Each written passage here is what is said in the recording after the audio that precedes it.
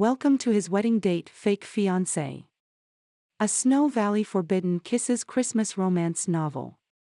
Written by Lucy McConnell. Chapter 1. February 16th. Or, as Troy's sister, Ronnie, put it, the perfect day to tell the whole world she was getting married. Troy Martin, business owner and lead mechanic, tossed the resume on his desk and leaned back in the squeaky chair. There was oil or grease on every inch of it except the squeak. Sometimes, that's how life happened. He looked across the piles of paperwork and invoices cluttering his desk at the woman sitting across from him, in an only slightly cleaner chair. When you run a trucking company, no one expected you to change clothes just to take care of a little office work. Man, he hated office work. Which was why there was a woman sitting in his office, a place that wasn't at all in need of a female influence. The bare blinds were functional and didn't need curtains. The cement floor was fine without an accent rug. But what they needed was cash for a new truck, which meant bringing in a new partner. Chloe Winston had cash. He didn't know where it came from, that wasn't his business. What was his business was why she wanted to invest in GT Trucking. He and Grady were supposed to interview her together, but as per usual, Grady wasn't around. At least today, he had a good reason. "I'm sorry Grady isn't here, tonight's his engagement party." That's exciting. Chloe didn't get the starry-eyed look Troy had come to expect when he mentioned anything about the engagement, or the pending wedding to a female. She lifted her no-rim glasses, her fingers splayed out like peacock feathers. "And it's okay that he's not here. I've already met him." Grady was the one who'd brought up interviewing Chloe. Apparently, Chloe's dad jumped Grady's truck in their apartment complex a couple of months back when the battery died. They'd formed a friendship of sorts, Chloe's dad being a trucker and Grady owning a trucking company. They had a lot in common. Although Grady wasn't any good under a hood, it was good that Troy's sister, Ronnie, was a mechanic who Grady always seemed to be in car trouble. "Right. So, tell me why you want to be a part of GT Trucking." Troy mentally gagged at how cheesy that sounded. He wasn't some CEO of a Fortune 500 company. She probably thought he was a pompous turd brain. Chloe tugged at the bottom of her plaid flannel shirt. Her jeans and running shoes weren't exactly impressive interview clothes. Then again, if she'd shown up in a tight skirt, he would have mentally dismissed her as a possible partner. They needed someone with office smarts, but whomever they brought in would have to be okay with the smell of oil in the morning and exhaust fumes in the shop.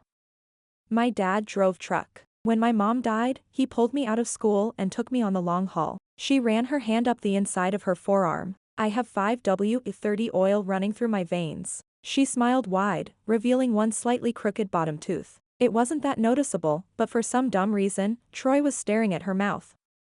She continued, "When Grady mentioned to my dad that you guys were looking for a partner so you could expand the business, he said he was too old to start over and gave me." Her eyes widened slightly, and she amended whatever she was going to say. "A push to give it a try." "Did he write your resume too?" Troy tried to tease. The moment the words were out, he wished he could bring them back. Teasing was the way of life in his family and a knee-jerk reaction, but he shouldn't be giving Chloe a hard time. Still, her resume was so praiseworthy he should have asked if Pastor John typed it up. She shook her head, embarrassed. "My dad's always been my biggest fan." The movement made her frizzy strawberry blonde curls bounce. Man, that was a lot of hair piled on top of her head. And freckles, she had them everywhere. It was probably a good thing she'd been homeschooled out of a truck cab. His junior high football buddies would have teased her relentlessly. He pulled his gaze away from her hair. It didn't matter to him what she looked like as long as she got the job done and had enough money for a down payment for another truck. "I want to be around when he's not on the road, so this would be a good move for me." Good. She valued family. His was a giant pain in the socket wrench lately with wedding plans, and the wedding wasn't until December. He'd sucked it up so far, figuring that's what happens when your lifelong best friend proposes to one of your little sisters. Seeing them so sickeningly sweet together was driving him mad. As if it wasn't bad enough to catch them in total lip lock every 5 minutes, they were both so dang happy, and just loved him so much, that they wanted him to be stupid happy in love too. He refused. Someone had to keep their head on their shoulders while everyone else developed wedding fever. Mac poked his head into the office. "Hey, boss. My truck won't start." Troy hopped to his feet. "Sorry, but a sitting truck is lost money." He waved for Chloe to follow him out. "You can take a look around while I check this out." And he could see how she reacted to Mac. The guy was more than rough around the edges. Chloe pushed off the arms of the chair. "Sounds like a plan. Want me to look at the truck?" While he and Grady were partners, the shop was his domain. His dad owned the only mechanic shop in Snow Valley, and his teething ring had been a torque wrench. "Thanks. I got it." He pushed through the door and was 3 steps away before remembering all the lessons his mom gave him about holding doors for women. Instead of turning back and doing it right, he justified his actions with the fact that treating her like one of the guys was a good thing. The shop was big enough for up to 5 trucks, but they only had one inside at the moment. Mac's rig was used for hauling road base for the local quarry. They had a year-long contract to haul loads up to the housing development on the outskirts of Billings. Those contracts were their bread and butter, and he'd like to have more. That's why they needed Chloe's buy-in to the company. Her funds would pay for the new truck right out. No payment meant all profit. He glanced at her out of the corner of his eye, wondering where she'd gotten the money to invest anyway. Chloe let out a low whistle. "This place is shiny." She scuffed her shoe on the sealed concrete floor. It had taken Troy over a week to seal the concrete and achieve that shine. He was particular about keeping it clean and didn't mind saying so. "The office is kind of a mess, but there's a place for everything out here, and everything has a place." He gestured towards the shelves where things like battery chargers and coiled electrical cords waited for use. "I expect the tools to be treated with respect. They aren't here to beat on." He puffed out his chest. Some of those wrenches had been birthday gifts from his parents, and the big toolbox at the end was his graduation present. His dad had taught him to make things last, and now that he was the owner, he understood why that lesson was so important to learn. "Got it." Her eyes lingered on the equipment, and he thought about how long and graceful her neck was from this angle. It was strange to think of her like that, especially since she wore clothes that hid her curves. He was sure she had them under all that flannel, but she wasn't flaunting them. That was another bonus for her. He didn't need a distraction, he needed to work. He called himself an idiot for thinking that way and hurried ahead to the truck. The hood was up, blocking the view out the front window. Max sat sideways in the cab, his big old boots dangling out the open door so he could watch Troy's hand signals. When the engine was on, they couldn't hear one another. "Okay, start her up." Troy spun his finger around in the air. The lights came on, but nothing happened. "Try again." This time the engine started, but there was a rattling noise, like a penny in an empty soda can. Troy cocked his head and took a step closer to listen for a clicking sound. He sliced his hand across his throat, and Mac cut the engine. Troy climbed up the movable steps on the side of the truck. He just decided to test the battery when Chloe handed him the tester. It had been on the shelf he'd pointed out earlier. Good for her for knowing what it was, and even better for her knowing when to use it. "Thanks." She hurried back down the steps. The small platform at the top wasn't meant for 2 people. Travis hooked it up and watched the needle. "It's good." He ran his hands down his pants. "Must be the starter." "Fine." A starter wasn't that hard to switch out, and he had one in the storage room. Chloe climbed up the steps again. She leaned past him and hooked a clamp on the alternator. "It's the starter," he told her a little more firmly. Maybe she hadn't heard him, but that was unlikely. She nodded, those reddish curls swinging against her cheek. "Yeah." "I heard the clanging. The starter's not disengaging." But, she flipped the on switch on the alternator gauge and turned the front to face him. The indicator was in the yellow, 12.6 instead of the 14.5 it should have been putting out. A bad alternator can burn out the starter. Max smacked his pant leg. "Well, I'll be a monkey in a," he finished the phrase colorfully. Troy cringed. Chloe didn't comment on Mac's choice of words. She turned off the gauge and unhooked the clamp. Troy could be stubborn and demanding, skills that had earned success in this business, but he also knew intelligence when he saw it. Had they put in a new starter with a lousy alternator, it too would have burned out. He stuck out his hand. "Welcome to GT Trucking." She grinned, spreading freckles to kingdom come. They shook on the deal, and he felt a jolt of lightning shoot up his arm and fracture across his chest. He let go quickly and was acutely aware of how close their bodies were on the platform.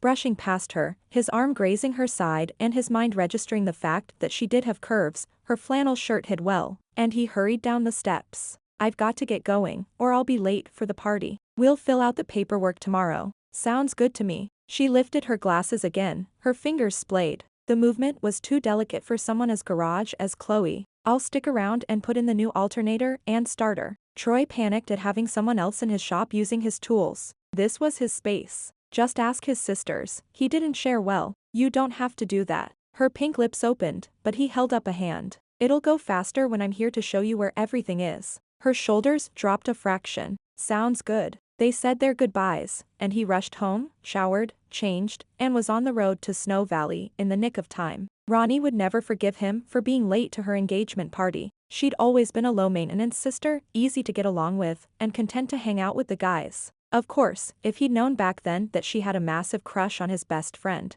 he wouldn't have let her play touch football with them as often as she had. Ronnie used to dress like Chloe, guys' shirts and baggy jeans. She'd grown out of that phase, though, and Grady noticed.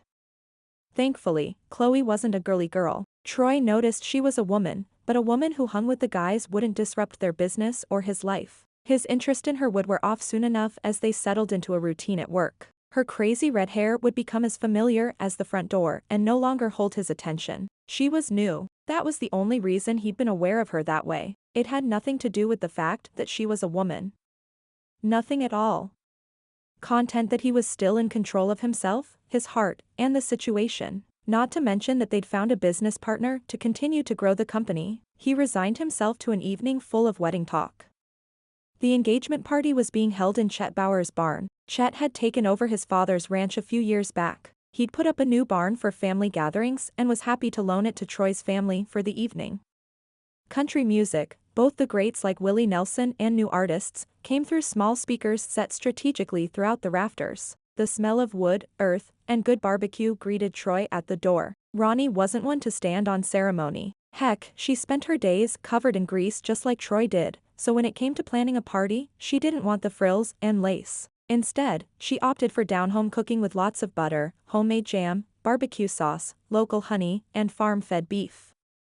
The night air was crisp, and the barn was warm with the sound of laughter and family. Sam Miller grabbed him in a hearty handshake, clamping his big old hand on Troy's shoulder and grinning like he'd found his long-lost buddy. "Good to see you," Troy chuckled. Sam loved weddings. He had a heart as big as his orchards. His new wife, Kat, wouldn't be far. The two were quite the team. "It's good to be seen. You come alone?" asked Sam, looking behind Troy as if he were hiding a date behind his back. "Yep." Aww. "Well, better luck next." Uh. Sam rubbed the back of his neck. "Shoot. I hated dating. Married life is so much better. I mean." Troy decided to let him off the hook. "It's good to see you, Sam." Sam's pensive look disappeared. "You too, Troy." "Troy." His mom called from a few tables away. Her hair was in the same style she wore every day, and she had on a pair of new jeans with a pretty blouse. Another of Ronnie's ideas was to make the dress code casual. She warned them all that the wedding wouldn't be so laid back. Troy gagged at the thought of a tie snug around his neck. The idea made him itch all over. Troy headed her in direction, weaving through the haphazard arrangement of chairs and tables. He gave his mom a hug and a peck on the cheek. "You look great." She flapped her hand. "No time for that. I want to meet your date." She pushed on his shoulder to move him aside, only to find an empty space. "Mom." Troy moved back in front of her. "I told you I was coming alone." She put her hands on her hips. "I thought you were teasing me. Who goes stag to an engagement party?" "I do, honey." Mom's voice was all careful. "You need to get serious about this dating thing. Playtime is over, Mom." He said her name like a warning. "It's not like I will be over the hill next week. I've still got time." She'd sked her tongue. "Please tell me you're at least seeing someone. Or even several someones. I need to know you're on top of this. It's not like ordering your cap and gown. You can't leave it to the last minute and borrow someone else's." Exasperation washed over him like a bucket of cold water, and he bit his tongue. Would she ever let him live that down? He forgot one small detail his senior year, and she acted like he'd forgotten every detail since. He ran a business for the love of Pete. He wasn't helpless. He held his sarcastic answer in check, mostly because he wasn't seeing anyone, or anyone's. There just wasn't a lot of time to go chasing after women. He worked, and he slept. That was it. And it was a good thing he did because Grady was slacking off with all this wedding crap. Mom put her hand on his arm and leaned close. "If you are single, there are a couple of sweet girls here tonight. I could make introductions." Heaven help him, he would not be at the mercy of his mother's matchmaking skills. "Sorry, I'm already seeing someone, but..." Mom pointed to the empty space next to him.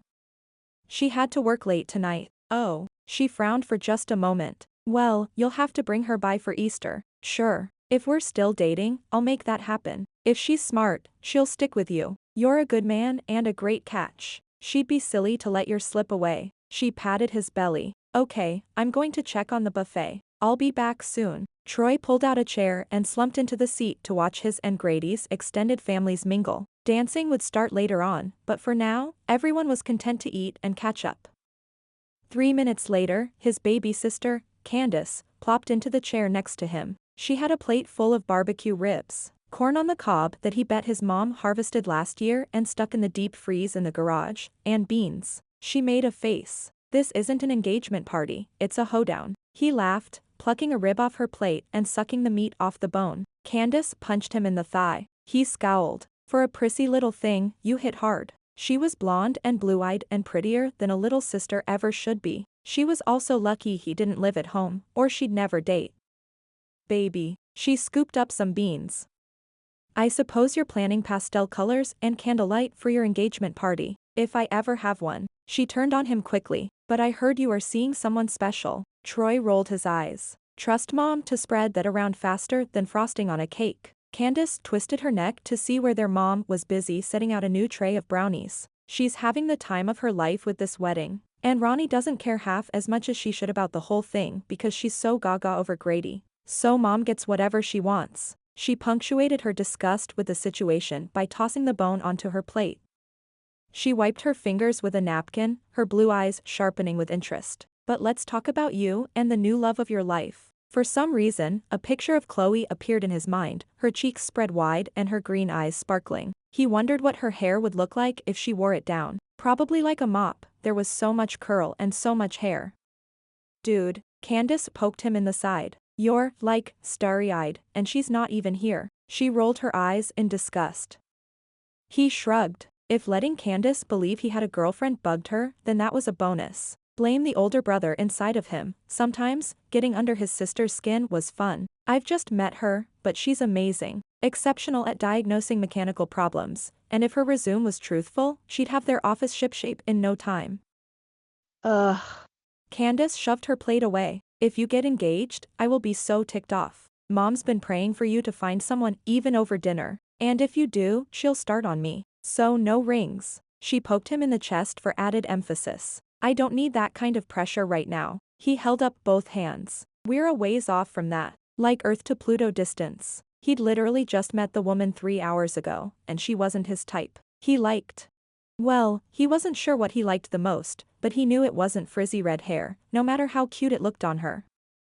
Good. She crumpled her napkin and set it on her plate. Leaning back, she took in the guests. Maybe we should mingle. Go ahead. He leaned back, throwing his elbow over the top of the chair. I'm good to let the party come to me. She threw her napkin at his face and stood up, taking her plate with her. Good luck with that. Troy smirked and let her go. It didn't take long for Aunt Karen to find him and do her best to wrangle details out of him about this mystery girl. Troy put her off, but Uncle Greg expounded the virtues of marriage and family life in her wake. It was a given that Troy's mom put him up to the boring and uninformative lecture in the hopes that Greg could be a good influence on her single son. As soon as the clock struck midnight, he donned his coat and headed out the doors. They'd hired a few of the Bauer kids to do the cleanup, so he wasn't needed. And he didn't need to be shoved to the jewelry store to buy a ring for a woman who didn't exist. She kind of existed. He'd pictured Chloe as he dropped a tidbit here and a tidbit there. He had to have someone real to describe so he could keep the facts straight. With a sigh, he started his truck and backed out of the gravel parking lot.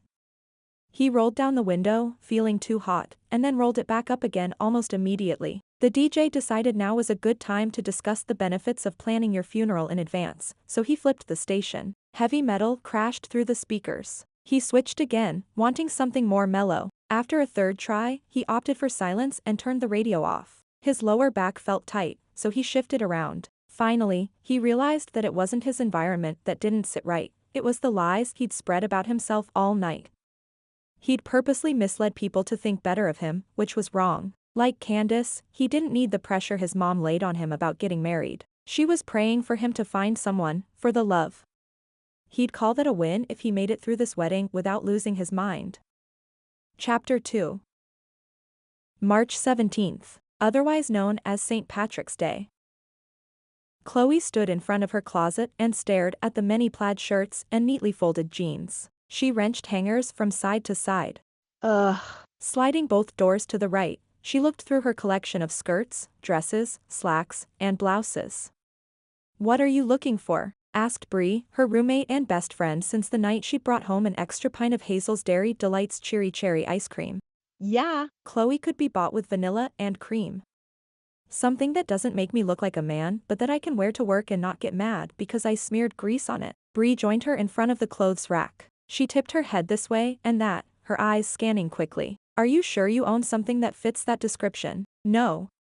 Chloe threw her hands in the air. "Life was so much simpler when there were just two sides to my closet, work and going out." Bree smiled scandalously. "What happened in your life that challenged the simplicity?" She drummed her fingertips together, waiting for a juicy bit of gossip or, more likely, a hint of romance in Chloe's life. "Nothing happened. Nothing at all. And that's the problem." She threw herself back on the bed, her hair falling all around her. She loved her curly hair. It was the only part of her that remotely resembled her late mother, and she'd rather swim in a sewer full of rats than cut it off. Bree snapped her fingers. "Come on, tell me who he is." "He is my business partner." Bree recoiled. "He's engaged." Chloe climbed up, so she was on her elbows. "Not that business partner, the other one." She flopped back down, and visions of Troy leaning over a truck engine, his back muscles rippling and his triceps hard as rocks, mocked her. "He has no idea I'm alive." Bree sat next to her on the bed. "Honey," she crooned. "He cashed your check." "Of course, he knows you're alive." Chloe grabbed the pillow above her head and whacked her roommate. "Why are we best friends again?" She flopped down next to Chloe and linked their elbows together. "Because I've never had a sister, and you've never had a sister, and a woman needs sisters. You're as annoying as a sister. And you're as pouty as one." They both sighed heavily, either one upset by their teasing. "I'm guessing this outfit is so said man will realize you're a woman. I'd be happy if he realized I was alive." "That's it, shoot for the stars." Chloe unhooked their elbows and rolled onto her stomach. She traced the stitches in her bedspread. "He's so out of my league." Bree opened her mouth to argue, her eyebrows drawn stubbornly together, but Chloe stopped her. "He played football in high school, worked in a garage since he was 5, and started a successful business. I'm pretty sure he should be Billings's most eligible bachelor." "Do we have a list of those men?" "Probably." Bree sat up. "And where could one get this list?" Chloe laughed at her eagerness. "I'm being serious." "I hope so, I could use a cheat sheet." "Stop. We're talking about my clothing, not your need for a man." "I don't need him for long." She pouted. "I miss kissing." Chloe snorted. "Join the club." Bree bounced off the bed and attacked the closet. She came up with a wide-strap tank top and a hoodie that fell off one shoulder. "What about this?" "It doesn't exactly show off my figure." Chloe considered it. The hoodie was old enough that she didn't mind getting it dirty, and the tank would mostly be hidden. He lifted the hem of the square shirt. "No, but it will show off a little skin." Bree pumped her eyebrows. "What the heck?" Chloe accepted the clothing, and Bree left her alone to change. She giggled at her roommate's antics, but her smile faded when she thought about how Bree had said she missed kissing. She wasn't the only one. It had been over 3 months since Chloe's lips had tingled. The problem was she had her kissing hopes pinned on her business partner, and he was all business. Maybe today, he'd think about getting down to the business of asking her out. Now that would be a St. Patrick's Day miracle if ever there was one. Once dressed, she glanced in the mirror. The shirt didn't fall all the way off her shoulder, it hovered right on the edge like a promise. That was good, keep the guy wondering, guessing, pondering over whether or not it would slide right off and what it would take to make that happen.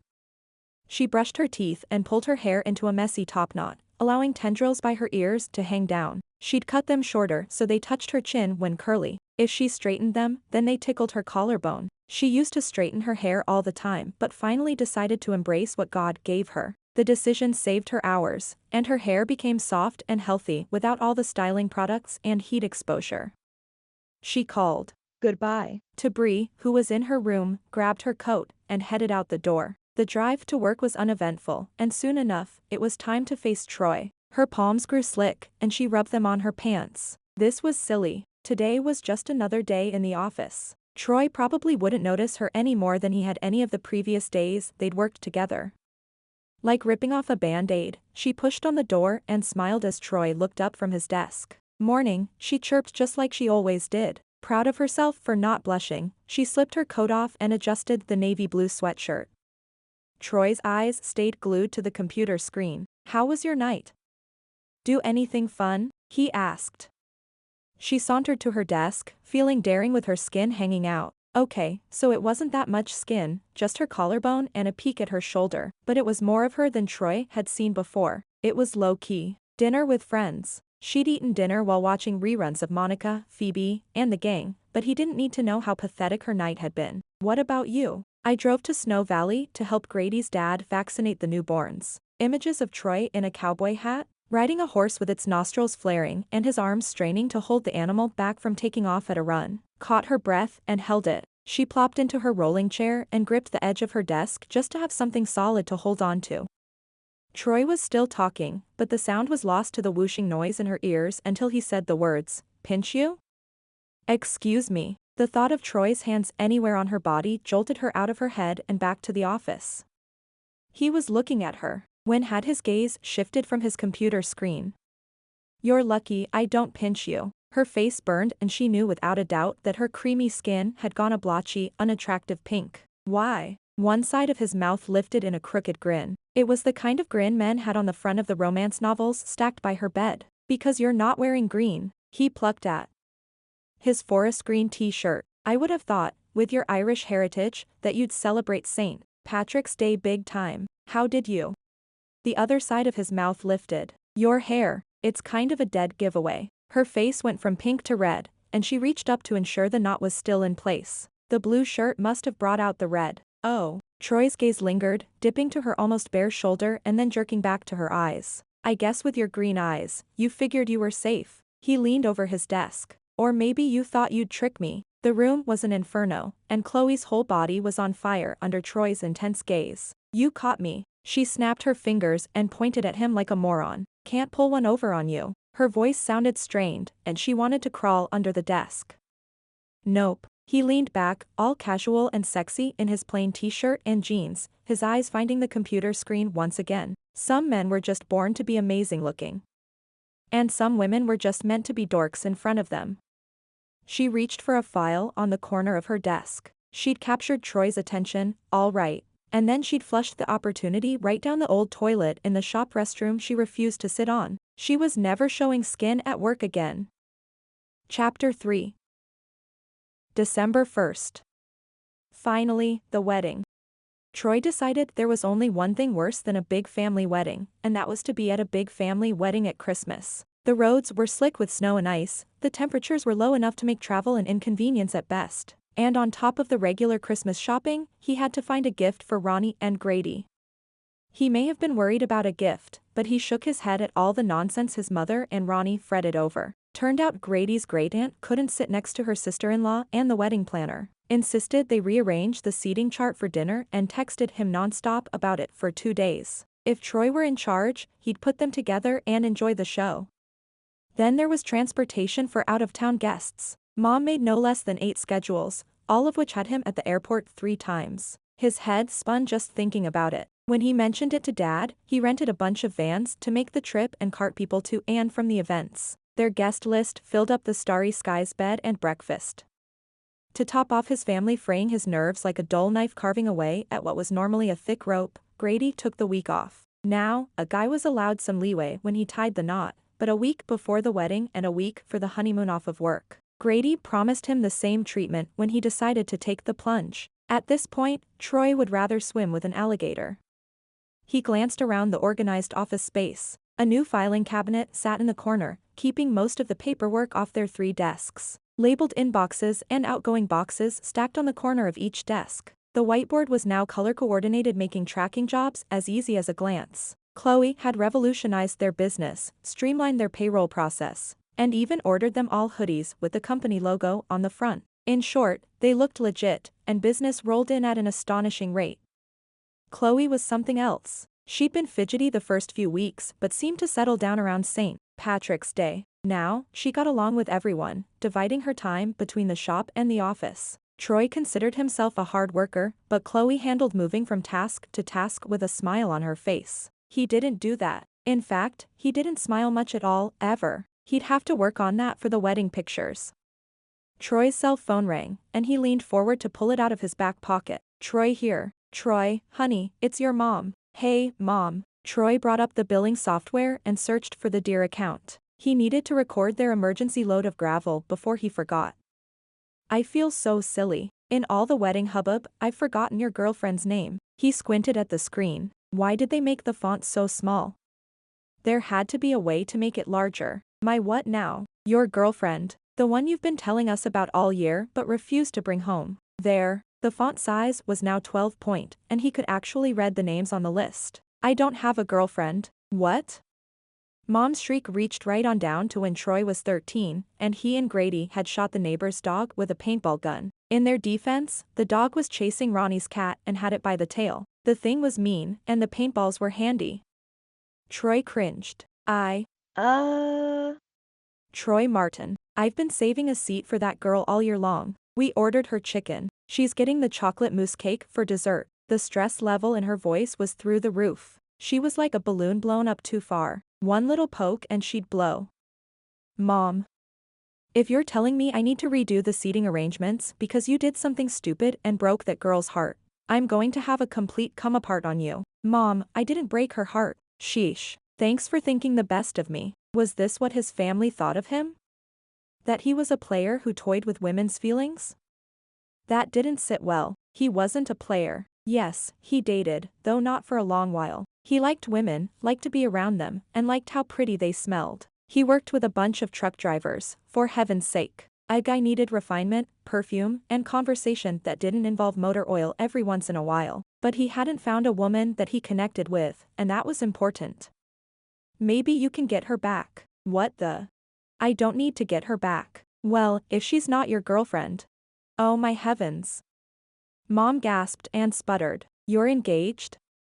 No, Don't say another word. I totally understand. This is your sister's wedding, and you don't want to upstage that by announcing an engagement, but Troy, you're a huge part of this family, too, and there's no point in hiding good news. It's Christmas. We should celebrate. Mom, slow down. I can't. I'm so excited. You don't know how many nights your father and I have been on our knees asking the Lord to help you find someone. Being single was fine when you and Grady were starting the business and then working so hard to keep it afloat. Believe me, we understand how hard it is to get a business up and running when you have a family to provide for. We did it with the shop, and there were definitely bumps in the road. But we worried so much when Grady and Ronnie got together. We don't want you to be alone. Troy drew his eyebrows low. You're still praying for this. We've always prayed for you kids. We just refocused our prayers on you finding your match. Prayer works. I tell you, kids, all the time, if you want results, go to God. Troy was praying now. Praying his mom would understand when he showed up at the wedding by himself.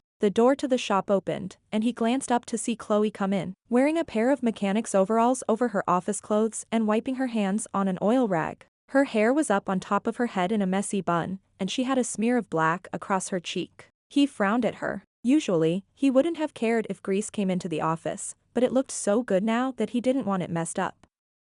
She ignored him and headed for her desk, where she began typing. She wasn't a chatty person, which was fine with him. Mom, I gotta go. There's a ton to do here before I get out of town. Okay, I just need a name for the place card. Oh. He scrambled for inspiration. Chloe. Her head came up, a question written on her face. He held up a finger, indicating that he'd tell her in just a second. Chloe? Isn't that your new business partner? This was so bad. He swallowed. Yep. Wait, this might be good. He could say they decided that mixing business with pleasure was a bad idea, and that's why she broke up with him. He could show up alone and get the sympathy card. He'd look like a pathetic loser in front of his extended family and half the town of Snow Valley, where he'd grown up. Crap, his third-grade teacher would probably be at the ceremony. What a mess. Mom, I gotta go. Okay, don't be late for anything. I won't. They said goodbye and hung up the phone. He dropped his on the desk, glaring at it. Everything okay? Chloe wasn't looking at him. She didn't usually. She talked as she worked. If she wasn't typing, then she was straightening her desk. If they were in the shop, she was tightening a bolt or cleaning tools. No. At that answer, she did turn to look at him. Her green eyes were hard to read. Anything I can do to help? For some reason, her question kicked his funny bone, and he laughed. She was the one and only person on the planet who could help with this mess. Not unless you want to pretend to be my fiancé for the weekend. Her mouth made a small O. I'm guessing there's a story here. He leaned back in his chair and ran his hands through his hair. He'd had it cut last week in preparation for the wedding and was still surprised to feel how short the sides were. He still had a beard, but there was no point in shaving until he had to. It's not a very good one. She turned her chair around and plopped her chin on her fists and her elbows on her knees. Do tell. He laughed again, his face growing red. My family was giving me a hard time about Ronnie getting married first, since I'm the oldest. They've been stressing over it for months. Anyway, I told them I was dating someone just to ease their minds. So my mom calls today to find out who I'm dating, and somehow. He was a little fuzzy on his mom's train of thought jumping to the engagement track. She ended up thinking I'm engaged. Well, we're engaged. Chloe's eyebrows climbed so high they almost disappeared into her hair. You told her we were engaged. I didn't. Well. I guess I did. He scrubbed his neck. She was asking for a name for the place card, and you were sitting here, so I was convenient. She sat up and turned her chair back around. Her chin lifted, and he could have sworn she was blinking more than necessary. Don't be insulted. You were the first girl I thought of. That didn't sound right. His slightly warm face cranked up to a burning inferno. I didn't mean it like that. She took a deep breath, her shoulders lifting almost to her ears, and then she let it out. I'll do it, she said quietly. Do what? I'll be your fake fiancé for the wedding. Wait, you will. She would? He drummed his fingers on the table. That would save me a lot of explaining. Yeah. We're shutting down the shop, so it's not like one of us has to be here. True. Things were kind of falling into place. We could break up next week, and no one would be the wiser. We could still be friends. Business partners, she corrected him. She hit a few keys, and the monitor went to sleep. Troy felt a stab like she'd put him in his place with that business partner comment. You don't think we're friends? She picked up her purse, paused, and considered him. What's my favorite holiday? He lifted a shoulder. Where do I hang out when I'm not here? He pressed his lips together, not having an answer.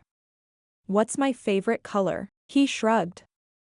Friends know those things. She smiled. I'm not trying to be mean, I'm just calling it like it is. The only time we spend together is in this office, and I wasn't invited to the wedding. He shifted under the realization that he hadn't done much to make Chloe feel like part of the inner circle. He'd worked to keep her at least a short distance away, though he didn't understand why. Grady had talked about inviting Chloe at one of their many mandatory family planning meetings, but the guest list was so long that Troy waved off the idea, saying Chloe wouldn't care or come. Now he realized he'd been a big jerk. Troy, it's fine. I'm fine, okay? I like what I do here, and this is a good company. Troy stared at the desktop. He'd worked alongside Chloe for 10 months. He should know at least one of those answers. Red, he blurted. Your favorite color is red. She shook her head, making her curls dance. It's aqua. Why'd you think it was red? You wear red t-shirts all the time, he defended his answer. He remembered because the color popped in the shop, and his eyes constantly found her, even when he wasn't consciously looking. Lines appeared on her forehead. I have one red t-shirt, and I wear it, like, once every other week. He'd screwed that up. Oh, well, I remembered it, I guess. She chewed her bottom lip, considering his answer. The silence in the room was suddenly too loud and propelled Troy to his feet. Thanks for doing this. I'll text you the itinerary so you can pack. We'll have to leave about noon tomorrow. Do I need to call and reserve a hotel room? Troy's stomach dropped to the floor. There aren't any hotels in Snow Valley. We'll be staying with my parents. Not only would they have to pretend they were engaged at the wedding festivities, they'd have to keep it up all the time. Oh, sure. Sounds like fun. I'm sure they're great people. She backed towards the door. Her heel caught on the work mat, and she stumbled before righting herself. I'll watch for that email, text. You're going to text me. She pointed at him. Sounds good. Thanks again. You'll love my family, they're great people. She swung open the door, letting in an icy blast. He thought she muttered something like that's what I'm afraid of as she left. The door shut with a solid clang. I'm a moron. He threw himself into his desk chair. There was no way his family would buy the idea he was engaged to Chloe. She was so awkward, tripping over rugs and words like she was afraid of him. Besides, if Grady and Ronnie were any indication, engaged couples were supposed to do things like kiss a lot. He tried to picture himself kissing Chloe and was shocked to find that it wasn't that difficult. Shaking off the image because it would do him no good to go there, he hurried to wrap things up so he could leave. He needed to swing by the Tux rental before they closed and pick up some supplies for the bachelor party. With any luck, the family would be so focused on Ronnie and Grady that they wouldn't pay much attention to him and Chloe. Chapter 4. Chloe slammed her car door and hit the talk button on her phone. Call Bree. She ran her palm over the steering wheel, her heart thundering. Calling Bree, said the robotic female voice. The phone rang twice before Bree picked up. Hi, Bree, are you still at work? I'm just closing up. Chloe stamped her work boot on the floor. Can you stay open later for me? What's going on? Bree's voice was full of mistrust. You didn't get your hair caught in an engine and have to hack your way out, did you? I told you to keep it up. No. Chloe took a deep breath. She couldn't believe she'd agreed to do this, and saying it out loud made it sound all that much more ridiculous. Who pretended to be engaged when there wasn't an inheritance, a land deal, or a dying grandparent on the line? You know how you've always wanted to do a makeover on me, and I won't let you because what's the point? Yeah. Well, tonight is your lucky night. Bree's squeal pierced Chloe's eardrum, and she dropped the phone. Muttering, she scrambled to pick it up off the floor. Are you there? Bree was hyperventilating. I'm gathering supplies. How long until you get here? Chloe checked the clock on the dash. 5 minutes or less. Okay, I'm going to flip the sign to closed so you have my undivided attention. Wait, what are we making you over for? Chloe cringed. Would you believe I got fake engaged tonight? No. To whom? Troy. Troy. Okay, don't tell me a thing. I want every little detail, and we'll have plenty of time while the color sets. Color? Chloe checked her reflection in the rear view. Her hair was that embarrassing color of red, the kind people made fun of from elementary school to graduation, and the curl was out of control. Before walking into work today, she'd pulled it all up on top of her head with a black scrunchie. To be honest, after the Patrick's Day debacle, when she'd given up on her and Troy, getting ready in the morning became that much easier because she didn't have to put much effort into her appearance to send out invoices or charge a truck battery. The fact that Troy had picked her name to give his mom couldn't be a coincidence. She didn't believe in those. She was in Troy's head, and she would show him what he'd been missing out on. If nothing else, she wanted to see him drool, just once. Oh, and I need to borrow your red dress. She smiled to herself. If a red t-shirt had left an impression, that dress would leave him speechless. Chapter 5. On the way to pick up Chloe, Troy stewed. All night, he'd gone back and forth between following through with this ridiculous scheme, and confessing to his parents that he'd flat out lied about having a girlfriend. Geez, that sounded so pathetic. He could see the looks on his sisters' faces, part horror, part pity, and part worry over his social life and his soul. And the image was enough to keep him from picking up the phone. But sitting here in Chloe's driveway brought up a new list of doubts. His biggest? That he could pull off pretending to be in love with his business partner. She was one of the guys. He didn't treat her as anything more or anything less. He barked less at her than at the drivers, but then he barked less at Grady too, so that didn't mean anything. He gripped the steering wheel and pushed himself back into the seat. There were some things about her that were different from the drivers or the assistant mechanics. Her laughter brightened the room. He didn't get to hear it much. She kept her head down and worked hard, he did too. But every now and again, something would happen, and she'd laugh, and he'd think, this is a person who loves life. In the back of his head was the desire to hear her laugh again and again. Maybe, if he focused on that, he could pull this off. His gut said to cancel. That's what he'd do. He'd cancel this whole silly plan and smile in the face of humiliation. Nodding once in agreement with his thoughts, he turned to get out of the truck and explain things to Chloe.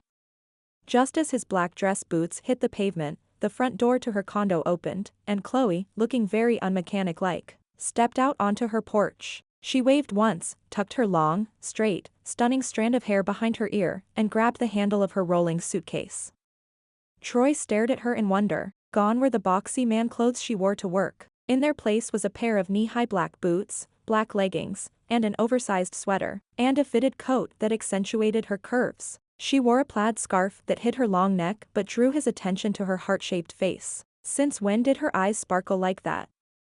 Stunned by her beauty, he couldn't make his feet move. It was like that moment in a restaurant when a beautiful woman walked in, and every guy was knocked stupid. That was her. And him. He could not find a cohesive thought in his brain. Chloe, he asked. Even though he was sure it was her, he wondered if there was a twin sister in coveralls locked away somewhere. She laughed lightly, and his heart lifted. What? You didn't think I'd wash off the motor oil to go to a wedding? At the mention of the wedding, his brain kicked into its lowest gear. He reached for her suitcase to store it in the back seat of his truck. I feel like we should introduce our outside-of-work doppelgangers. Hi, I'm Troy. He held out his hand. Chloe, she said with the lift of an eyebrow. He wondered when her eyebrows had become so attractive. It was like he'd never seen them before. Or, perhaps she'd never used one in quite that way. They shook hands, warmth raced across his skin, and his heart thudded loudly. I didn't know you had lips. Her eyes widened slightly as if she was surprised by her comment. You shaved, she clarified. His bare cheeks warmed. Yeah. Well, Ronnie insisted we all look like Boy Scouts for pictures. He stowed her bag and motioned for her to go around to the other side of the cab, where he opened the door. I hope you're ready for a wild weekend. She smiled. I'm ready. Her chin dropped slightly, and her eyes went all sultry. Troy backed up to shut the door, and his foot caught in a snowbank, sending him scrambling for balance. He windmilled his arms and bit back a curse, but managed to stay on his feet. The second he realized he was safe, he looked at Chloe. She had her lips pressed together and laugh lines around her eyes. She cleared her throat discreetly and turned, her hair hiding her face. You okay? She asked, still not making eye contact, probably because she was still laughing at him. He chuckled uncomfortably. He wasn't the type to fall all over himself for a pretty face. Fine. I'm fine. He kept his eyes on the ground, shut her door, and made his way around the truck. The near stumble had turned his brain back up to full thinking abilities. He'd need to keep it that high if he was going to pull this off. Chloe turned out to be more than he bargained for. With those legs going on for miles and her smooth skin, she'd be a temptress for any man. No big deal. No big deal. From here on out, he would be the perfect gentleman and only think of Chloe in terms of friendship and business. They rode in silence for a while. He played with the radio as they left Billings, looking for stations that came in better the closer they got to Snow Valley. Chloe texted on her phone and played solitaire. He didn't feel pressure to talk, which was kind of nice. At the Snow Valley exit, a sense of nostalgia came on. This is the road Ronnie and Grady re-met on. Re-met. Chloe set her phone in her lap and gave him her attention. We grew up together, but they hadn't seen each other for years. Ronnie was just a kid when me and Grady moved to Billings. Anyway, his truck broke down along this road, and she pulled over to help him. That's sweet. Yeah. I guess she always had a crush on him, but he had no idea who she was when she stopped. She'd grown up. When had that all happened? Not only was his sister getting married, she was going to open her own lube shop here in town. Dad's garage handled repairs and oil changes now, but he had more business than he could handle, especially if he lost Ronnie. And Ronnie was ready to open her place. The lube shop was perfect.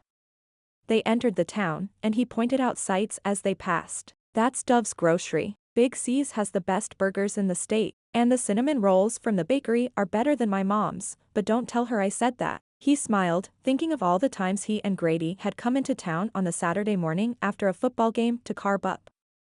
Oh, I almost forgot. Chloe dug through her purse and came up with a silver ring with a huge diamond. She held it up for him to see.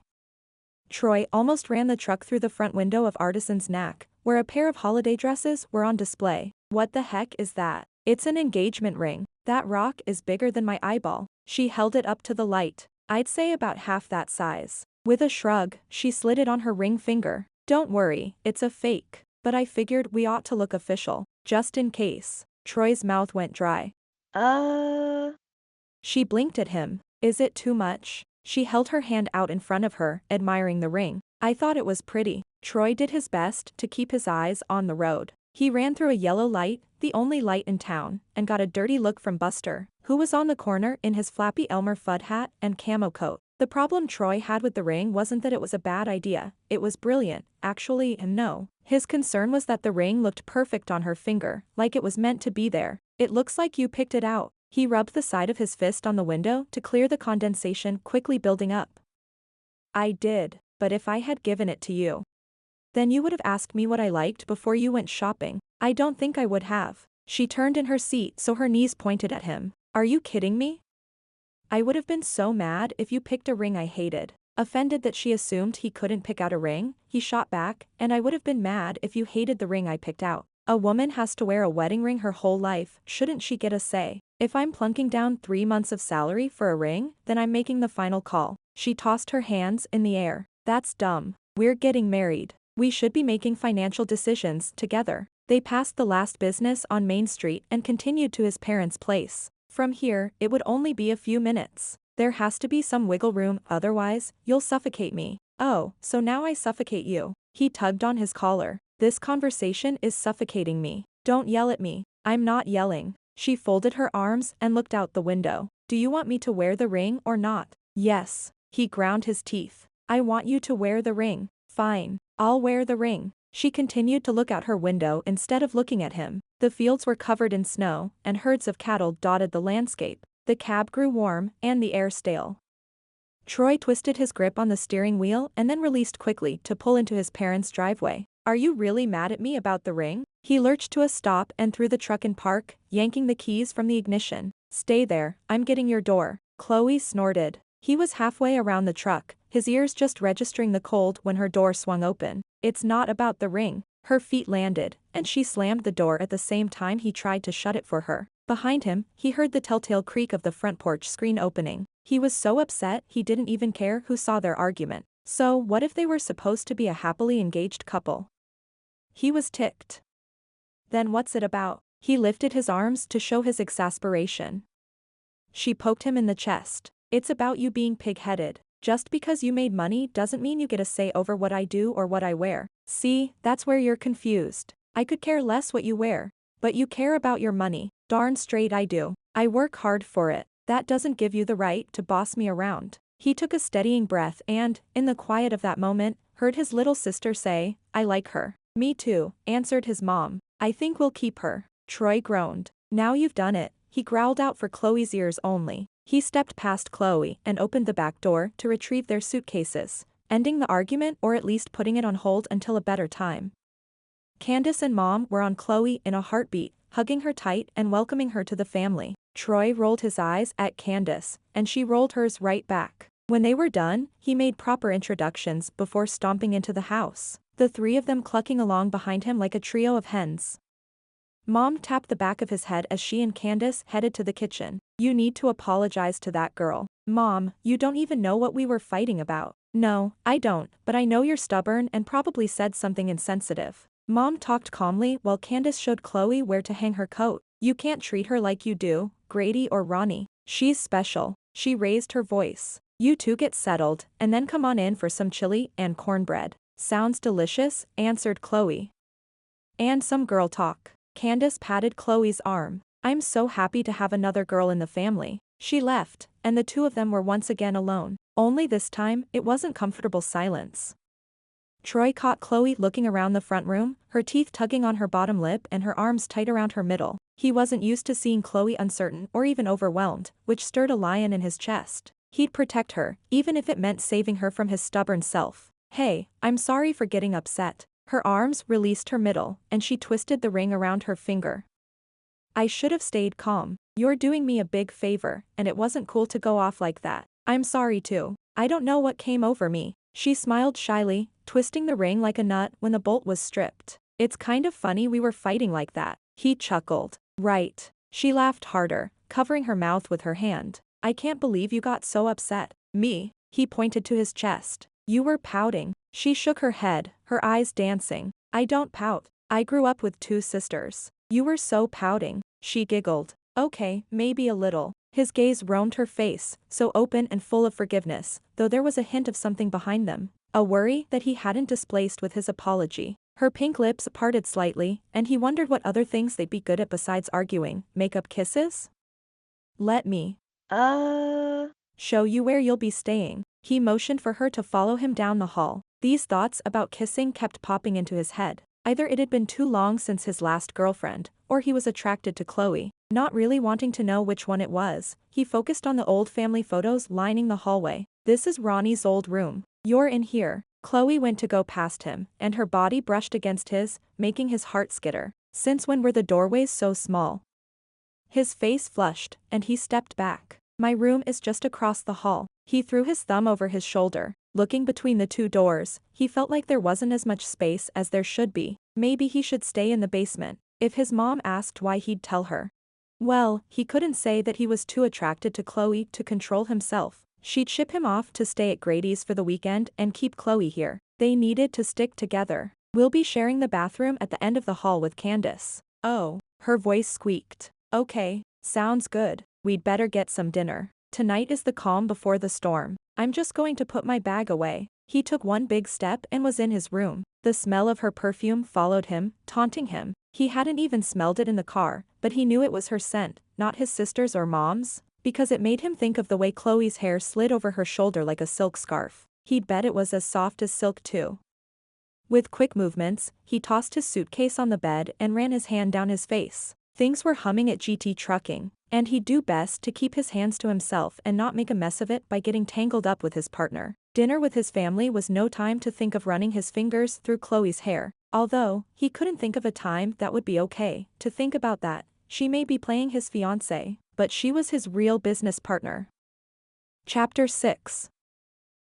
Chloe waited until Troy was safely across the hall before she let out her breath. Pressing her hand into her stomach, she tried to calm the butterflies. No, no, no, she mumbled as she pulled her phone out of her purse and shut the bedroom door. Troy could wait just a moment as she recentered herself. Pick up.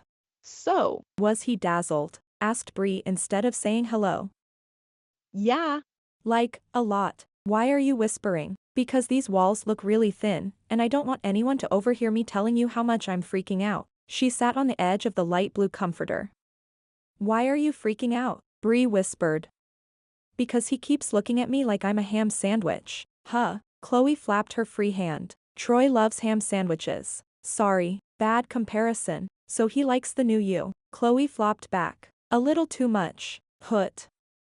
I told you. Chloe could just see Bree shaking her booty and waving her arm in the air. This is bad, Bree. He was supposed to be shocked, and then we'd go right back to our distant acquaintanceness. But he won't stop looking at me. Bree laughed. Admit it, you like it, she sing-songed. Chloe closed her eyes. More than I should. I'm not supposed to be crushing on him anymore. Okay, I have a theory. Do share. You liked him a lot when you first started working with him, but he didn't really see you. So you put your crush on a shelf, and it's been sitting there for the last 9 months. And now that his engine is revving. Chloe made a raspberry sound. Bree laughed. Revving. Your crush tumbled off the shelf and is in full swing again. The textured ceiling swirled and turned in Chloe's vision. This is a bad idea. I cannot crush on Troy. You're already crushing on him. Well, I can't act on it, then. Give me one good reason. Chloe threw her arm over her eyes. Because he could break my heart. Oh. Yeah. Oh. I don't want your heart broken. Me neither. But I don't want you to chicken out either. What if this turns out to be the best weekend of your life? The first of a long string of weekends with Troy. Chloe groaned. Why do you have to sound so hopeful? If I'm not single, you lose a roommate. You're arguing the wrong cause here. I'm selfless. What can I say? Tell me to come home. Nope. Get out there and flirt the heck out of that guy. You're such a romantic. Don't I know it? There was a light knock on the door, and Chloe threw herself to her feet. One moment, she called. I gotta go, she whispered into the phone. Keep me posted, she said. Goodbye. And ran her fingers through her hair, an experience that was still foreign to her. All the years she'd worn her hair curly had trained her to keep her hands out of her tangled locks. She opened the door with a smile. Hey. Troy's aftershave swept into the room like the plume of a backdraft, overwhelming her senses and making her head swoon. Are you ready? No. His freshly shaved jawline caught her attention. It was chiseled, and she wanted so badly to trace it with her finger. Yep. She cleared her throat and tried for a lower pitch. Yes. I'm starving. For food. She dug her nails into her palms to keep her from blurting out that she wasn't thinking about him, or his jaw, or the way his polo shirt fell just right over his chest muscles. Oi. This crush thing was hard.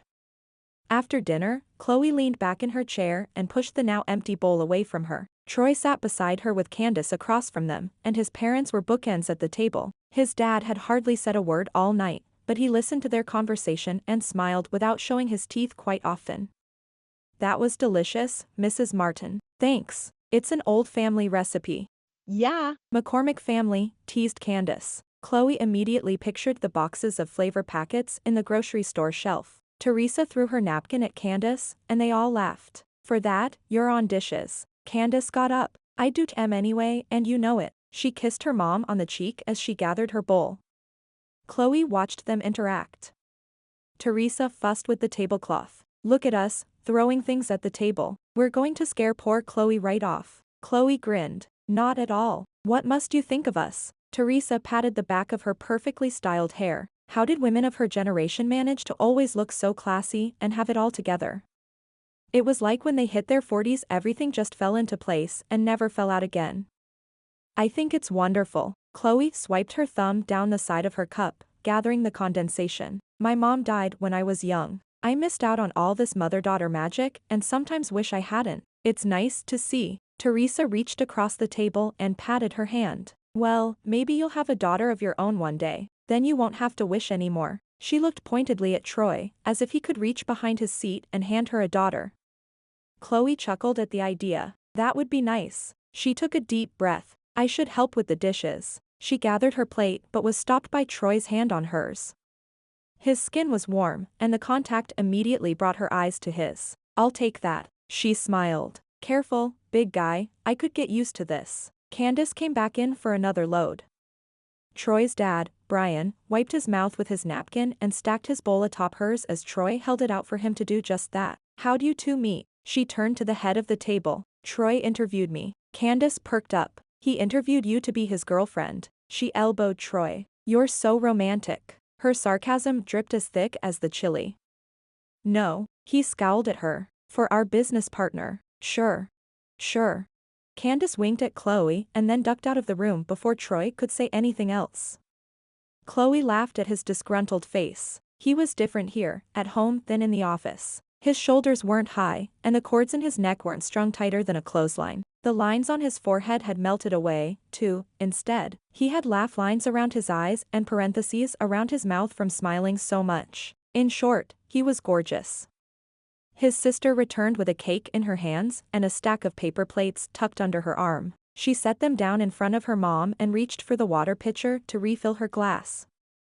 Mom propped her chin on her hand. Where did Troy take you for your first date? She wasn't in a hurry to get to dessert. Chloe thought back through their time together at the office. They hadn't ever been out socially, but there was a time.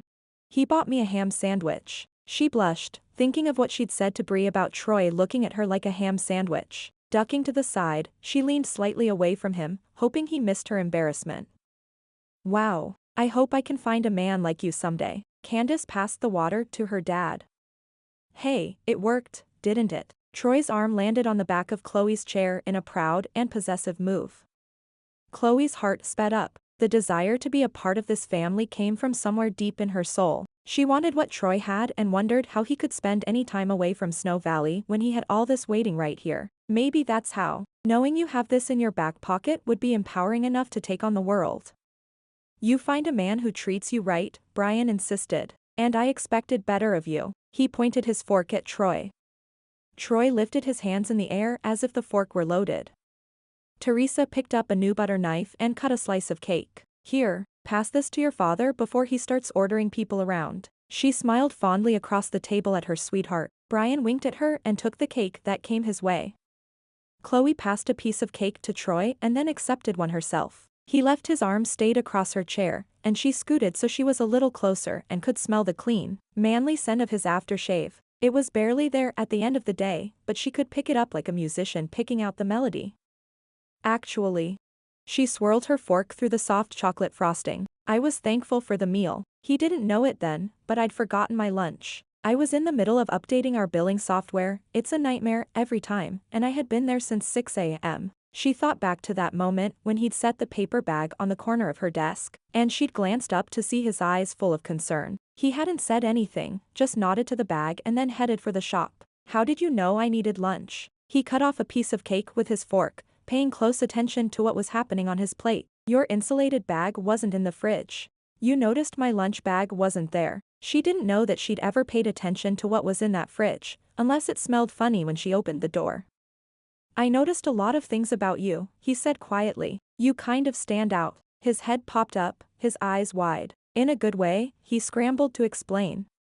Candace groaned. Nice idea. Bad delivery. They all chuckled, even Troy. Brian asked a question about the schedule for the next day, and he and Teresa switched topics. Chloe bit her lip, her heart fluttering like a napkin in a stiff breeze. She bumped Troy's leg with her own under the table. I thought your delivery was pretty good. One side of his mouth lifted in a lopsided grin that stilled the flapping with a snap. He reached over to her knee and gave it a squeeze. She grinned at him. He grinned at her. Suddenly the room seemed too quiet. She glanced left and found all three Martins staring at them. Candace and Teresa with the look of hopeless romantics and Brian with a sense of peace and maybe a little pride too. Realizing she was mooning over Troy in front of his family, she ducked her head and folded her napkin in her lap. Everything she told Bree was true. She was totally crushing on this guy, and he had the power to break her heart in one lopsided smile. If she weren't careful, she'd forget that they were pretending to be engaged. Chapter 7. Whoa. Troy slowed the truck down so the gingerbread house on Chloe's lap wouldn't end up flying into the door. His mom entered the annual gingerbread house contest every year. She'd won a few years back by making a barn with spun sugar hay and fondant animals, but hadn't won since. This year was more of a token entry than anything because she'd been so busy with the wedding. Sorry. He wasn't usually a bad driver, but then again, he didn't usually drive distracted. He wasn't texting, and he wasn't on his phone. It was Chloe who distracted him. She'd outright charmed his family the night before, and if he weren't careful, she'd charm him too. They'd shared a moment when their eyes met. There was no denying that the world dropped away when he looked into her eyes. He'd purposely locked eyes with her several times today, and while it was an enjoyable experience, he couldn't produce the same results. Of course, he'd conducted his experiments while there were people around. The current that had flowed between them seemed to have dried up. Good thing, too, because he didn't have time for entanglements. He just wasn't good boyfriend material, working all the time. Heck, he was basically married to the company. Chloe leaned over the top of the gingerbread to check the gumdrops on the other side. We're good. She turned to him, her eyes sparkling like the sugar crystals. I think this thing could survive riding in the bed of the truck. What is in this frosting? Troy snorted. You don't want to know. When I was 5, I tried to take a bite out of one of the extra pieces on the table and ended up at the doctor. Mason's for a chipped tooth. You did not. I did, he insisted. I was too young to know any better. She giggled. I'll bet you were a handful and a half. He grinned as he turned into the elementary school parking lot. There were few cars this early. Mom said she got special permission to drop this off early, but we are supposed to be in and out, so no one knows. Mayor Carl bent the rules for her. Chloe took off her seatbelt as he parked. The contest is cutthroat, then. It's worse than the jam contest over the 4th of July. He winked and hopped out of the truck. I'll come to get your door and take the entry. He paused and checked his grin before saying, unless you want to hop out and yell at me this time. She flipped her magnificent hair over her shoulder. You're so pig-headed. He laughed and slammed his door. He was still grinning when he opened her door and took the gingerbread house from her. You say pig-headed, I say right. You say right, I say in the dog house. I'll build it out of my mom's gingerbread, and I'll be safe and sound. She shoved his shoulder. Hey, Troy. Chet Bauer held up a hand in greeting. Troy hadn't seen him since the engagement party in his barn, and even then, it had been in passing. He swung a set of keys on a Red Sox lanyard and was accompanied by a pretty blonde who must be his wife. Troy hadn't come back for their wedding, although his mom told him all about it. Hi, Chet. How's life? It's great. This is my wife, Mercedes. Sadie, this is Troy Martin and... He waited for Troy to fill in the rest.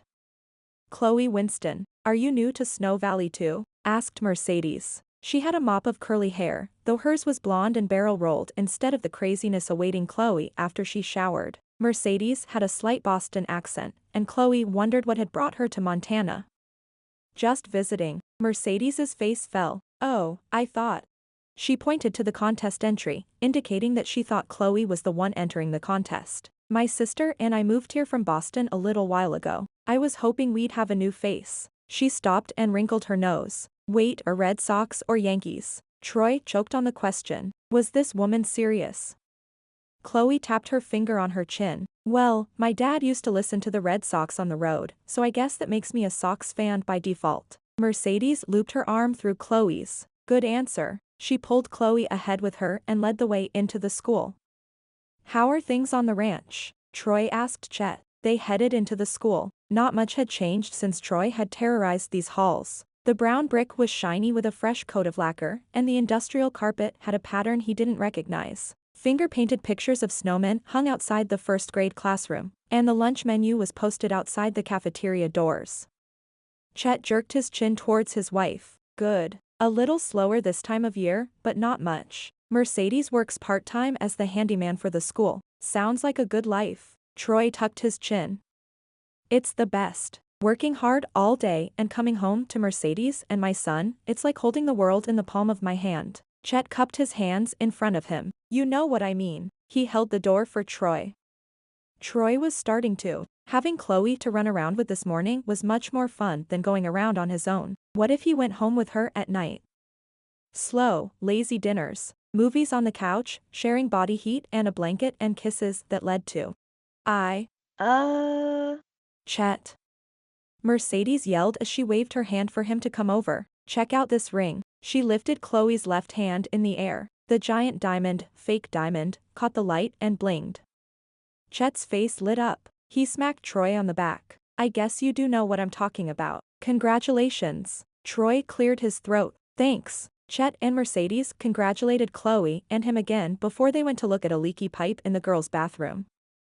Chloe folded her left hand under her right arm. Sorry about that. I took off my mitten and she pounced on the ring like a bloodhound. Troy lifted a shoulder and headed to the teacher's lounge, where he'd leave the gingerbread house. I'd like a dog that could sniff out diamonds. Wouldn't that be great? Can you plant a money tree in the backyard while you're at it? He didn't have a chance to respond. Troy. The mayor looked both ways and motioned for him to enter the room, barely giving Troy enough space to get through. Just as Chloe was going to come in, he stepped in front of her. Who are you? I'm with him. She pointed at Troy. No entry unless you're the one dropping off or an assistant. She looked at Troy for help. I'll vouch for her. Troy headed for one of the side tables. He slid the support board onto the table and picked up the entry form. Will you fill this out? Why?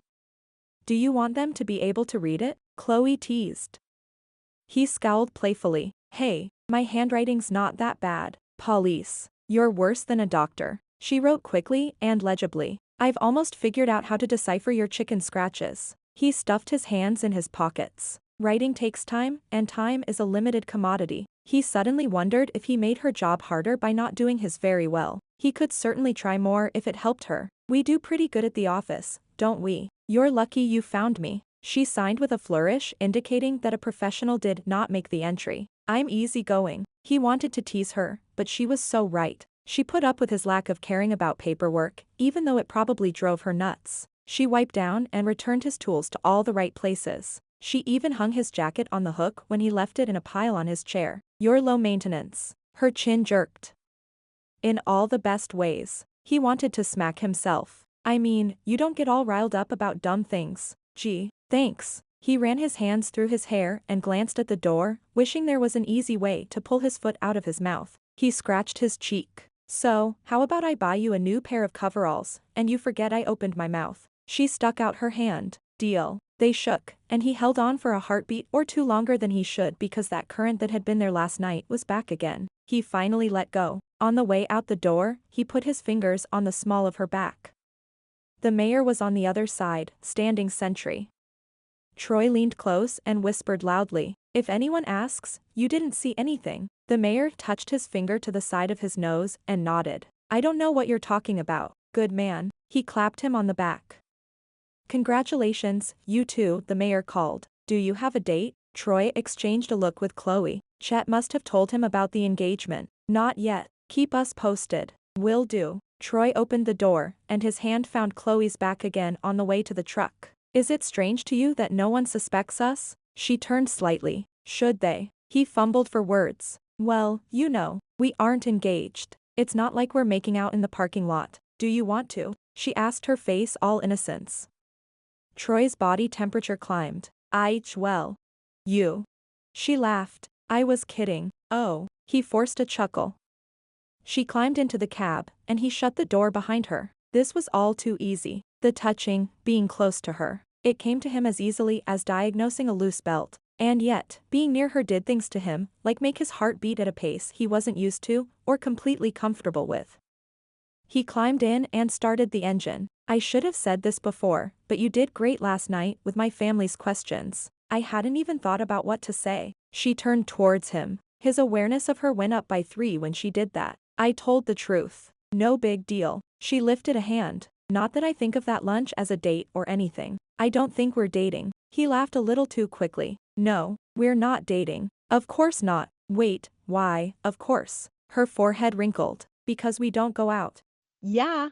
He rubbed the back of his neck, wondering if that was a hint of regret in her voice or something else. Well, you make a fantastic fake fiancé. Her smile wilted. Thanks. She looked out the windshield. Her profile was beautiful, her long lashes curling away from her stunning green eyes and her cheekbones pronounced. Tracing her features brought him to her narrow chin. There was something stony about her look, like a statue hiding a secret inside. His compliment about her acting abilities had fallen flat, and he wondered how he'd managed to stick his foot in his mouth this time. Chapter 8. Chloe used a pair of pliers to twist the aluminum wire that held up one end of a strand of twinkle lights. The town hall, where the reception was to take place, had hooks evenly spaced and embedded into the stunning brick wall 9 feet off the ground. They don't make buildings like this anymore. I take it there have been fairy lights here before. She tapped the hook in the wall with the pliers and smiled down the ladder at Troy's mom, who kept a steady hand on the rickety perch. This is where they hold the Christmas ball. It's the only black tie event this town has, and they go all out. Sounds fancy. Chloe tucked the pliers in her back pocket and climbed down. It is. A couple of years ago, they had the Iron Sticks play. Of course, that was before they went off to Nashville and became superstars. I love their Christmas album. Teresa stared off into space. They sang The Blue Christmas for the first time on that very stage. She nodded towards the black stage where the band would set up for the wedding. You wouldn't believe the strings I had to pull to rent this place so close to the ball. I promised to leave the lights and the stage set up. Teresa wrung her hands. There's still so much to do. Several women from the church's Ladies' Aid were setting up fake trees in all shapes and sizes. They had 11 already up. Another crew worked behind them, wrapping lights around the tree trunks. Piles and piles of decorations waited to be expertly hung. Chloe wasn't sure her tree decorating skills were up to wedding standards, so she'd opted to work with tools and wire. She glanced down the line, where 17 more strands of lights waited. Let's pick up the pace a little. Now that I've done a few, the rest should take 20 minutes, tops. Teresa wrapped her in a hug that was over as fast as it had begun. You're so sweet to help. Chloe laughed. What was I going to do, sit at your house and eat chocolates while you did all this work? Troy should be helping. His mom's scolding was light enough that Chloe doubted she was actually mad at her son. I promise you the best hot chocolate in town after we're done here. What's this lunch? The groomsman's lunch. Chloe moved the ladder under the next hook and scampered up, her footsteps clanking as loudly as if she had buckets on her feet. She missed Troy too. Not that she'd tell him that. Teresa sighed. It's a fancy name, but it's an excuse for the guys to go to Big C's, eat greasy food, and talk sports instead of wedding plans. And the bridesmaids are getting pedicures. She looped the bit of wire through the hook and reached down to get the lights Teresa held up for her. Things moved faster now, and talking with Teresa was fun. Chloe had always thought meeting a boyfriend's parents was a huge deal, but this whole fake fiancé thing gave her freedom to be herself. She wasn't worried about spending the rest of her life with Teresa as a mother-in-law. However, the more they worked together, the more she liked the idea. Pedicures, manicures, all the cures for what ails a bride before her wedding, Mom quipped. You should be with them. She finished with the lights and came down to move the ladder. Oh no. This time is for the young ladies. Teresa leaned close. I've scheduled my spa day for the Monday after the wedding so I can recoup. Smart woman. Chloe headed back up the ladder. From up there, she caught sight of a stack of huge snowflakes. Are all the decorations in silver? Mom laughed. Grady teases Ronnie that she's chromed out the wedding. Chloe laughed. I think it's elegant. It will be. My girl may be able to change oil faster than any guy in the shop, but she's got class. Wish I had more of that, Chloe mumbled, her insecurities jumping to the surface. What was that? How different her life would have been if her mother had lived. Mom was a real lady, the kind of woman who could bake a pie from scratch and would set the dinner table with 3 forks. One for salad, one for the main dish, and one for dessert. Chloe smiled fondly at the memory. She hadn't thought about dinners with her mom in years. I said I'm sure that's your influence. I can't wait to meet her. If she was anything like Troy and Candace, she was the type of person Chloe would want in her life. I can't believe you haven't already. Chloe yanked on the wire to twist it tighter. I've seen her a couple of times when she came to pick Grady up, but she didn't come inside. They were she stopped, not wanting to say what Grady and Ronnie were doing in the parking lot to say hello, wrapped up in each other. Her ears grew warm and she wondered if she would ever learn to keep her mouth shut. Well, I've never met two women who like cars as much as you and Ronnie. Candace handed up a strand of lights. Chloe secured it, and they scooted down the line. It's not that I like them as much as I understand them, much more so than men, I'm afraid. She and Troy were getting along well, and she felt this spark between them. Then he had to go and ruin everything by complimenting her as a fake fiancé. Did he think she was fully pretending? Was he?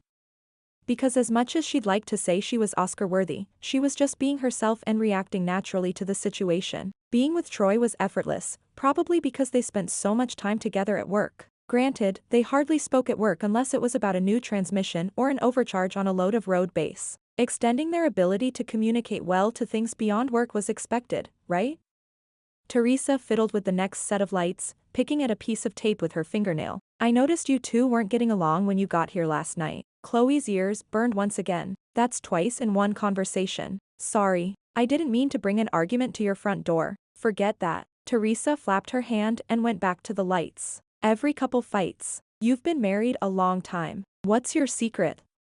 Men are from Mars. Honey, men aren't as simple as those relationship books make them out to be. They tell you to feed him, love up on him, and he'll walk to the moon for you. Not true. They have feelings too. What they don't have is words. Try to get a man to talk about his feelings, and he'll run away screaming like a banshee. Chloe laughed at the mental image of Troy running away from her. Troy's not the runaway type. He's more a dig his heels in guy. Just like his dad. And I'll tell you what, that's a good quality in a man. Chloe climbed the ladder again. Her feet were starting to hurt from the rungs. She should have worn better shoes. I always thought it was a better quality in a mule. Teresa snickered. You want a man who stands and fights as long as he's fighting for the two of you. If he'll fight for your marriage, then he's a keeper. Huh. Chloe secured the light. She may not be engaged to Troy for real, but she was lapping up the advice for her real love life. And when he's being a mule, you'd rather kick than kiss. Well, feed him and love him and protect his heart. Chloe hopped off the last rung and landed square in front of Teresa. Teresa's eyes were full of a fire that burned right into Chloe's conscience. And fight for the two of you too. Don't give up easy, even when it gets too hard. Chloe swallowed. Teresa searched her face, as if looking for the courage she wanted in a daughter-in-law. Chloe wanted to be that woman who would pass the test and be enough for this amazing woman's son. And she wanted to climb under the stage to hide from the guilt that swelled inside her for lying to Troy's mom. I will, Chloe promised, the words tasting like acid on her tongue. She turned to move the ladder before Teresa could find the truth in her face. She attacked the next wire with gusto, needing to get away from the intensity of the moment. She hoped Troy was having a good time because the minute he got back, he was in so much trouble for leaving her here to lie for him. Chapter 9. Troy pulled up to the community center, the red brick stately in its old age. Candace once compared it to Harrison Ford, saying some things only got sexier with age. He didn't know about a building being sexy, heck, he didn't know about Harrison Ford being sexy. But he liked this building and the memories it held. Ronnie did well choosing it for the reception, especially at Christmas. The Christmas decorations around town were festive and fun. The plows kept the main roads clear, and the ranchers did their best on the dirt roads. Everyone had four-wheel drive and used it a couple of times each winter. So far, a big storm hadn't hit, but there would be one before Christmas, there always was. And it would bury Snow Valley in several feet of snow. The 2 feet they'd tangoed with since Thanksgiving was nothing compared to a Christmas storm. Lunch with the guys was great. They teased Grady about being whipped, which he wholeheartedly agreed with every time. As much as Troy had opposed his best friend marrying his little sister, the idea was growing on him. The sooner they married, the sooner Grady would come down from the clouds. He wanted his business partner back to 100%, although he was starting to think things couldn't go back to how they were. A big change was right around the corner, and he couldn't stop it. Pushing away the doomsday thoughts of his life flipping upside down because of this wedding, he whistled Frosty the Snowman and jogged up the concrete steps to the front door. Chloe was on the other side of that door, and he was eager to see her, to see if her face would light up when he entered the room. He walked the short hallway to the gathering room, the doors propped open with folding chairs. The place looked like a messy Christmas tree lot. Empty decoration boxes were scattered across the floor. Trees in varying stages of decoration crowded around like junior high students at their first dance, too shy to say hello to one another but standing close enough to touch. Strands of lights hung from one side of the room to the other, their bulbs dim. The band stage was up, and a guy in a black t-shirt and black pants ran wires through small holes in the floor. Natalie Lawson, who worked as a checker at Dove's, wrapped silver ribbon around a tree, and her daughter added silver and sparkly white sticks that poked out the side. 3 boxes of silver and clear glass balls lay at their feet, waiting their turn.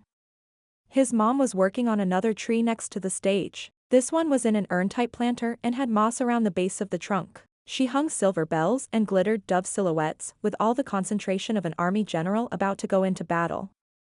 He finally found Chloe standing on the ladder off to the right of the door, hanging snowflakes with fishing lines from a strand of lights. She tucked her hair behind her ear and rubbed her lips together as she concentrated. He watched her for a minute, wondering how he'd ever missed how graceful she was in her movements. Drawn by that attraction he determined to fight against, he made his way over to her. "Hey." Chloe's head jerked down, and her arm flew out to the side in surprise, throwing her body off balance. Running on instinct, Troy reached up and placed his hands on her hips to steady her. He took a step, so he was behind the ladder and noted how perfectly her curves fit into his palms. Chloe yipped and fell back into him, her feet still on the ladder. He stepped down to gain his balance. His heart raced, and he worried that it wasn't because she'd almost fallen. "What are you?" She twisted, grabbing onto his neck and dropping her feet to the floor. They stood there, her hand on his neck and their bodies flush, both of them breathing fast. Troy's arms wrapped around her back. He needed to steady himself even as she leaned into him, or maybe it was because she leaned into him that he was off balance. That was exciting. He grinned down at her, his eyes dropping to her lips. Yeah. She ducked her head. Her fingers trailed up his neck, and then she snatched her hand away. Looking around quickly, she grabbed his hand and pulled him out of the room. Her hand felt just right in his, like a nut and a bolt perfectly paired. "Are we going somewhere? We need to have a talk." She glanced behind him and then yanked open the door to a supply closet before shoving him in and shutting the door. Troy flipped on the light and found a mop and yellow bucket with wheels, a spout to fill it, and shelves of cleaner and paper towels. Chloe smacked his bicep. "Your mother is the sweetest person on the planet." She hit him again, making him flinch. "How can you lie to her about us?" "Whoa." Troy grabbed her wrist so she'd stop whacking him. Not that she was hitting that hard, Ronnie had beat on his arm plenty. Chloe was taking it easy on him. "What is happening?" Chloe wilted. "I love your mom. She's like the perfect mom, and you're being a horrible son. Why would you ever feel the need to lie to her about being engaged?" "What is wrong with you?" Troy bristled. "Hold on. One afternoon with my mom does not make you an expert. When she tells you to pick your underwear up off the floor, then we can have this conversation." Ew. "You leave your underwear on the floor." That's what she picked out of that comment. He growled. "Not anymore. See, your mom taught you that. She deserves better than an ungrateful son like you." He dropped her hands like they were covered in hot antifreeze. "Dang it, Chloe. You have no idea how many times over the last year she's pestered me to date, to find someone, to please not let her die before I get married." Chloe folded her arms and gave him the stink eye. "She did not say that. She implies it, though. See," he pressed his fingers together as if he were holding something in his hand. "That's what mothers do. They apply a layer of guilt to everything they say so the meaning is as clear as glass." Chloe didn't move, didn't speak. So he continued, "She was fine with me being single until Ronnie got engaged. It's like, with one of us getting married, we all have to be married. Ask Candace, she's feeling the pressure too. But why make this up?" She threw her pointed finger back and forth between the two of them. Troy sagged and ran his hand over the back of his neck. "I'm not the type of guy who settles down. Honestly, I didn't want to make waves. If I told her I had no intention of getting married soon, she'd think she failed somehow. If I'm engaged and it doesn't work out, I don't know, this made it look like I was trying, at least." Chloe blew out a breath and looked up at the ceiling. "I get that, I do, but I don't like it." He stepped, so they were toe to toe. "Hey," he said softly, waiting to catch her eye. "Trust me. It's all going to work out just fine. A broken engagement will buy me at least a year." A smile tugged at the corner of Chloe's lips. "Then what? You pick another unsuspecting girl and pretend to be engaged." He put his hands on her shoulders and gave her a little shake. "Like you were so unsuspecting. You jumped at the chance to be my fiancé." Her eyes widened and brightened. Ha! She gave him a playful push, not hard enough to make him break his hold on her hips. You practically begged me to come. He glanced at her hair and then, as if in a trance, picked up a strand and twirled it between his fingers.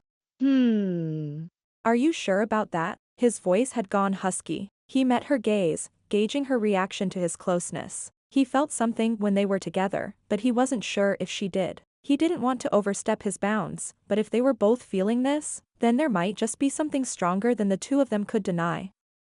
Her hands fell to his chest, her palms warmed through his shirt. She moistened her lips. Her beautiful, perfect lips. Troy did his best to hold back, to not give in to the desire pulsing inside of him. He really did. Despite his best efforts, he leaned down, wanting to taste her just this once. Chloe's breath was warm on his mouth, warm and sweet. His ears rang, and the world faded away. I think the mop's in here. Oh. Troy dropped his hands from Chloe's hips at the same time she jumped away from him. Sorry. Natalie Lawson shut the door, her face a bright Christmas red. Chloe put her hand to her forehead and ducked her head. Oh my gosh. That was so embarrassing. Troy laughed. Stop. Chloe smacked his arm. Her freckles brightened against her flushed skin. It's not funny. It's kind of funny. Troy worked to smother his laughter. A giggle escaped from behind Chloe's hand. We have to get out of here. Everyone will think we're making out. We're engaged, it's allowed. He smirked. She rolled her eyes. I'm not that kind of fiancé. He sighed heavily, putting as much disappointment into it as he could. Too bad. She smacked his arm. I'm a little worried about the kind of women you normally date. I'm not sure I want to be in that crowd. She fumbled with the door handle before falling into the hallway. Chloe, he called before she'd gotten 6 steps away. She turned slightly, her chin over her shoulder. Yeah. You're not in the crowd, you're above it. Her lips parted slightly, and her eyes sparkled. Thanks, she said softly as if she almost didn't believe him but wanted to. She headed back to the gym, her hips swaying gently and her hair bouncing against her back. Troy let her go, needing some space. He kept saying things that he didn't mean to say. He shouldn't tell her how she stood out in all the right ways, that was pushing his luck with her. But he got the feeling she didn't hear it often enough. She was doing him a favor by being here and pretending to marry him, so the least he could do was build her up. She would make a wonderful real fiancé and an even better wife for someone. Someday. Hopefully not too soon. Their new level of familiarity and, dare he say it, friendship was growing on him. If she started dating someone else, things would change. Love always changed friendships. Look what it had done to him and Grady. They used to spend what little free time they had together, and now Grady was all caught up in Ronnie. He'd even ditched their Saturday morning flag football league to spend more time with Troy's sister. Troy wouldn't be like that, though. No sir. If he ever fell in love, the girl would have to understand that some things were non-negotiable. He wondered what Chloe's non-negotiable items were. Scrubbing the back of his neck, he stepped out of the closet. It wasn't any of his concern what Chloe's demands for a boyfriend, fiancé, or even husband would be. They were friends, and barely friends at that. They'd get through this fake engagement, fake breakup, and stay real friends. This was good, because he was about to lose his best friend and he would need someone to pal around with. Chloe could be that someone, and they could stay platonic. And when she met a guy, Troy would punch him in the face. He grinned. No, he'd shake the guy's hand and tell him how lucky he was to get a girl like Chloe, and then he'd find a hole to climb in because he'd want to punch the guy. Chapter 10. Chloe stared at herself in the full-length mirror on the back of the bedroom door, swishing from side to side to let the hem of the 3/4 length sleeve floral wrap dress twirl around her calves. The thick and rich fabric made her feel like $1,000,000. The folds, tucks, and wrap thinned her waistline and gave her curves a little attention. She adored the small bow resting off-center just under her rib cage. She scrunched her hands in her hair, feeling the softness and releasing the smell of the coconut serum Brie recommended. The new style accentuated the curls and allowed them free rein to be as wild as they wanted, but made it look like she'd done it on purpose instead of rolling out of bed after a nightmare. Chloe? Are you ready? Troy called through the door. Chloe took a quick breath and held it for the count of 3. Just about. Not really. She'd almost kissed Troy this afternoon, and she wasn't sure she was ready to face him again. They'd gotten through the decorating without talking about the supply closet incident, and she hoped they'd be able to put it entirely behind them. There was no sense kissing Troy Martin. Not when he'd flat out said he wasn't ready to settle down. He didn't want a wife, heck, he didn't even want a girlfriend. She searched for her purse and spied it on the bed. With one last look at herself in the mirror, she pulled the door open. And time stood still. Troy, dressed in a navy blue button-up shirt and gray slacks, was leaning against the door jamb with one arm, looking hotter than a radiator without antifreeze. He lifted one side of his mouth in a roguish grin. His eyes went over her hair and across her face, landing on her lips, where they lingered. "Good evening." "Evening," she managed to reply. "You look." She lifted an eyebrow. "Really great." Her eyebrow dropped. "Right idea. Bad delivery," she teased. "Oh, and you could do better." He stood tall, lifting his chin to adjust his tie. She stepped closer, reducing the space between them to not worth a mention distance, and reached for his tie. She tugged on the end, flirting, inviting. Her body tingled at the nearness. "I've seen you look handsome before." She lowered the sound of her voice, bringing it to an intimate level. "But right now, in that shirt and tie, you're melting me." His eyes burned with desire. Yeah. That delivery was much better. "You think?" She winked and flipped his tie as she sauntered past. "Maybe you can take a class or something." "Take a." He reached out and tickled her side, making her burst into giggles. Running down the hall, half turning to get away from him, she didn't see the group of nicely dressed people waiting in the living room. "Stop." She laughed and gasped as Troy's arms snaked around her middle, and his fingers found her ribs. Her hair fell across her face as she twisted to break free of his strong embrace. Someone cleared their throat, and both she and Troy froze in place. Troy's hold relaxed enough to look casual. Chloe straightened her dress and pushed her hair over her shoulder right into Troy's face. He swiped it out of his way. "Hi, everyone." Teresa smiled indulgently. "Let's try to keep it out of the supply closet tonight, shall we?" Chloe's eyes bugged open. Did everyone think they were making out in there? She croaked. As Brian helped Teresa into her coat, Candace gave them a knowing wink. Her long blonde hair was expertly styled, and the stunning navy blue dress hugged her curves. Oh, to have curves like that. But then, didn't every woman want what they didn't have? The grass was always greener on the other side of the fence, and all that. Chloe smoothed her hands over her hips. "Come on." Troy threaded their fingers together. "We're taking my truck." He pulled her out the front door and down the freshly shoveled walk. "We aren't riding in the van." She pointed to the idling vehicle where his family loaded up. "I told Ronnie I'd stay and help clean up after the rehearsal dinner." He opened her door and handed her into the cab. "I'm excited for you to meet her, Ronnie." Yeah. "She's pretty cool." He stepped back and shut the door quickly, as if saying something nice about his sister embarrassed him. Then again, this was Troy, the man of 5 words. If he'd said that much about Ronnie, he must care for her a great deal. Chloe fidgeted with her seatbelt. As a fake fiancé, she shouldn't care what Troy's family thought of her, but she did. Before she could think of the reasons why that was, Troy hopped in and asked her to pick a station on the radio. She focused on scanning the channels instead of her feelings, and they made record time getting to the church. Stepping through the large double doors was like walking into an ancient library with books older than the Declaration of Independence. The green carpet was soft and still had vacuum lines in it. There was a hush in the air and a soft hint of cinnamon for the season. Buckets of pine cones held open the chapel doors. Chloe shed her coat and handed it to Troy to hang up. Off to the left was a gathering room. The caterers were busy setting up tables and laying out a buffet-style spread. Teresa explained that they'd invited many of the extended family who was staying at the B&B to have dinner with them tonight. In front of her were the doors to the chapel. Troy offered her his arm, and she rested her hand in the crook of his elbow. "I've never been in a church like this before." "What kind of church have you been in?" "A couple of cathedrals. A few modern buildings." She lifted a shoulder. "We'd listen to preaching in the truck on the road, from 3 to 4 every afternoon. I guess Dad figured that was good enough. I've tried out a few different churches. Nothing stuck, though." Troy's smile was full of memories. "I grew up listening to Pastor John on Sundays. Mom even made us do the church youth group during the week." He rubbed the back of his neck. "It was probably a good thing. Me and Grady weren't bad kids, but we didn't always think things through. At least Wednesday nights, she didn't have to worry about what we were up to." Chloe smiled. "I can only imagine." They stepped through the doors to the back row of pews and paused. Chloe tipped her head back to take in the stained glass window. It was dark outside, but she could picture sunlight filtering through the beautiful image and gracing the parishioners with color on Sunday morning. The walls were white and the pews were made of wood, stained dark and covered in nicks and chips.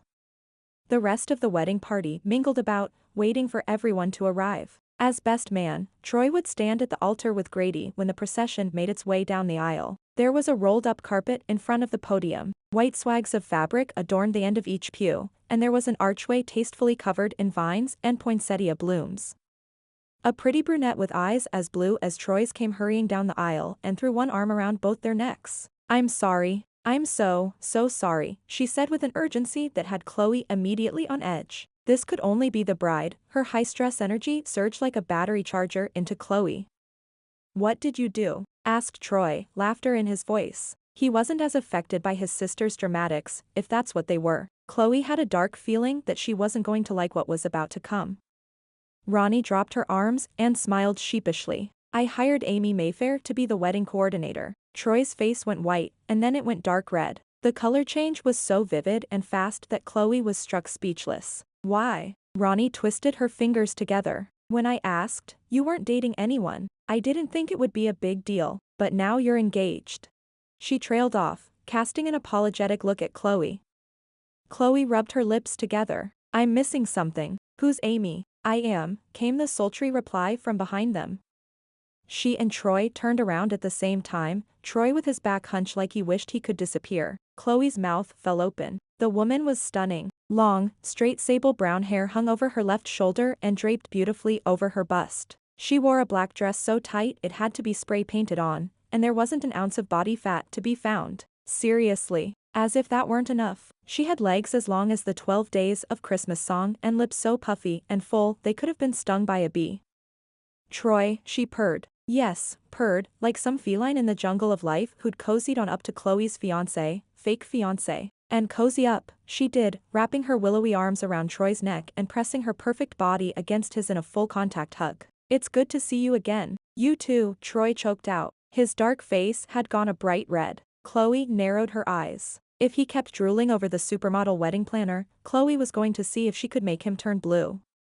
Amy turned to her and offered a polite and distant smile. "You must be Troy's +1. It's so nice to meet you. I'm Amy Mayfair, the wedding planner, and ex-girlfriend." Ah. Chloe took her limp, outstretched hand, almost crushing it as they shook. "My, but you're a brawny girl." Amy removed her hand and shook it out. "Wimp," Chloe smiled/smirked. She hadn't meant to crush the girl's delicate fingers, but she was used to shaking hands with men, real men who chewed and spit nails. Okay, not really, but still. Her confidence took a hit when she saw Troy offer an apologetic look to Amy. What the heck was that? He shouldn't be worried about her bird hands. He should be proud of Chloe for being tough, or he would if he and Chloe were actually engaged. "Troy, let me show you where you're supposed to stand." Amy took Troy by the arm and marched him down the aisle. Chloe watched the two of them go. The connection she'd felt to Troy stretched like a rubber band, thinning the farther he went off with Amy. "So, how long did they date?" she asked Ronnie, who was biting her thumbnail. The bride had just had a manicure, and it was the day before her wedding. If Ronnie was chewing her nails, this Amy thing was worse than Chloe thought, and she'd been thinking some pretty bad stuff. They were high school sweethearts. Ronnie covered her face with her hands. "I really didn't think anything of it until a few minutes before you two got here." Amy asked about Troy, and it hit me that she might be looking, or for. "I don't know. I'm so sorry." Chloe swallowed. "At least tell me she broke his heart, or he broke hers." If Troy had dumped the woman ages ago because she had 6 toes on her right foot or was a complete witch, then he wouldn't be tempted by her again, right? Ronnie peeked between her fingers. "I'm not sure. You'd have to ask my mom. I'm 6 years younger than they are, so I wasn't around for much of his dating life." Sure. Chloe lifted her chest and did her best to look unconcerned. "I'm sure it's not a big deal. That was a long time ago." Troy's deep laughter rose to the rafters. Chloe's gaze drifted to find him standing in front of the pastor, Amy hanging on him and his every word. Her eyes traced his broad shoulders and swept across his chest with such familiarity it made Chloe's ears ring. They made a striking couple, Amy with her dark hair and Troy with his thick muscles and amazing blue eyes. "I'm going to get everyone started." Ronnie hustled up the aisle and forced herself between Troy and Amy. Amy smiled brightly and became all business. She pointed and directed and teased everyone into place. They all listened to her, looked to her for direction, and responded as if they'd known her since she was in diapers. Probably had. Chloe took a seat in one of the middle pews, her stomach ached. Troy joked with Grady, who looked like he was about to float away on the happiness inside of him. He kept looking around for Ronnie, and when he'd spot her, he'd stop mid-sentence and just smile. Chloe wanted someone to look at her like that. She watched Troy, but he didn't look at anyone, not even Amy, thank goodness. Although that wasn't for lack of Amy trying. She paced back and forth in front of the archway as often as she could manage, even dodging between the bridesmaids and groomsmen as they practiced walking in sync. Chloe sank lower in her chair as Amy deemed the first practice fine but not quite there. Everyone went back to their places and started over. A man in a charcoal suit worked his way down the pew from the outside edge and sat by Chloe. She smiled over at him. Hi, hello. He watched the group as Pastor John waited for Amy to give the procession the sign to start. Oh, sorry. I'm Glenn, Grady's dad. It's nice to meet you. They shook hands. His grip was firm. You're a rancher, aren't you? Yes, ma'am. My father started the ranch, and I took over when he retired. He looked down at his open palms covered in calluses. It's tough work, but I love it. Well, that must be where Grady gets his work ethic from. That's right, you're the new partner. I'm sorry I didn't know who you were. He waved his hands around in a circle. Thanks for stepping in. Those boys were in over their heads, growing faster than they could manage. It was a good opportunity for me too. It's funny that you and Troy ended up together. Funny how? He coughed. It's just, we all thought he and Amy would come together again once they were settled. Ronnie made her way down the aisle on her dad's arm. She beamed at Grady. If she could do that tomorrow, the whole church would light up. Up front, Grady's brothers were giving him a hard time. They kept pounding him on the back, and he kept right on smiling. Teresa and Grady's mom occupied the front pew, dabbing the corners of their eyes with tissues. They held on to one another like best friends. Candace and the cousins, who were bridesmaids, bounced with excitement like they were so happy to be a part of the wedding and be together. Chloe often felt like she'd missed out on things, being an only child raised by a father. Her mom's parents lived in Florida, and her dad's in Utah. He'd been an only child too. They had each other, and that always seemed like enough. But in the midst of all this, she was like a truck driver on the long haul overnight with a broken radio. Oh, she lifted her eyebrows despite the heaviness pulling on her whole body. They went their separate ways, each chasing a dream. They were so mature about the whole thing, like it was as easy as hitting the pause button. He glanced her way. I guess you never can tell where life is going to take you. I guess not. She stared down at her lap, second-guessing the decisions that had brought her to this moment. Should she back out gracefully and let the lovebirds get things back on track, or did she dig in her heels and make a scene? No matter how hard she stared, the answer was not written in that stained glass window. Chapter 11. Troy held his left hand with his right, just as Amy had instructed him. He was watching himself so that she didn't have to. Amy Mayfair. He couldn't deny that seeing her again after all these years hadn't knocked him in the head. But he could honestly say it hadn't knocked his heart. He rechecked himself. Heart rate normal. Body temperature normal. Brain functioning. Everything. There wasn't a single part of him that yearned to be with Amy, hear her laugh, or relive their good times. She was his past. He just wished she'd figure that out, and soon. Her constant fluttering around him like some butterfly magnet was trying his nerves. He tried again to get Chloe's attention, but she was deep in conversation with Glenn. Hopefully, Grady's dad made her feel welcome and a part of things. This group enjoyed being together. Since they'd shared so many Sunday meals, football games, and everything in between, they were comfortable together. He didn't want Chloe to be on the outside of all that. Lance, Grady's younger brother, elbowed him for the third time. She's totally into you. Troy looked out of the corner of his eye and found Amy staring at him, her hands clasped tightly around the clipboard. For the love. I'm engaged, he whispered back to Lance. You can have her. Lance sagged. I've tried several times tonight. She's an ice queen to me, but she melted pretty quickly for you. His words triggered the memory of Chloe telling him that she made him melt. Her compliment had done more for him than 100 of Amy's hugs or lustful glances. His ex may think they had unfinished business, but as far as he was concerned, it was over and done. Hopefully, she'd get the hint and back off. Okay, everyone. Amy lifted her hands into the air to gather the attention. That was wonderful. I think we can head into the dinner now. Ronnie and Grady kissed a couple more times before leaving the archway, whispering things between them that were sweet and private. Troy pushed against the throng of people moving to the gathering room and hurried to Chloe's side. I'm glad that's over. He tugged on his tie, ready to put the thing in the garbage.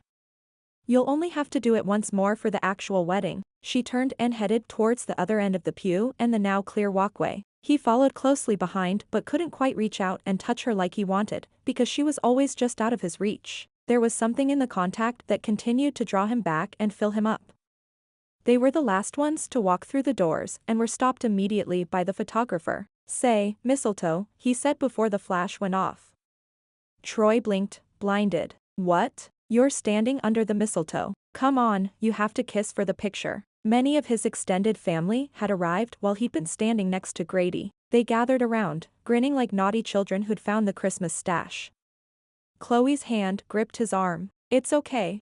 Everyone's doing it. The photographer pushed them together, his overcheerfulness and firm grip brokering no arguments. Come on, Troy, show us that Ole Martin charm, called Uncle Brad. At his insistence, several more people stopped what they were doing to watch. Kiss, kiss, kiss, chanted Grady, a challenge in his eye. Others joined in, and soon the room was whistling and catcalling. You guys are going to scare Chloe away. Troy glared at all of them. Who'd want to marry into this circus? Grady looked around and raised his hand. So did several of the in-laws. Something moved in the corner of his eye, and he turned to see Chloe raising her hand. His mouth fell open, and the crowd laughed. Chloe shrugged. What? They're a fun bunch of people. Darn right we are. Called Aunt Luna, making everyone laugh again. Troy shook his head but couldn't stop the smile from climbing across his face. He reached for Chloe's hand, and when their fingers gripped, he tugged her against his body. You asked for this, you know, he said quietly. She rolled her eyes. I think I can take it. He put one arm behind her upper back and one behind her lower back and dipped her low in one swift movement, using his leg to support her. She gasped in surprise, and her hands gripped his shirt. The crowd oohed. Troy locked gazes with Chloe, expecting to find laughter in her eye. Instead, he found a slow-burning, smoldering fire of attraction. The room fell away, and all he could hear was the beating of his heart. All he could feel was her in his arms. All he could see was the beauty she was and brought into his life. He nudged her nose with his, much like she'd done to him back at the house, and she sighed, her eyes dropping shut and her mouth lifting in invitation.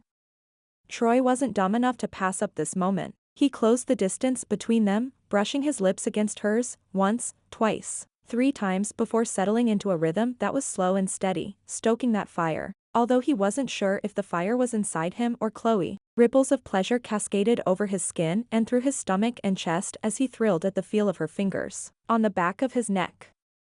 Chloe moaned happily, and Troy moved to deepen the kiss. Something hit his shoulder. He ignored it, too intent on the woman in his arms and the sense of perfection she created. Something hit his shoulder again, harder this time. He broke the kiss and turned to see his grandma with her hands on her hips. Young man, this is a family gathering. Chloe buried her face in his neck, her skin burning with embarrassment. He looked around to find that the family had dispersed. A few of them threw dirty looks his way. Whatever. It wasn't like the two of them had groped one another. They'd kissed really well. Like the best kiss ever in the history of kissing. In one swift movement, Troy had them both upright once again. Chloe sank against him as if her knees were weak. He gave himself a mental fist bump for making that happen. Sorry, Grams. Grandma leaned in, her rosy perfume stinging his eyes. Save those kisses for the supply closet. Okay. Troy snickered. Word got around fast. Yes, ma'am. Grandma bustled off to tell the little kids to move away from the desserts. He glanced at Chloe to see her frowning. She pushed away from him and headed to the buffet line. He followed behind, feeling numb. Sorry about that back there. She lifted a shoulder and picked up a plate. Nothing to be sorry about. She let the server place a chicken breast on her plate and then moved on. You put on a good show. He stopped for a moment, holding his plate just out of reach from the server. Something in the way she said show didn't sit right. Sir. The server motioned for him to bring his plate closer. He did and then hurriedly stepped down the line. What do you mean, show? She leaned back a little but avoided touching him even with her shoulder. You're quite convincing as a fake fiancé. I think everyone bought the kiss. You were pretending. He set his plate down on the table, the weight of it suddenly too much. She turned to face him fully, her green eyes guarded, her shoulders stiff. Weren't you? He wasn't. He hadn't. Yeah. He'd gone into it feeling like a showboat, but once he had her close, all he'd thought about was her. But what if he was the only one who had that reaction? He'd make a fool of himself, and he'd never live it down, especially since they worked together. Yeah. Yeah. He tugged at his tie. It was all for show. She moistened her lips. Great. She turned on her heel and headed to the round table in the middle, where his parents were already seated. Mom patted the chair next to her, inviting Chloe to join them. There was an empty seat between her and Ronnie with his name on it. Troy turned his back on the room, needing a moment to gather himself. That kiss had rocked his world. He'd felt like he'd found his place, his person, his match. And Chloe had been faking it the whole time. Which kind of ticked him off. He snatched up his plate and had the server load him up with steamed veggies. At the end of the line, he took 2 dessert plates, ready to pound some calories. When he got to the family table, he dropped his plates, the food bouncing because of the impact. Everyone stared at him briefly before going back to their conversations. He was happy to keep his mouth full, so no one would talk to him. Chloe chatted with his parents, her mouth bending into a smile more often than not. Man, she laid on the charm tonight. She hardly spoke to him at work, but take her to a wedding and she's Miss Social. Ronnie leaned across him to get Chloe's attention. I hear you're a pretty good mechanic. Chloe wiped her slightly swollen lips with her napkin. I can find my way around an engine. I hear you're opening a lube shop. Grady put a hand on Ronnie's back, his face glowing with pride. Ronnie leaned into him. The sight of them so happily in love also ticked Troy off. I am. The building should be done in a month. Where's it located? Chloe asked. They continued to talk as if he wasn't sitting in the middle of them. Mom even jumped into the conversation. Troy tossed back a huge bite of chicken and chewed ferociously so that all he could hear was the sound of him eating. Grady reached behind Ronnie and shoved his arm. What's got you? He asked. Troy hunkered lower. Nothing. Ronnie leaned back, looking between the two men. Well, I for one am so happy Troy has found someone. She grinned at Chloe. You two are perfect for each other. Mom nodded in agreement. I was a little worried when they got here and were in a snit, but they made up so fast. And that kiss, she fanned her face. You two about burned the church down. Grady laughed and smacked the table. It's a good thing Pastor John didn't see that. He'd have you working with the youth group for the whole summer. Troy grabbed his glass and drained it in a long swig. I need another drink. He left the table without so much as a Goodbye. glance to Chloe. Ronnie joined him in the short line. What's eating you? Troy shook his head. I don't want to talk about it. All right. She lifted her palms in surrender. Just so you know, you're being a jerk to your fiancé. She's not. He cut off before he said she's not my fiancé. Ronnie blinked at him. He let out a gusty breath. Sorry, I don't mean to rain on your wedding parade. The line cleared, and they moved up to take their drinks. Ronnie sipped hers before waving her glass around. I wanted to elope. Troy choked on his drink, spilling it down his chin. Ronnie handed him a napkin off the stack on the end of a nearby table. You did not, he choked out. She nodded seriously. I really did. She sighed. But Grady's mom and mom were so thrilled with the idea of Grady and me getting married. They've been friends for so long and, well, I just couldn't take that away from them. You should have, you could have saved me a lot of trouble. Like bringing Chloe along and kissing her until I lost my stinking mind.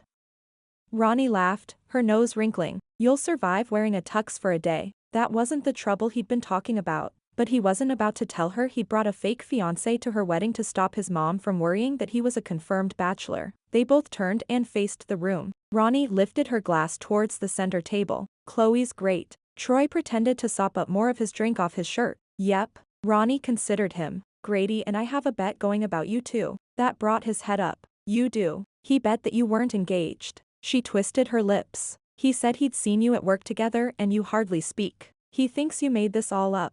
That explained why Grady started the kiss chant. He was daring Troy to come out and admit that he and Chloe weren't together. The jerk, he muttered. Ronnie giggled. Such strong words. She shoved his arm. But I think I'm going to win. You two were made for each other, and the way she looks at you. It's telling. How does she look at me? He asked too quickly. Chloe had him vulnerable, and that wasn't a place he went often enough to be okay with.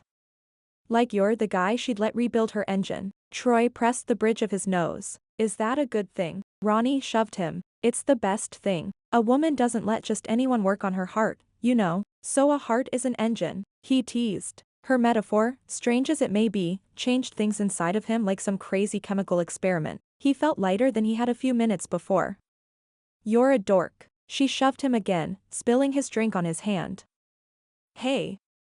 Then don't mock me. She handed him another napkin, this one for his hand. Listen, I don't know why you're all moody, but you're missing an opportunity to romance your woman. And this is my wedding, so stop pouting and go win me that bet. She tossed one last napkin at his face and walked off. Troy gathered up the garbage and threw it away. His little sister was wiser than he gave her credit for. This was a wedding and a great place to enjoy the company of a beautiful woman, not to mention the fact that everyone who met Chloe loved her, and she could kiss. Maybe he'd work them back under that mistletoe. A little quality time was good for a couple. Before he had gone 2 steps, Amy hooked her arm through his and pulled him over to the dessert display. I need your help. Troy went, wanting to do all he could to help his sister out tonight. She may have been a pain in his backside, but she was his sister. There was a bond that couldn't be erased. Not even by a stupid bet she made with his best friend. Of course. What can I do? Well. She used a fork from a basket set on the dessert table to section off a piece of peppermint cheesecake, Ronnie's favorite. Holding it up, she pushed it towards his mouth. Tell me if this is dry. Troy opened his mouth out of self-defense. He had no desire to be poked with prongs. It tastes great. He glanced over his shoulder at the center table. Chloe was staring at him, her eyes narrowed and her jaw set. I should get back. Amy's grip tightened. Just a few more samples. It's important that we have only the best tonight. Your mom has worked tirelessly on this wedding, and I don't want her memories of her daughter's wedding to be full of subpar food. Troy hedged. Ronnie had just told him how much mom was looking forward to all this. I'll try a few more, but then I have to go. Chapter 12.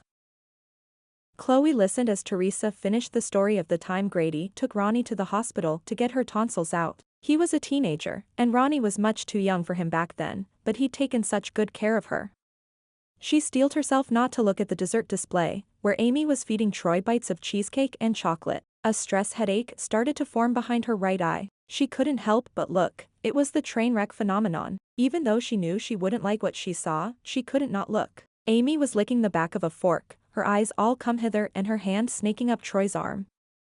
Fueled by her indignation, Chloe scooted her chair back. Excuse me. She left the table, embarrassed because she'd been rude and not said Goodbye. and headed for the door. The vans were still parked outside and Brian had said they could shuttle people back and forth to the Starry Skies bed and breakfast or the house, as needed. Well, she needed to get out of there.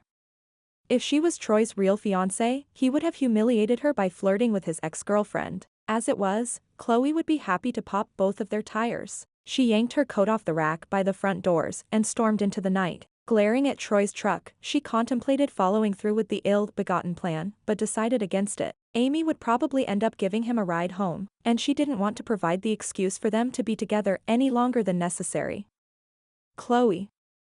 Chloe flipped around at the sound of her name. Candace ran down the few steps, hugging herself against the cold. Her long hair flew out behind her. Where are you going? Chloe pasted on a smile. Back to your parents. I have a headache. I have some over-the-counter stuff in my purse, if that will help. Chloe glared at the doors. I don't think that will do much. Candace bit her lip. Is this about Troy and Amy? Chloe sucked in a breath. I don't need to watch that. Agreed. Candace looked back at the church, her forehead creased with worry. I don't know what's gotten into him. Chloe tightened her coat. It doesn't matter. He can do whatever he wants. I'm going, but...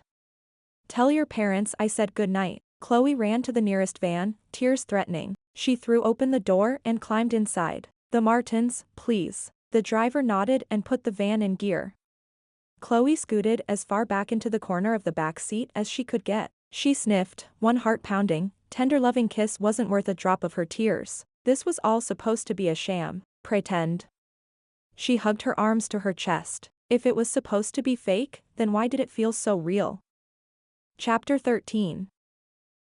Troy searched the gathering room for Chloe, but he couldn't see so much as a twirl of her pretty skirt or a curl on her head. Man, those curls were something tonight. He'd thought they were a crazy mess at the shop, but that's because he'd never seen her wear her hair down. The way they twisted and kinked was downright amazing. He could easily picture a little girl with big green eyes and those reddish curls. She'd have him wrapped around her finger, just like Chloe was doing. He shook his head in an effort to clear those thoughts away. He shouldn't be thinking about Chloe's future children or being their daddy. He needed to find her. She wasn't at the center table, but he headed in that direction anyway, hoping someone could point him in the right direction.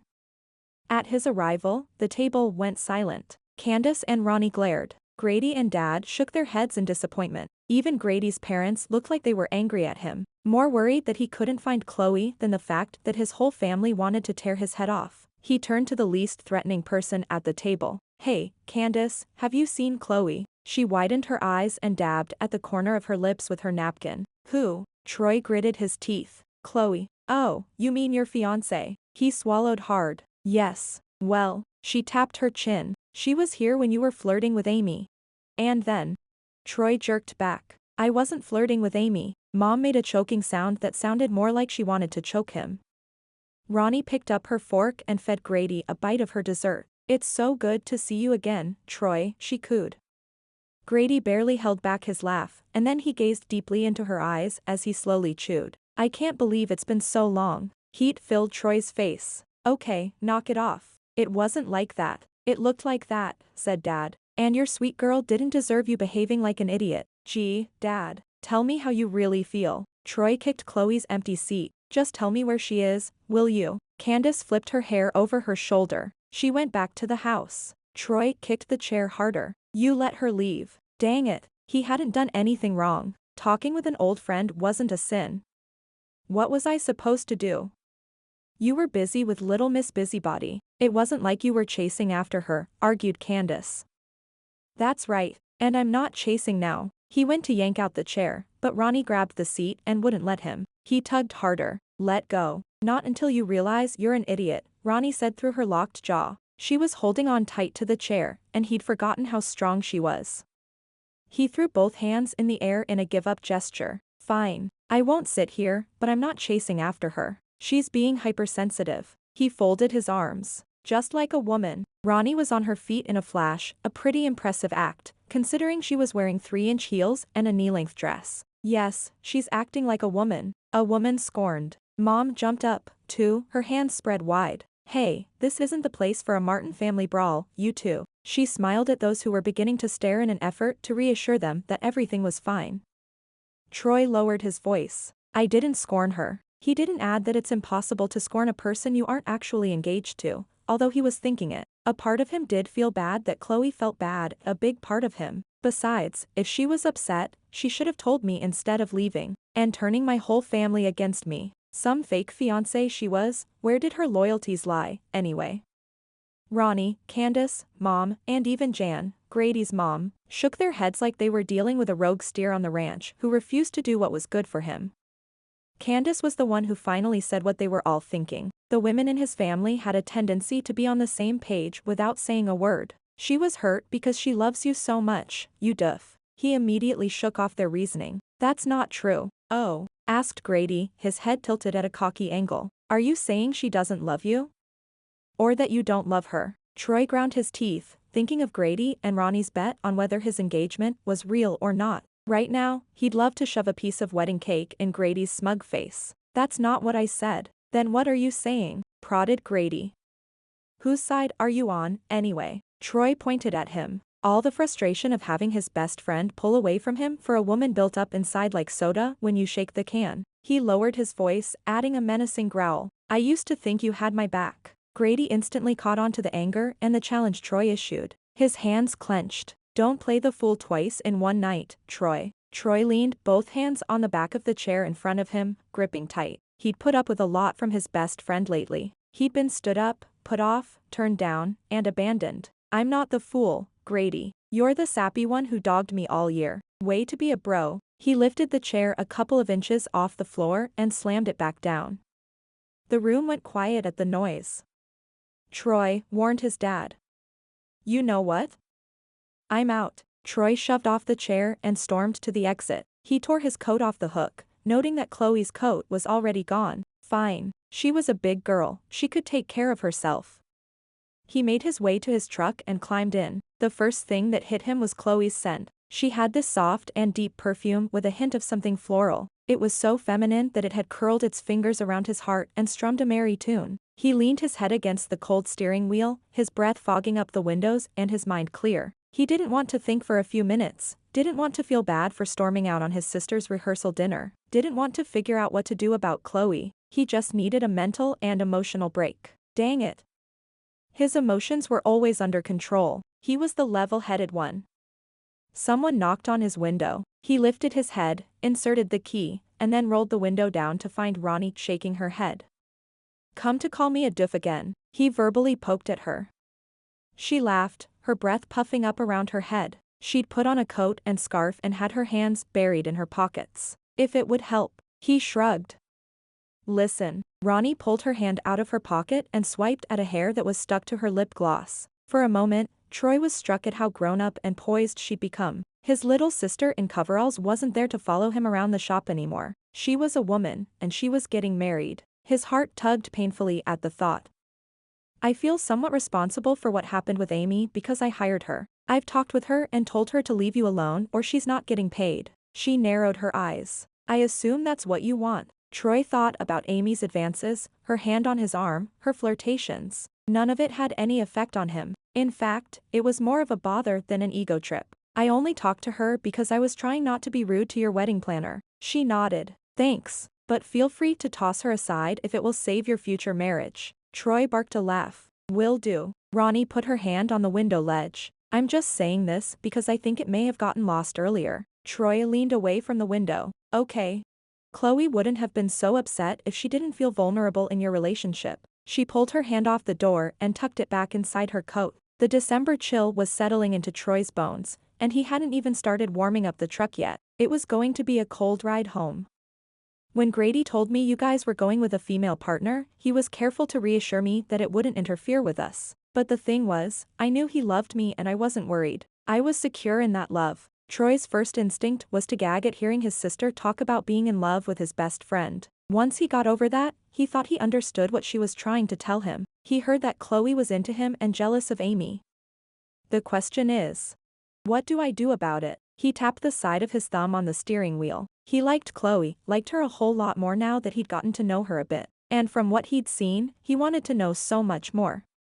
Ronnie laughed. Talk to her. Kiss her, a lot. And if you mess that up, you are a doof. Troy rolled his eyes. I'm headed back to the house. He flipped his head around and looked at the church. But I told you I'd help clean up. Ronnie waved him off. There's plenty of uncles around to help with that. You go take care of Chloe. And will you invite her to my bachelorette party tomorrow night? I don't want her to feel left out. I will. He started the truck, and Ronnie ducked her face into her scarf and headed back into the building.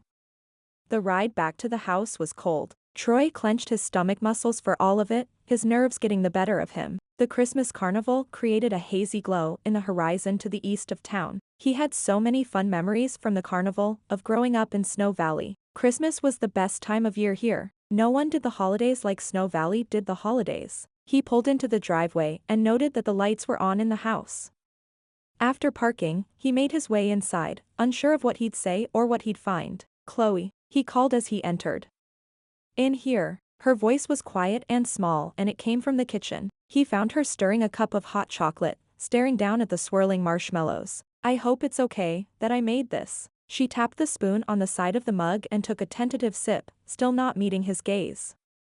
Of course. He pulled off his coat and laid it over a bar stool. That's why Mom leaves it on the counter like that. He motioned to the hot chocolate station Mom set up every year. The 3 red containers were labeled with the flavor of cocoa, and the bowls of marshmallows and crushed candy canes had clean spoons for dishing. Chloe took another drink and continued to look anywhere but at him. He hated it. There was a part of him that was out of balance because they were out of balance and he had no idea why. It wasn't like they were married or engaged or even dating. They were co-workers and she was doing him a favor. He chuckled. You pretty much charmed my entire family. A smile tugged at the corners of her mouth. I like them. There. She drew in a deep breath, choosing just the right word. Welcoming. He nodded. That pretty much summed it up. He was having a much harder time summing up an apology. Apologizing to his fake fiancé for talking to another woman was ridiculous. And yet, being close enough to see the guarded look in Chloe's eyes made him feel like he had stepped over a boundary. I don't like Amy, he blurted. Chloe stilled. You can like whomever you want to like, Troy. We're not together. She turned to dump her half-empty mug down the sink and turned on the water to rinse the dark liquid away. I know. His head did, but his heart squirmed. She was assertive, and I should have been firm with her. It wasn't right to give the impression that I was disrespecting you. He ran his hand through his hair. I wouldn't do that. I'm not that kind of a guy, and I don't like that I looked like one tonight. Disregarding his outburst and the small scene he'd caused, he cared what his family thought of him, and he cared about the kind of man he was in his soul. His father was a stand-up guy, the kind that followed through. If Brian Martin said he'd have a car ready by a certain date, he stayed late to finish. If he quoted you one price, he'd stick to that quote even if he lost money. That kind of honest business had earned him the respect of everyone in Snow Valley, and it had earned him the admiration of his son. If Troy could be half that man, he'd be lucky.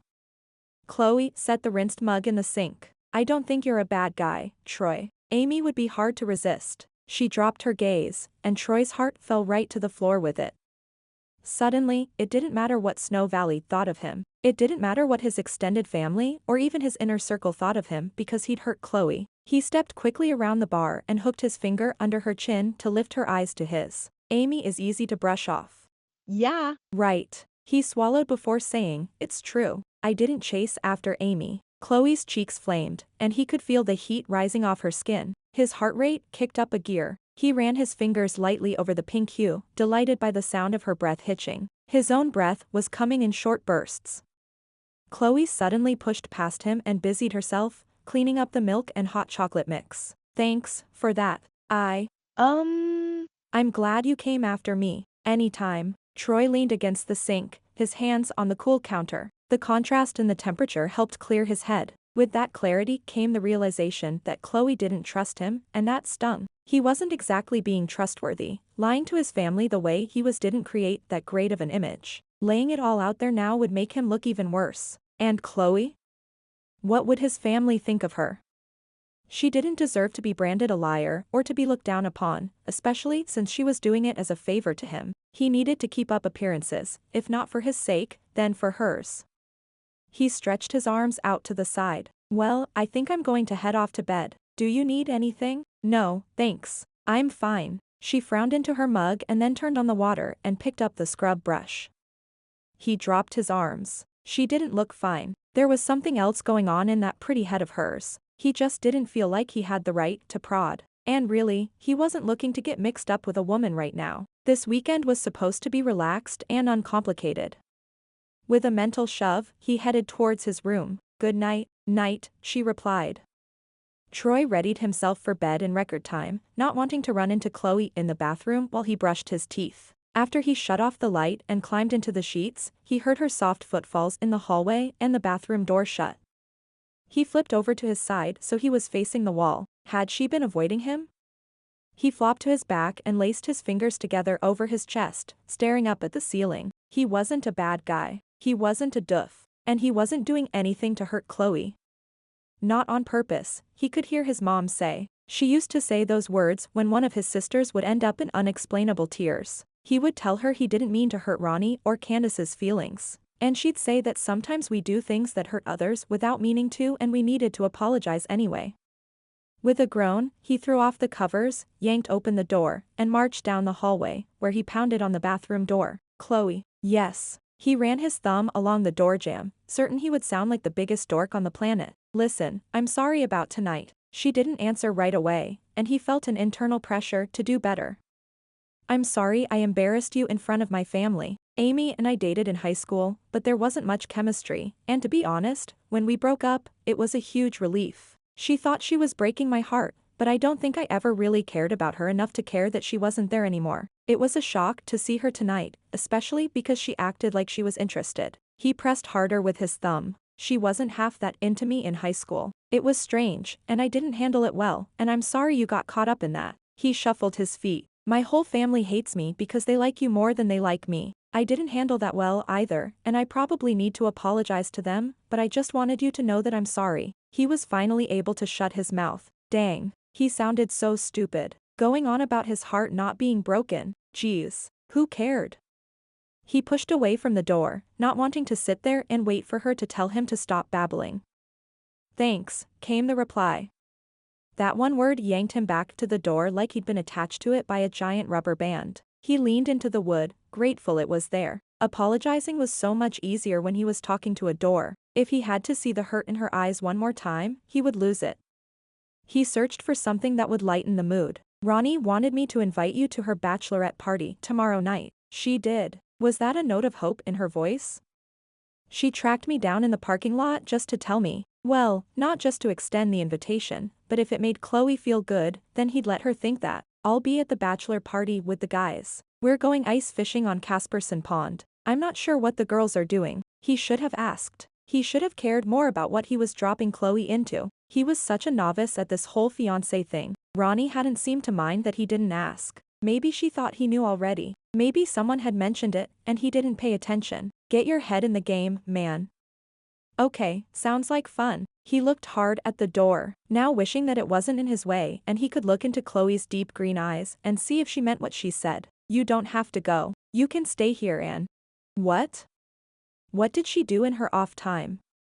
How did he work with her for months and not have a clue?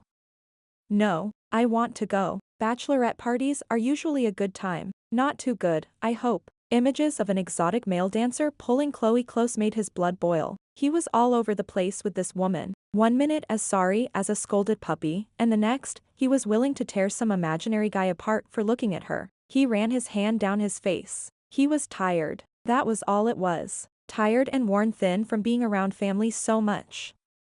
I'm sure it will be tasteful, she responded.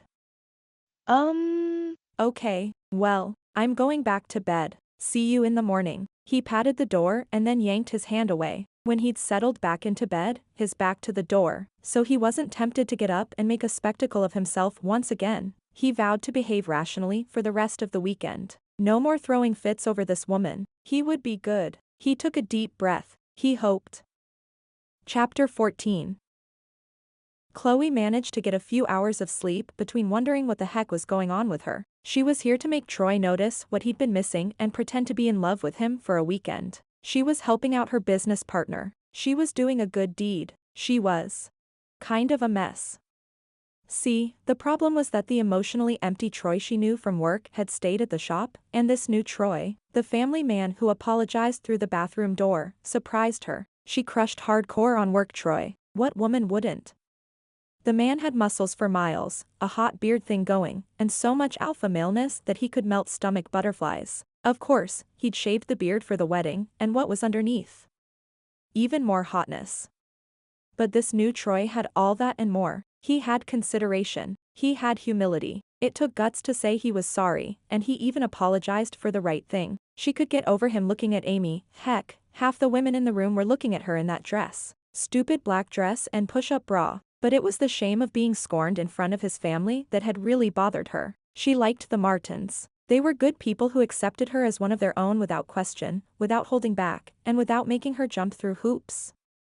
This afternoon was the welcome party, and then they had the bachelor and bachelorette parties that night. Unsure what she was supposed to do with herself, she headed out to the kitchen, where the scent of cinnamon beckoned. Instead of finding the family sitting down to breakfast, the only person there was Brian. He was reading the local paper and not at all in a hurry. Help yourself to breakfast. He lifted his mug to her in greeting, took a drink, and swallowed. I've a message for you. Oh. She went about making herself another cup of cocoa. There were fresh cinnamon rolls on the counter. How Teresa had the time or the energy to make them with all that was going on was beyond her. Troy had to help Grady vaccinate cattle this morning. He should be back in time for the welcome party. Oh. Her shoulders dropped. She set a mug of cold water in the microwave and set it to heat. Sounds like fun. Brian grimaced. It's dirty work. She laughed lightly. Says the mechanic. He blinked in surprise and then smiled. Teresa and Candace are at the church, getting ready for the welcome party. I could drop you off there on my way to the shop. Chloe maintained a neutral face. She hadn't minded helping decorate for the reception, but it wasn't fun and her fingers were still raw from twisting all that wire. You're working today. Brian set his mug down and forked off a huge piece of a cinnamon roll, which he shoved into his mouth. He chewed purposefully. Eli Lawson, the welder in town, has a broken ball joint. He's a handy guy, but he doesn't have the tools to get this done, and he has a job he needs to get to. Chloe nodded. I've never replaced a ball joint before. Mind if I come along? Dad narrowed his eyes. Are you sure? It could get dirty. She laughed as she looked down at her leggings and sweater dress. The outfit had seemed like a good idea when she thought she'd be spending the day with Troy doing wedding errands. I have jeans in my room. I'll go change. She hurried off, leaving her mug and roll on the table. She'd clean them up when she got back, but she was too excited about the idea of learning a new skill to take the time to do it now. She changed quickly and was back in the kitchen in no time.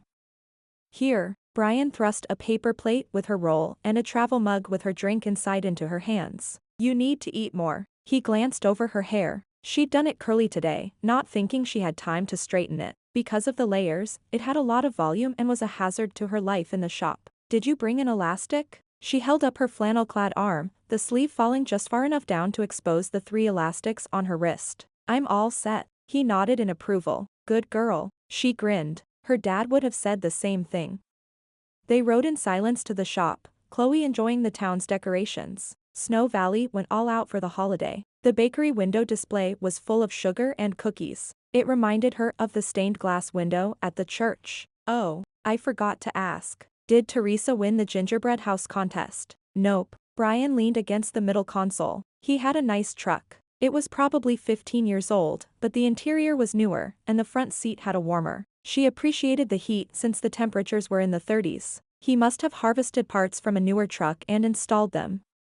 That's too bad. I don't think she tried all that hard this year. She's more worried about the wedding. That's understandable. She worries too much about these things. Chloe didn't respond, but she noted that Brian and Troy were both worried about what Teresa thought and felt. Is she bossy? Chloe tried to probe.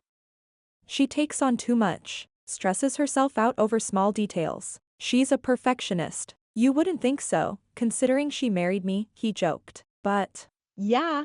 she gets headaches, and I'm sure she'll have a bad bout of the flu once the wedding is over. Wish she'd figure out how to stay even. Brian wasn't worried because he was trying to manage Teresa's moods. He was worried because he loved her and didn't want to see her suffer. Trying to save someone from themselves was hard work, but a lot of spouses probably took on that job. It's sweet of you to care for her that way. Troy did the same thing. That's why they were doing the whole fake engagement. And if his mom had a tendency to make herself sick, then she could understand why he worked so hard to keep her emotions steady.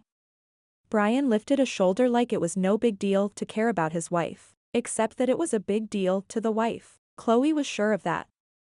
They made it to the shop and cut the engine. I can see where Troy gets his organizational skills. Chloe smiled at the broken cars lined up, their bumpers on the white painted line of the freshly plowed parking lot. The snow was all pushed into a large pile at the back of the lot. The parking lot was clean of litter and small pieces like nuts or bolts. She'd been to a few garages where they didn't care about the look of the place. This was nice to see. The sign above the door said, Martin and Son. Chloe wondered if Brian was upset that Troy had gone off on his own, or if Ronnie was upset that it said son instead of daughter. Maybe, like an old aunt that always said the wrong thing, the family just accepted the sign as it was and didn't try to change it.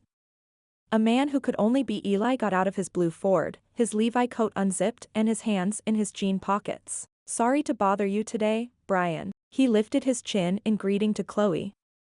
I didn't have anything this morning. It was a good time. Brian's words made Eli's tight shoulders relax. This is Troy's fiancé, Chloe. Brian introduced her. That's Eli. She stepped forward and extended her hand. They shook and exchanged pleasantries while Brian opened the shop door, the metal making a racket in the calm morning.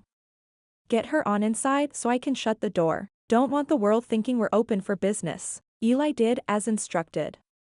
Chloe followed Brian into the shop, feeling like the little girl who had followed her dad around. Dad never seemed to mind having her as a shadow, and she was always thankful for his strong presence. They got the door down, and the heater kicked on. Brian motioned towards a rack of coveralls. Go put those on. She didn't mind his bossy tone. This was his castle. At home, he was quieter and didn't talk much. But here he was the man in charge. She smiled to herself. What? He asked gruffly. Troy is a lot like you. Yeah. He leaned back. In a good way. She nodded. In the best of ways. Brian's ears went red at the compliment, and he worked his mouth, but no words came out.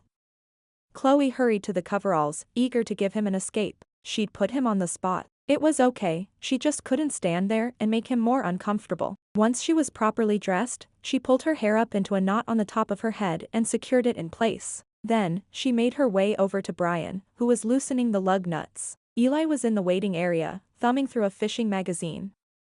She looked around for the jack. If this were their shop, it would be. She grinned. Against the wall by the toolbox. She carried it over to the truck and placed it under the axle. Once the lug nuts were loose, she lifted the truck. Brian grinned at her. You know your stuff. She brushed her palms together. Didn't Troy tell you I worked with him? Dad grabbed a can of penetrating fluid and began spraying all the nuts and bolts they would need to remove. He doesn't tell us jack crap. Chloe chewed her lip. She was walking a fine line here. Troy wouldn't have told them much about his fiancé because she only became his pretend fiancé a day ago, but she was a little annoyed that he hadn't said a word about his new partner. She dug her hand into her hip. He didn't say anything about me. Brian grunted as he loosened a bolt. He said you had signed on as a partner. He was glad to get the money for the new truck. She narrowed her eyes. She was more to the company than an influx of cash. She'd overhauled their old accounting system and found them thousands in write-offs that their second-rate tax consultant had missed. Yep, that's all I am, is a bundle of cash. Brian angled himself under the truck. I doubt he's marrying you for your money. No, he wasn't. Because he already had all of it. She'd held on to that money for years, looking for the right opportunity to invest. She'd felt good about GT Trucking. They had a solid business going, one that would grow over time. And they needed not only her cash, but her experience and expertise.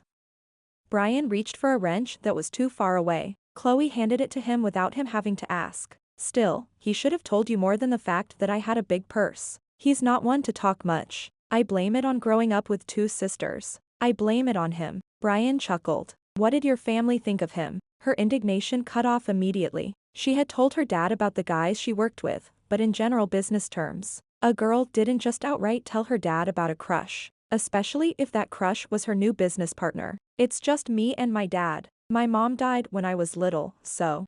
She trailed off, leaving the rest of the answer to his imagination.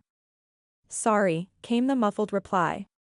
Chloe kicked the breaker bar with her toe. Troy talks about you guys. Not a lot, but he opens up when he's working on a truck. He'll tell stories about how he learned to test a battery, or the time he worked all weekend with you to change out an engine for someone who was in town for a funeral. He really looks up to you. She hadn't noticed while she was talking that all the clanks and clunks from under the truck had stopped. In the silence, she ducked down to make sure Brian was okay. He laid his forearm across his eyes and swiped down. Darn dust. His voice cracked with emotion. Chloe's heart melted. She knew better than to call attention to his tears. She handed him a rag. Here, this'll clean it up. Thanks. He cleared his throat and his voice was stronger. He should have brought you around before now. You make sure he comes home often, you hear? Chloe squatted down and took the cloth from Brian. I will. She stood so he wouldn't see the moisture gathering on her lashes. Was it possible to fall in love with a guy's family? Because her heart was getting bigger and bigger. Troy was so much like his father that she could almost picture him as a little kid, needing a haircut, shadowing his hero around the shop. He'd have a kid just like that one day. A boy or a girl, he wouldn't care either way, as long as he could get them under the hood of a car to talk. It should have been Troy here with his dad. Maybe if he'd come, they could have had a heart-to-heart. Still, Chloe was glad it was her. She picked up a flathead screwdriver and loosened the ABS wire to loosen the tension. Brian sat up. I thought you said you hadn't done this before. I haven't. I just thought that needed to be loose. He patted her back. You're a good woman, Chloe. Chloe glowed with praise. Guys like Brian didn't hand it out like Christmas candy. She hugged herself happily. Being here was comfortable, like she'd come to another place she could call home. With a tinge of worry, she wondered what she'd do when she couldn't come back. After all, as fake fiancés weren't exactly on the invitation list for Christmas dinner. Chapter 15. Troy pinched the cow's hide and inserted the fat needle. The needles weren't anything he'd like to see at a doctor's visit, but the cow's hide was so thick. The needle needed to be strong enough to penetrate. He pressed down with his thumb, emptying the syringe. The cow didn't so much as blink at him. He patted her side and nodded to Grady's dad, Glenn, to open the chute. The big brown heifer trotted out and bellowed, looking for her herd. One of the animals on the other side of the pasture answered, and she set off at a trot to join up with them. Glenn grabbed the plastic bin of spent syringes. Troy checked to make sure they didn't leave any garbage lying around that the cows could eat by accident, or even on purpose, as cows weren't all that smart about what they chewed on.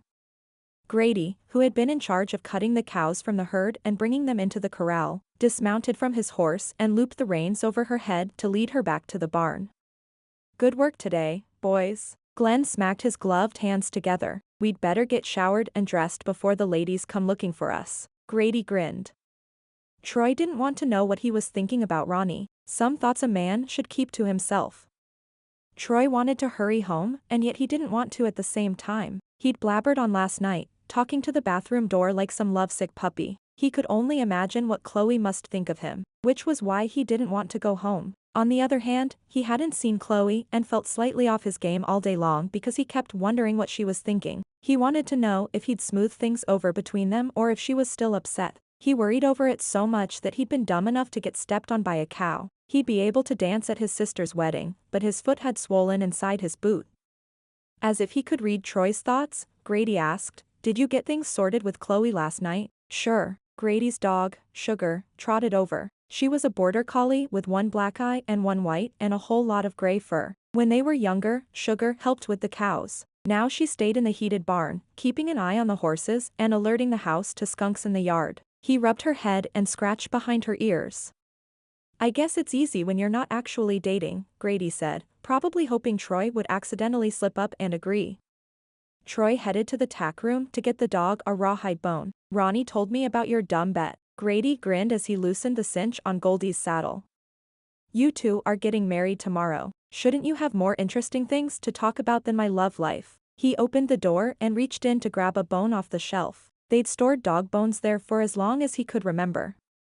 Grady slid the saddle off the horse's back and walked it over to the saddle stand. "We've got lots of things to talk about, but we're trying to be good until the wedding night." Troy put his hands over his ears. "La la la la la." Grady laughed. "Don't be like that. You're next." "Next?" Yeah. "Just wait until you and Chloe are this close, it's hard, man." Troy handed the bone to Sugar. "I don't see that being a problem. Because you're not really going to marry her." Troy leveled him with a look. "You're not winning this bet. So, you really like her?" Duh. Troy rolled his eyes. If anyone would see through his deception, it would be the guy who had known him since he could walk. He had to play it cool. Grady leaned his arm over Goldie's back and just stared at him. The tension built, and a small trickle of sweat ran down Troy's back. Finally, when Troy thought his brain would burst, Grady pushed off the horse and shook his head. "I don't know. Something doesn't sit right. You guys don't act like you're in love. Unless we've been sneaking around behind your back for the last 8 months, Troy countered. "You should cancel your stupid bet. You're not going to win. Number one, you're not that good at sneaking around. I've sneaked with you before, and I know all your tricks. Dude, I have never in my life sneaked with you like I sneak with a woman." "True, but you're not that imaginative, so I'm feeling pretty confident that I have your number on this one." He took off the saddle pad and set it over the top of the saddle on the stand. Then, he grabbed a towel and began rubbing the sweat off his horse. The barn was heated, but putting her up wet could give her a chill. "Number two, don't act like a man who found his soulmate. You're too level-headed." "Maybe that's how I roll." "You mean how you fail at a relationship." "Hey, I don't fail at anything." Grady finished wiping down the horse and led her to her stall. "You failed with Amy. There was no magic. I was a teenage boy. We don't have magic." "What about Carol?" Troy blinked at the mention of the woman he'd dated a few years ago. He'd forgotten about her. Totally and completely forgotten she existed. If they'd run into one another on the street, he'd not even feel social pressure to say hello. "Carol wasn't the one for me, obviously. So I wouldn't call that a failure." "She said you loved the company more than her." "Fail. Well, if a woman doesn't capture my attention more than a cracked serpentine belt, what can I say?" "And Chloe is fine coming in second to the company." Troy wondered, for just a moment, if she would be. "I haven't thought once about the company since we got here." "No way." "It's true." Troy shut the tack room door to keep Sugar from finding the bones on her own. He was as surprised as Grady about the revelation. "I can hardly believe it." "Huh," Grady grunted. "So, you ready to cancel that bet?" Grady looked him over. "You know what? I think I'll keep it." "You're a jerk. I can't believe you're my best friend." Troy shoved him hard. Grady shoved him right back, but Troy grabbed on and used his momentum to pull them both into the barn wall. The impact shook the shovels, rakes, and pitchforks hanging from nails. They tussled for a moment, like they had when they were teenagers. It felt good to get some of his frustrations out. Frustrations at Grady for being pig-headed, and at Chloe for, well, for being a girl. She was much too pretty and feminine and tempting.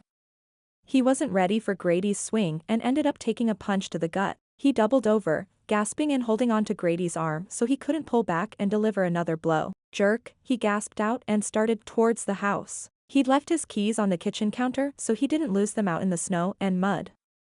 Grady followed. Wuss. Troy laughed. Rubbing his stomach, he stood tall. That was a cheap shot. Nah, you weren't in the game. Troy tripped him, and Grady stumbled but kept his balance. Turning backwards, Troy shadowboxed. Who's not in the game now? They chased each other around the yard and then through the sliding back door. Once inside, all shenanigans stopped. They knew better than to roughhouse in Jan's kitchen. She'd smacked their backsides with wooden spoons all through high school, chasing them outside to play even as teenagers. It didn't hurt so much as made them pay attention. Looking back, Troy thought maybe Jan Owens pulled her punches. I'm headed out. I'll see you at the party. Grady was already halfway down the hall. See ya. Troy climbed in his truck. He'd have to amp up the affection with Chloe if they were going to make people believe that they were really engaged. He adjusted in his seat. The idea of being closer to her, having her hair tickle his cheek, was not an unpleasant one. With a new sense of urgency to see her, he pressed on the gas. Chapter 16. The welcome party was for all the wedding guests. She and Troy had talked a little as they got ready to go, like Troy was testing the waters. He needn't worry. Any anger she'd had over the whole Amy incident was long gone. Being apart from him had allowed her to get some of her thoughts straight. He got her door for her and she climbed into the truck, feeling like she was back on solid ground with him and with her place in the wedding scheme of things. Candace said the welcome party was casual attire, which was nice because Chloe had only brought 2 nice dresses. The one she'd worn to the rehearsal dinner the night before, and the one she had for the actual wedding ceremony. She'd changed back into the leggings and sweater dress she'd had on earlier, after having showered off the grease and garage smell from helping Brian. He'd been happy to explain everything he was doing and why. She was sure she could change a ball bearing on her own now, which was one of those skills she hoped she'd never have to put into practice but was glad she had. The more time she spent with Troy's family, the more she liked them. She and Troy's dad had an interesting conversation about an old car he was restoring. He'd promised to show it to her before she went home on Sunday, and she was looking forward to it. But what really got her was that she believed her dad would fit in here too. When she was little and riding sidecar for the long haul, she promised herself that no matter what family she acquired through marriage, they'd have to take her dad too. The Martins would do that in a heartbeat. They were the perfect in-laws. And she was a phony. Maybe there was some way to stay friends with the Martins even after she and Troy broke up. He hardly came home anyway, so it wouldn't matter if she was here, right?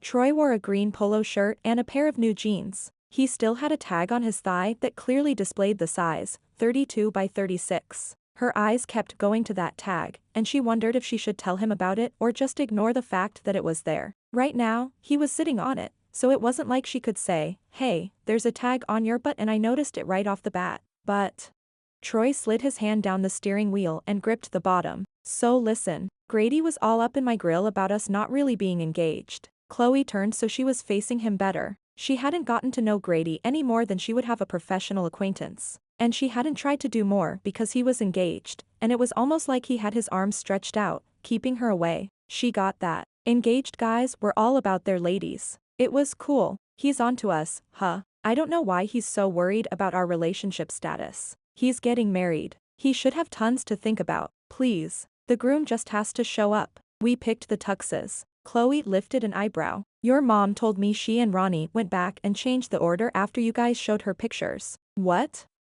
He leaned forward and stared at her, his mouth hanging open. She glanced from him to the road and then did it again. They were drifting into a snowbank. Ah. She pointed.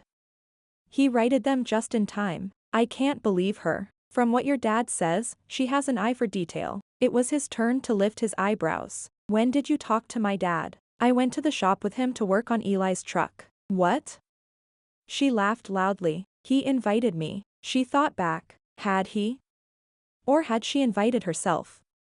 Either way, she was pretty sure he'd enjoyed her company. He's a great teacher. I can see why you're such a good mechanic. Troy shook his head. You're full of surprises. She laughed. And don't you forget it. She glanced out the window, realizing that she was flirting with Troy. She was flirting with Troy and no one was around to see it. She just liked flirting with him. She touched her finger to the cold window. It was this place. Snow Valley was magical and full of romance. Everywhere she looked was a view you could fall in love with and fall in love to. The drive from the Martins to the church was full of big fields full of snow. Huge, motorized sprinklers, emptied and shut off for the winter, coated in icicles. And the way the sun bounced off the snow was mesmerizing. When she looked back, Troy was rubbing his hand across the back of his neck, a sure sign that he had something on his mind he wasn't keen on sharing. She sighed. You might as well tell me what you're thinking. He grinned ruefully. How'd you know I was thinking something? I just did. Come on, I'm a big girl. I can take it. Let me explain. He flipped on his blinker to turn into the church parking lot, where the welcome party was being held. There weren't that many gathering places in a town this small, so the church had to do double duty. No, there is too much. Let me sum up. Chloe covered her mouth and giggled. Shoot. Okay, Grady thinks we're faking this. He's right, but I don't want him to think he's right. So, I think we need to step up our game and make him sweat. She rolled that around mentally as he parked the truck. You want us to act more engaged? Yes. He flashed a grin. She narrowed her eyes. Are you inviting me to the supply closet? His mouth dropped open and she was glad they were safe and sound in a parking spot. If the shock and embarrassment on his face was any indication, he would have stranded them in the snowbank for sure. No. No. He yanked the keys out. I was thinking, like, holding hands, putting my arm around you, that sort of thing. Something inside Chloe wilted. He wasn't rejecting her outright, but his words and reaction stung as if he had. Oh, sure, we can do that. He lifted a palm. Are you sure? I don't want you to do anything you're not comfortable with. Oh, now you say that. Where was I? Don't want to make you uncomfortable when you were kissing me under the mistletoe last night. She'd lowered her voice to imitate him. That just sort of happened. She decided to let him off the hook. After all, it took two of them to create all that steam, and it wasn't like she hadn't enjoyed the kiss. She had. A lot. Like, a lot. So much so that she'd relived it several times. Well, if I can live through that, I'm pretty sure I can live through holding your hand. Thanks, he snapped at the same time he opened the truck door and dropped to the ground. Chloe took in the surroundings. Several vans lined up, letting family members out. The drivers were also taking people into Billings tonight for dinner at an Italian restaurant. Chloe and Troy wouldn't be joining them because of the bachelor and bachelorette parties.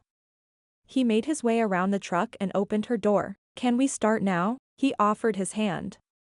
Sure. She took it and slid from the truck. Her boot hit the ice and slipped out from under her. She grabbed onto Troy's shoulders, his wonderfully broad shoulders, to keep from sliding under the truck. Troy's arm went around her back, and their breath mingled in a cloud in the air. Their eyes met, and time seemed to slow down. Chloe no longer felt the weight of her body as his hand brushed her hair over her shoulder.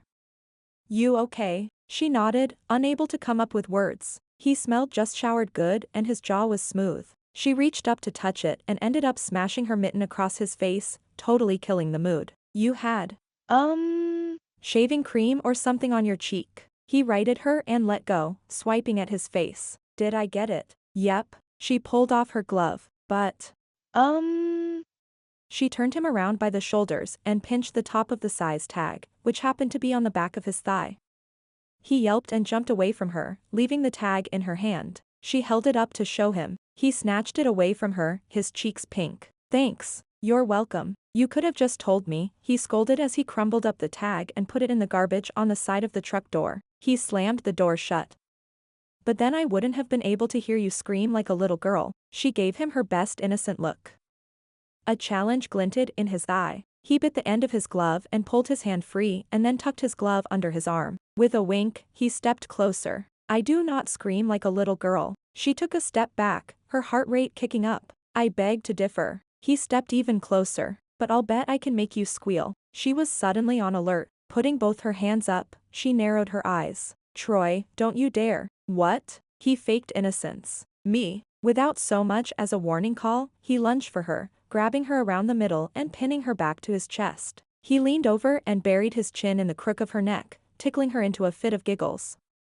Stop, she gasped and laughed. I'm ticklish. He would have let her go if she'd sounded at all serious. It wasn't like she felt threatened by his hold on her. In fact, she quite enjoyed having his strong arms hold her tight, and his breath on her neck did funny things to her knees. They could hardly hold her up. He nuzzled deeper. I know. She laughed and writhed. I can't pant. Breathe. He relaxed his hold enough that she twisted out of his grasp. Gasping for breath, she said, "You don't play fair." He stalked forward, grinning. "You better remember that the next time you call me a little girl." She looked over her shoulder. The church steps weren't that far away, but the ground was slick. "I didn't call you a little girl." She scooted backward. The trouble would be her shoes. She had on a pair of cute boots with zero traction. She glanced down. Troy's weren't much better. If she got a head start, she might make it inside before he had a chance to torture her again. "I said you screamed like a little girl." She took off running as fast as her slippy boots would take her. Troy had a quick reaction time. All those photos of him in the hallway in a football uniform weren't lying. He was quick. His fingers brushed down the back of her jacket, making her jump forward and squeal loudly. He laughed and slipped on the ice, buying her a moment to open the door. She did and rushed in, breathing hard and holding her side because she was laughing. Troy came in right after her and pulled up short. His eyes darted around the room, and she looked to see what had caught his attention away from the game. There was a whole group of people staring at them like they were unruly children. Chloe's whole body flushed with embarrassment. Everyone was staring. Everyone. The guy with the bad comb-over. The lady with the gap teeth on display because she grinned at their antics or at the fact that they were caught. The kid with the sucker in his hand and large brown eyes, Troy's parents. Oh geez. Troy put his arm around her shoulder and pulled her close to his side. "Chloe, these are my aunts and uncles, a couple of cousins, and some longtime family friends. Everyone, this is my Chloe." At his sweet words, she melted against him, enjoying the feeling of his muscles against her side even through her coat. People nodded toward the two of them in greeting and then resumed their conversations. The lady with the 4-inch-long bangs waved her arm. "Troy, you bring her right over here and let us get to know her." "Sure thing, Aunt D." He slipped Chloe's coat off her shoulders, gave her side a squeeze, and whispered, "Good luck," before allowing a woman in a 1950s throwback green dress to grab her elbow and pull her in for a hug that smelled of roses and coffee. "Aren't you beautiful?" "Thanks." Chloe squeezed the word out with the limited lung space provided in the woman's tight embrace. She was passed to another aunt, who had the same dark eyebrows and a slight lift to the tip of her nose. "We didn't think Troy was ever going to settle down. How'd you trap him?" Trap him? Not likely." "Oh, like you have to ask. Just look at all that beautiful hair," said an older gentleman who was as bald as a Buick. "It's like a siren." His faded gray eyes shone with delight. He wasn't creepy, just sweet. "I just had it cut," Chloe replied. She patted at it, knowing that the game of tag had probably fluffed it to heaven. Before Buick had a chance to respond, someone grabbed her hand and pulled her deeper into the family throng. There were bits and pieces of Troy in most of the people she met. Uncle Brad had the same blue eyes, while Uncle Rick's beard sported the same curl that came out in Troy's when it got too long. "Tell us how you two met. What's your song?" "You have to have a song." "How did he propose?" asked one of Troy's cousins. Cindy or Kathy? She couldn't remember the names being thrown at her.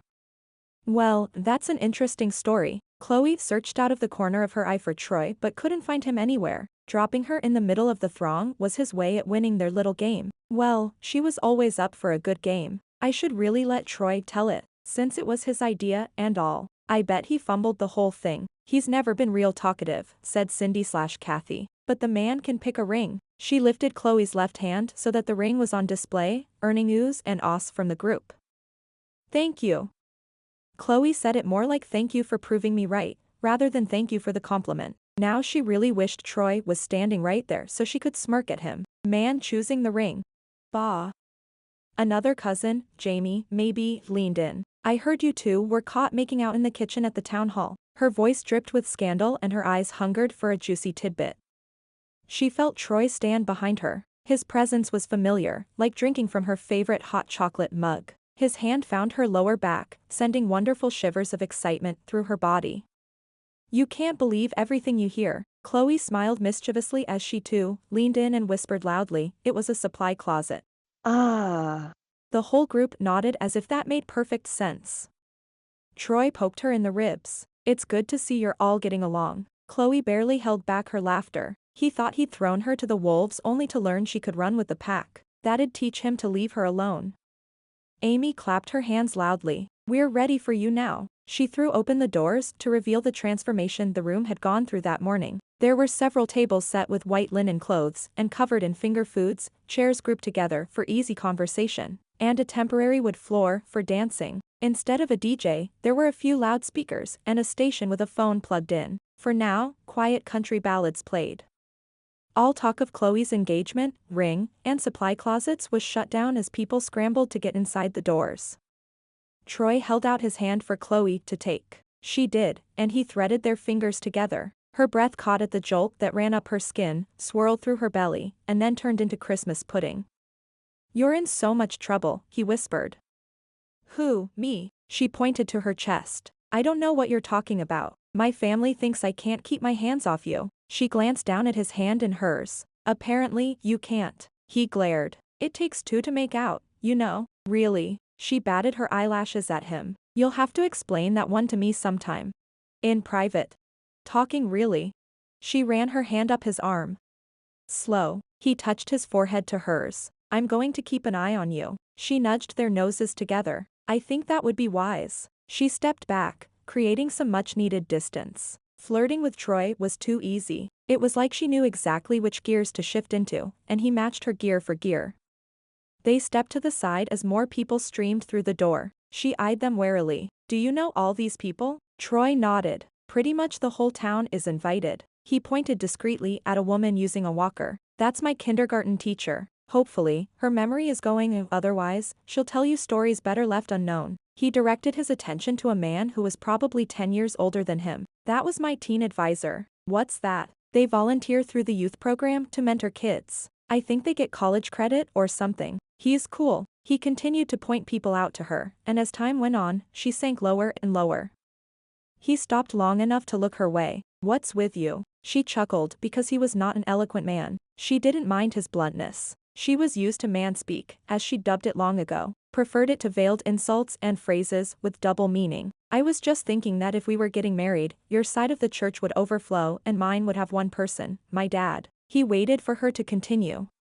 "You're lucky, you know that, right? That woman," he nodded towards a lady with bright red hair and a mole on her chin, "thinks I'm the spawn of Satan because when I was 7, mind you, I put a cat in her mudroom just before dusk. It howled all night long. She called Pastor John to come banish the evil demon from her home." A smile tugged at Chloe's lips. "That's not true." "It's true. To this day she keeps 10 feet between us." Chloe observed the woman walking in an arch around their place in the corner. "Why did you put the cat in her mudroom?" He lifted his free hand. "Thank you for asking. No one ever asks. They just assume I was up to no good." Chloe turned so her back was to the devil woman, and she was facing Troy. Her change also blocked Troy from the woman's view. "Were you?"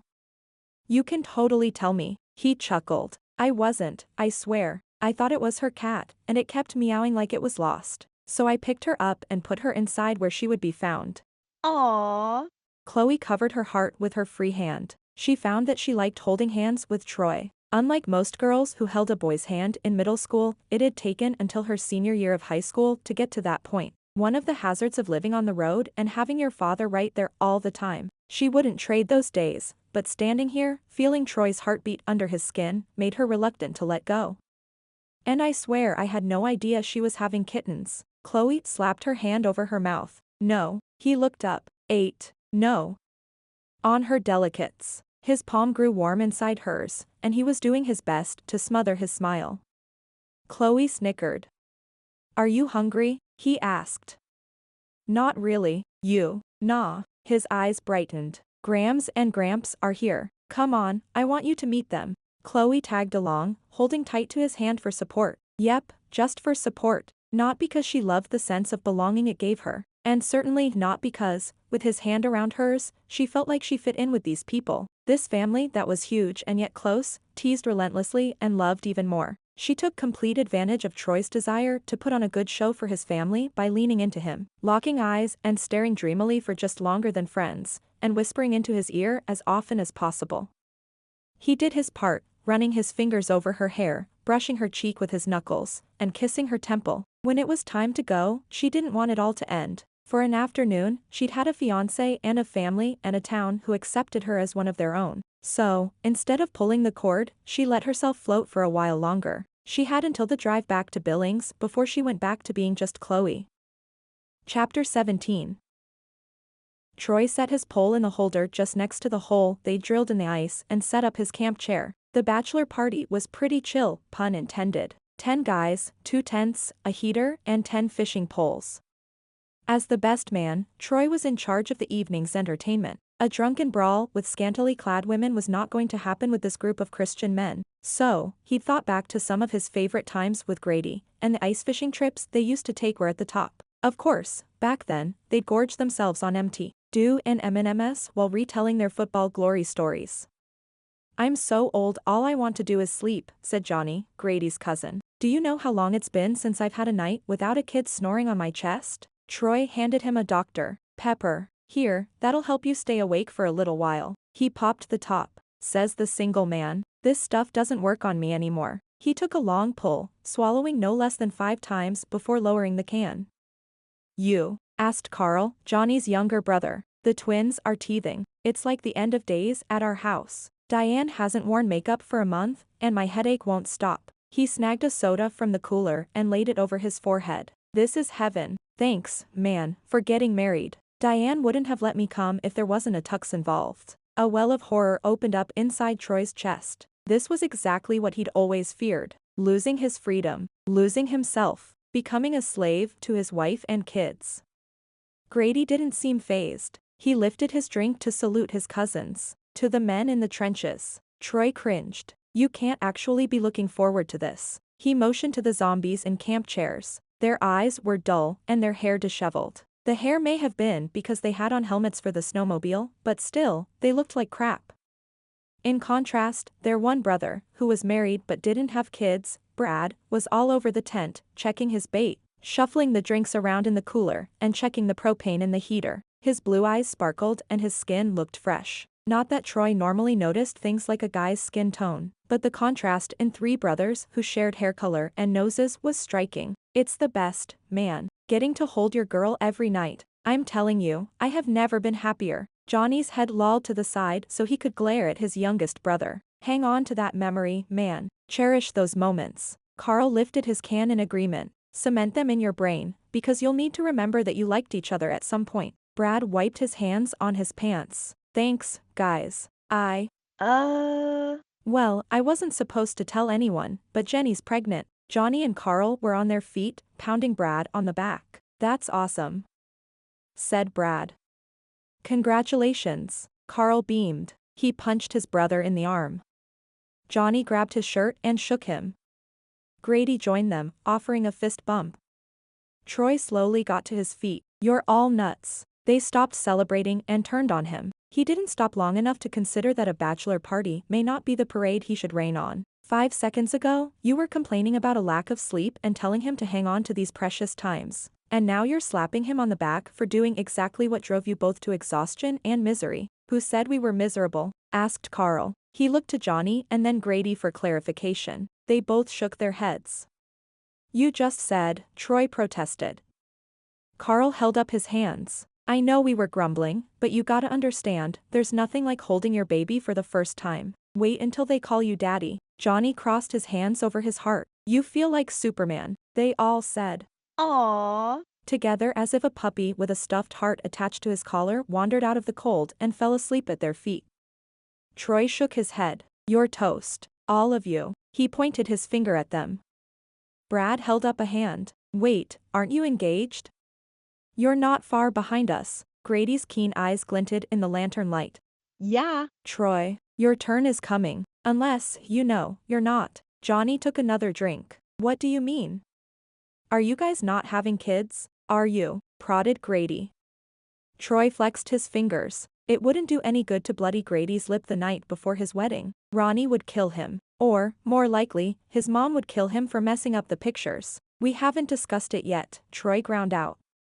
"You should have talked about this before you put a ring on it, dude." Carl finished his soda, crunched the can, and reached for another. "You don't want to be married to a woman who wants 50 kids if you only want 2, or doesn't want any if you want 2, added Brad. "Me and Jenny want 3, and we knew that long before I bought the diamond." Grady snorted.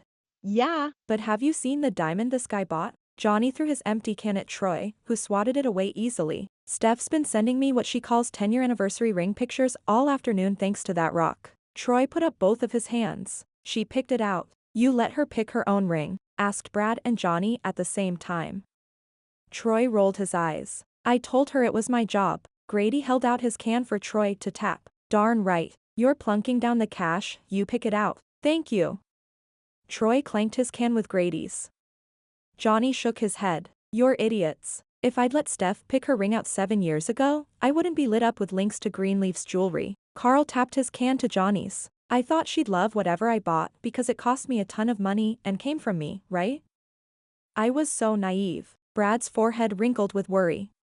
But I'm sure you'll be fine, Carl assured Grady, who looked like he was going to puke. You picked out the wedding bands together. She'll wear that more than the engagement ring, especially to the shop, comforted Troy. He wasn't sure how to do this best man thing, but he knew the groom throwing up with worry meant he wasn't doing a good job. It's not safe for her to have a big rock. Grady sat down, his head hanging low. You got one for Chloe. He licked his lips. Like I said, she picked it out. I would have gotten her something smaller. He motioned for Carl or Johnny to step in. Dude, you don't have to worry. Ronnie is head over heels for you. Johnny took his seat, acting like this was no big deal. I just want to be a good husband. I didn't think I could mess up the ring. He ran his hand down his face. Why wouldn't she say something? You probably didn't mess it up. We're the only ones dumb enough to do that. Carl patted his shoulder and took his seat too. Hey, I got a bite. Brad jumped for his line and began to reel in the fish. The distraction worked, easing the worry off Grady's face.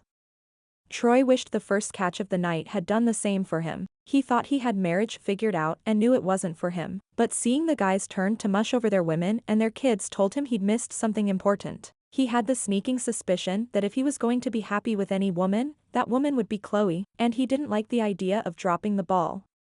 They'd worked late hours together, doing dirty jobs and going home exhausted. Not once had the shine gone off her smile, nor his, for that matter. Somehow, a late-night repair job had become one of his favorite emergencies over the last several months. Chloe would order pizza delivery, always getting half meat lovers for him and half veggie for her. He didn't even care when her green peppers crossed the line. If his pepperoni got on her piece, she picked it off and set it in the box. He'd snatch it up and eat it, just to see her wrinkle her nose at him. What if dinner could be like that every night? What if he could tickle her into giggles and then kiss her into the bedroom? Brad's fish splashed its way out of the hole, and everyone cheered. They took a picture and released it back into the water. Troy watched its tail swagger side to side before it was gone, and he felt sad. At the end of the week, instead of keeping Chloe as his fiancé, he'd have to let her go. The idea didn't sit well, and he spent the rest of the night listening to the married men share stories about how great it was to be married, as if being a husband was their crowning glory.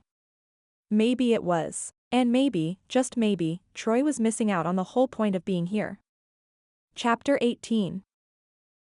Where are we going? Chloe clenched her teeth together to keep them from chattering. She wore a pair of sweats over a borrowed swimsuit and an unlaced pair of snow boots as they tromped through the snow. Solar landscaping lights lit what must be a path, but Chloe couldn't see it for the packed white stuff crunching under her feet.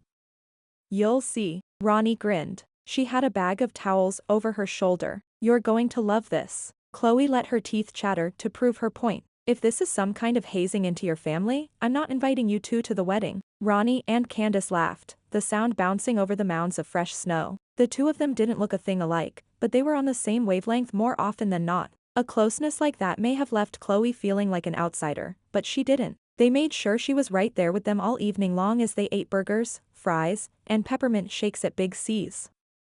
A quick storm had run through town while they were at the welcome party. The party had gone for 4 hours. It was only supposed to go for 2, but when the people of Snow Valley had the chance to get together, they took advantage of it. The other girls in the party scampered ahead, eager and full of giggles. Some of them were Ronnie's cousins and cousins-in-law, others had gone to high school with the bride. Even though she hadn't grown up with them, they were all nice and included her. The fact that Ronnie and Candace hung with her helped her feel a part of things. She was struck once again how blessed Troy was to have a tribe so large, and was thankful to be a part of it, even if her part was temporary. I hope the guys are okay. They'd taken off on snowmobiles an hour before with nothing more than a cooler of drinks and some fishing poles. She hadn't ever been ice fishing, but the idea made her nervous. What if one of them fell in? What if it was Troy? Her heart shuddered at the thought. None of the other ladies seemed all that concerned.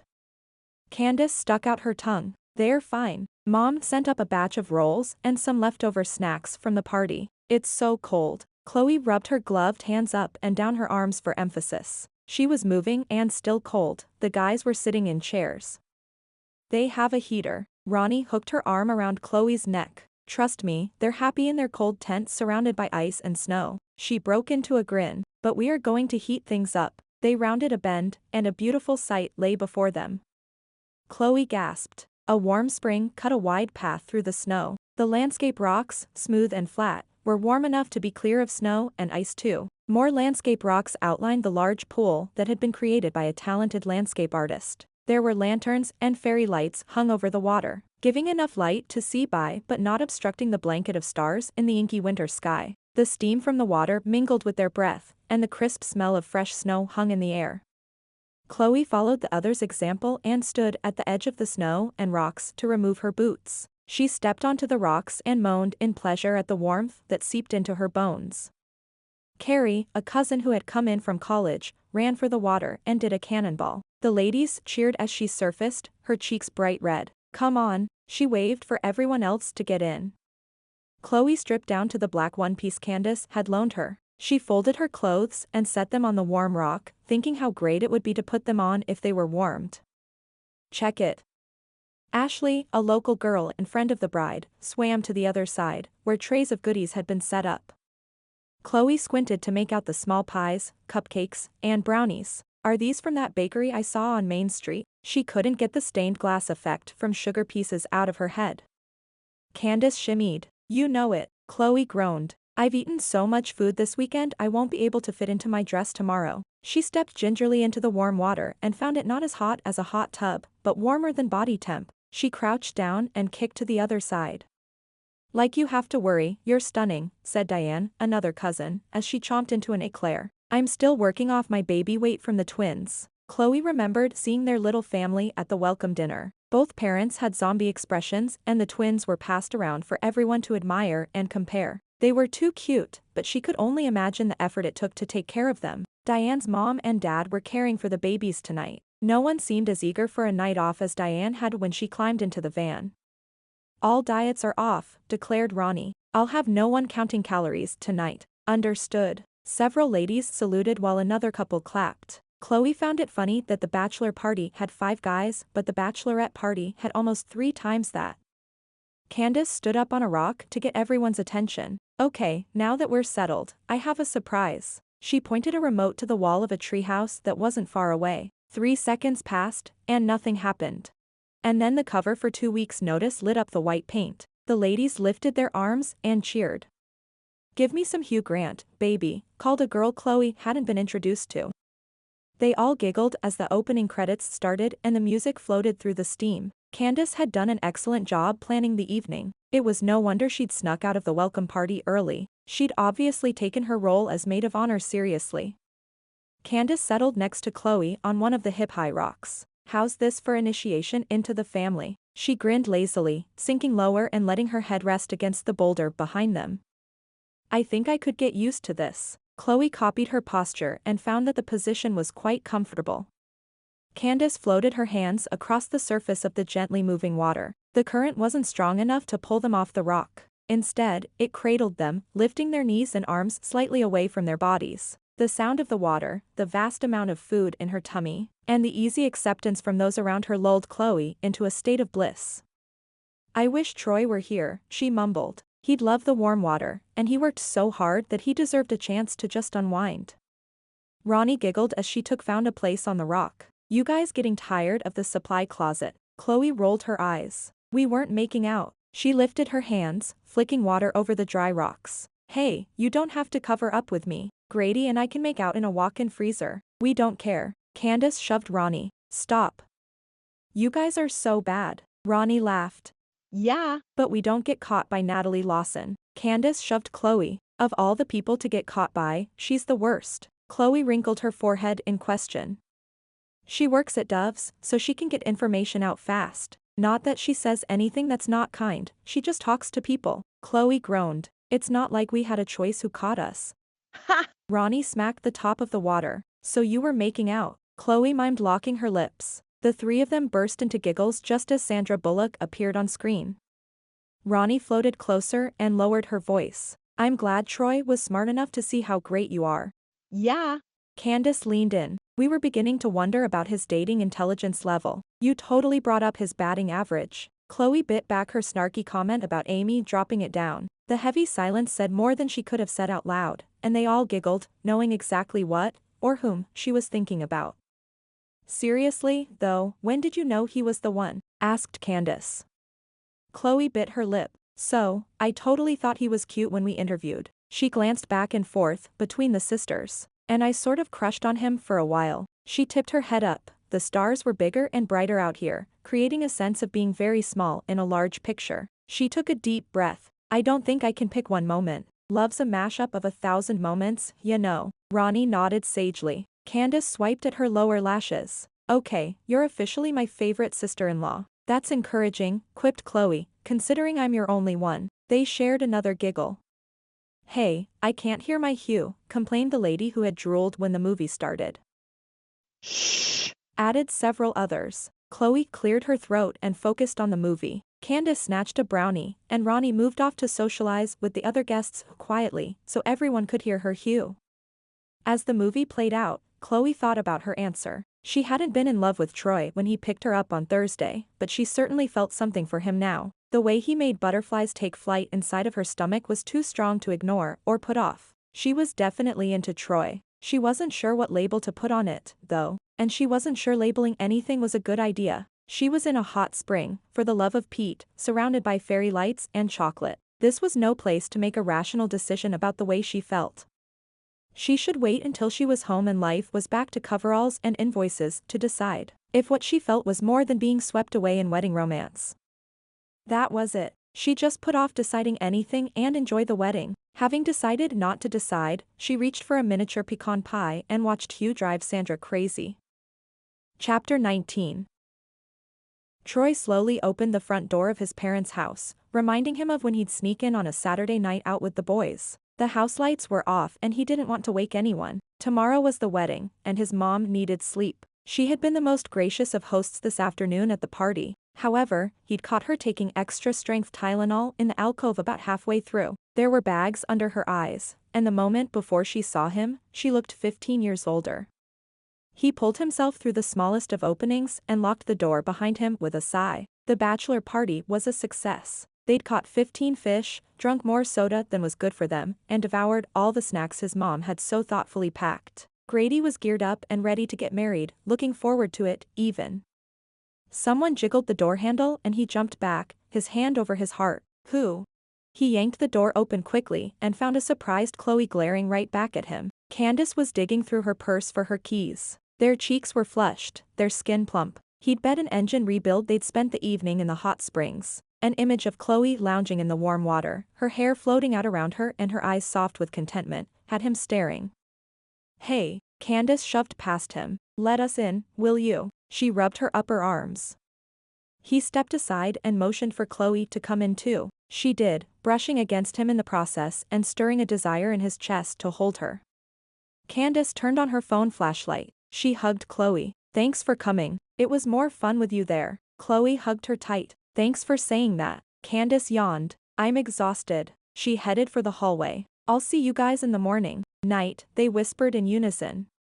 Troy stuffed his hands in his pockets to keep from reaching for Chloe. All the talk about having someone to hold at night had really done a number on him. Are you tired? She twisted her mouth. I was when we were getting out of the pool, but that was a cold ride home. He grinned. At least you had a car. I was on a snowmobile. She pouted out her lower lip. Oh, was the big, tough fisherman cold? He scowled. No, I'm a man. We don't get cold. She chucked as she pulled off her hat and scarf and hung them on the hooks. She had on a pair of his sweatpants and a hoodie. They hung off her, but he liked seeing her in them nonetheless. He'd never be able to put them on again without remembering the image of her tight curls falling over her shoulder and her eyes bright.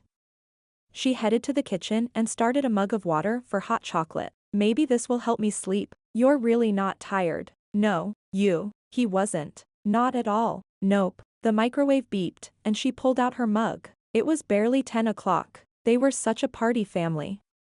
You know what we need. She spun around to face him, her wonderful curls lifting lightly off her back. What? A break from the wedding? We'll be busy all day tomorrow. We should get away tonight. Chloe checked the time on the clock on the stove. Is there anything open in Snow Valley at this time of night? Troy grinned. I can think of one place, but we're going to need to bundle up. Chloe glanced down at her clothes. On closer inspection, there were wet spots coming through. She must have a swimsuit under there. I'll have to change. Meet me back here in 5 minutes. Troy took off for his bedroom, not pausing to see if Chloe was moving. She would. She wasn't the type to stand around when there was something to do. He liked that about her. He liked a lot of things about her, and right now, he wasn't liking a lot about himself. An evening away from pretending to be engaged would help both of them relax. They only had one more day to get through.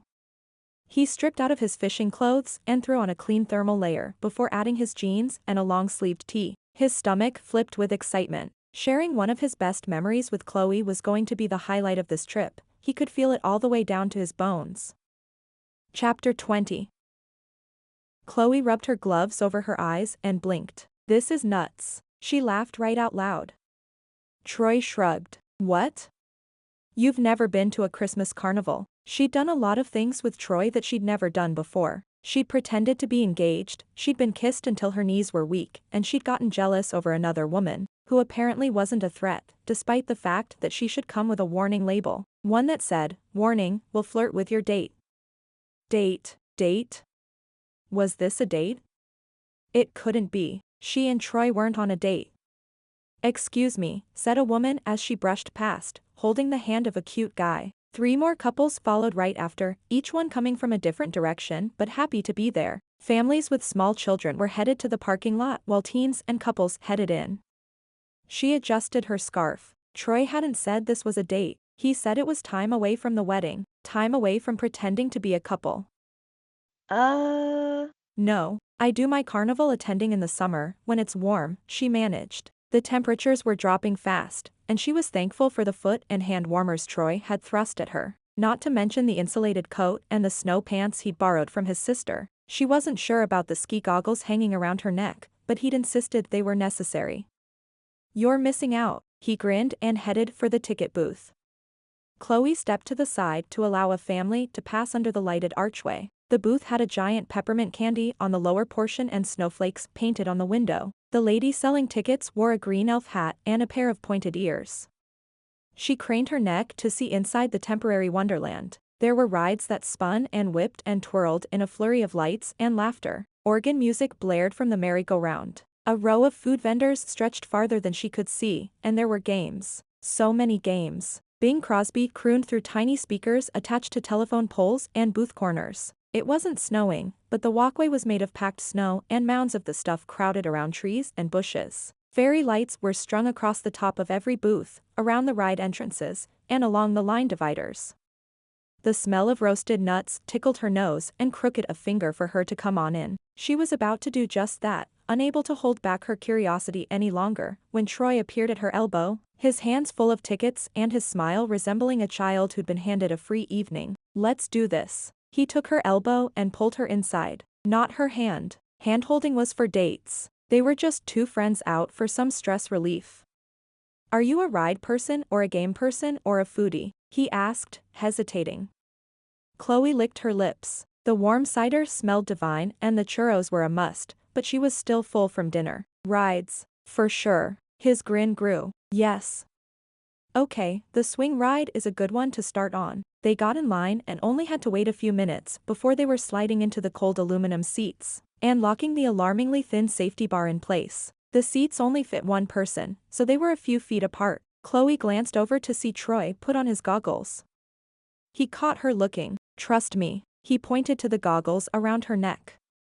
She lifted a shoulder and did as he recommended. Jingle Bell Rock blasted too loud to speak over, and the ride lifted their feet off the ground. They went in a giant circle, gaining speed and tipping to the side, flying. She reached out her arms and closed her eyes, letting the wind chill her cheeks and the sensation of being free pull her worries away. Something grabbed her hand, and she yelped, throwing her eyes open wide. Troy laughed, still clutching her glove. You scared me. She yelled over the wind and the music and the giddy feeling in her chest. Sorry. Troy yelled back, though he didn't appear at all sorry. She couldn't see his eyes behind the dark goggles, but his smile was enough to tell her that he really wasn't sorry. Her reflection in the colored glass was smiling just as wide. The music cut out. "No holding hands," said the ride operator over the loudspeaker. Chloe yelped again and yanked her hand back. This time Troy let her go. The ride slowed and they came to a swinging stop. Chloe lifted her lap bar and exited on shaking knees. She smacked Troy's chest. "You got me in trouble." That. He pointed over his shoulder at the ride that was already filling up with the next round of passengers. "That was nothing." He pulled his goggles off and she followed suit. Ugh. It was humiliating. Her face burned red. Troy's jaw dropped. "You're one of those girls." She folded her arms. "What girls?" "The ones who are all worried about rules." Yeah. "I worry about rules." He hooked his elbow around her neck. "We're going to have to loosen you up a little." Chloe shrugged out of his arm. His muscle-heavy arm. Even in his winter coat, she could tell he had broad shoulders and an amazing chest. Heck, she knew that with a cinderblock wall between them, because she'd spent enough time serendipitously studying his physique at work. She knew the week he'd lost 5 pounds because of the flu. She'd noticed when he'd gone back to working out and gained it back and then some. She'd noticed the way his muscles strained against his t-shirts, and when he'd ripped a shirt on a lug nut. She'd noticed how smooth the skin over his torso looked. She could just imagine the feel of it against her fingertips. "Chloe." Troy waved his hand in front of her face. She came to herself and immediately heated all the way through. "I do not break the rules. Like the rule about falling in love with your business partner." "You already did." What are you talking about?" "You agreed to be my fake fiancé, that's kind of breaking the rules." He nudged her with his elbow. "That's different." She headed for the magic carpet ride. There was a short line and a lot of people could get on at once. And though she would have to sit close to Troy, a situation that was fast becoming a hazard to her quickly beating heart, she wouldn't be alone with him as the rows fit at least 8 people each. He dogged her heels as they walked. "How is it different?" "I didn't do it to be a rebel." She entered the end of the line. "Why did you?" Troy's voice had gone soft, imploring. His hands hung at his sides and his eyes bored into her. "Why did you come, Chloe?" Chloe squeezed her eyes shut. It wasn't like she could say, "I came because I have a giant crush on you." And she couldn't say, "I wanted to show you what you were missing." Really, those were the surface reasons. When it came down to it, she'd come for something much deeper. "I wanted to see what it was like to have a big family." Troy's body softened and he reached for both her arms, pulling her puffy coat against his in a symphony of crinkling outerwear. "Oh, Chloe." She let him hold her close. "Don't pity me. I'm blessed to have my dad, and Bree and I are as close as sisters." "I know." He cupped the back of her head with his padded hand. She tipped her chin up, her heart expanding to fill his arms. "There's something you and Grady have that I don't. I wanted to see it, to be a part of it for a few days." She rested her hands on his chest. "Is that such a bad thing?" "So basically, you're using me for my family," he said low with just a hint of teasing that let Chloe know he didn't pity her. "Is that okay?" He twisted his lips. "I'd much rather you said you were using me for my body." She smacked his arm. "You're not funny." "Who said I was trying to be funny?" "Troy," she warned him with her tone. "Seriously, what's a guy gotta do to get some appreciation?" He pressed a kiss to her temple as easy as if he were handing over tickets for the ride. Her knees went all warm cider and she was forced to lean into him for support. "How come I didn't know you were a flirt?" She pushed her hair off her face, happy to keep up their light banter as they waited for the ride to come to a stop so they could board. He locked gazes with her. Brushing her wild hair over her shoulder, he leaned close. "I was too busy obeying the rules." "What rules?" she whispered. "Don't flirt with your business partner." "Is that a rule?" He nodded grimly. "And you're okay, breaking it now." "I'm enjoying it immensely." She smiled shyly. "I guess I am the type of girl who breaks the rules, then. Should we try for something a little more dangerous?" His eyes held a challenge. She didn't want to say no. She didn't want to stop whatever was happening between them. "Name it." Oh. "I like your spunk." He suddenly ducked under the rope, getting out of line and racing off with her in tow. She laughed, thankful that she'd thought to duck too and not gotten wrapped up in the velvet dividers. They dodged groups of teens and game lines until they arrived at the back corner of the carnival. where there was a quiet ride called Mistletoe Lane. Small, two-seater carts shaped like sleighs went through the opening, which was framed with two candy canes crossing to make the shape of a heart. 20 feet behind them, the sleighs came out carrying couples cuddled close. The inside of the ride was dark except for red Christmas lights forming an archway. She pulled back, hesitating. There wasn't anyone around that they needed to convince. No one who would know if they skipped the ride, or went for it with gusto. Troy. He pulled up, his brows coming together in confusion. Are you coming? She looked around them. I'm not sure. He glanced back at the ride and then at her. It's just. She ripped her glove off her left hand and pushed her hand towards him, showing the ring front and center. Is this why we're here, or? She couldn't bring herself to actually come out and ask him if he liked her. Liked her. Ugh. That was so 10th grade. Troy gathered both her hands in his. He slipped the ring off her finger and put it in his pocket. Then he held out his hand, inviting her to go on the ride with him, to get lost in his kisses on Mistletoe Lane. Just the two of them. No wedding guests. No parents to please. No pushy photographer. No fake engagement. No one but him and her. She slipped her hand in his. Her stomach erupted in butterflies that offered to carry her right to the front of the line. She ducked her face, knowing that her eagerness to kiss him again was written all over her freckles. Troy had gone shy too. His hand was warm. They were only two couples back, and she had to tamp down her giggle. The couple in front of them stepped into the loading platform, and she couldn't help it, she giggled. Troy lifted an eyebrow. She giggled harder, covering her mouth with her free hand. Something funny. She shook her head, her curls bouncing. She didn't dare open her mouth for fear that she'd giggle again. It was their turn, and Troy helped her climb in first. The attendant lowered the bar and gave them a knowing look. Keep her hands and arms inside the ride. After that, I don't care what you do with them. Troy snorted. Chloe burst a laugh and covered her mouth again. The ride moved forward at an extremely slow pace. They were under the canopy of lights, the brightness of the opening fading behind them. Feeling shy and silly, Chloe cleared her throat. What now? She asked before realizing how dumb that sounded. Troy chuckled. He put his arm around the back of the seat and fingered her hair. Delicious chills swept over her in slow waves. Baby, it's cold outside piped through speakers she couldn't see, and the clean scent of him filled her head with cotton candy. Do you really want me to explain it? His voice was unsure, and she saw an opportunity to make him blush for once.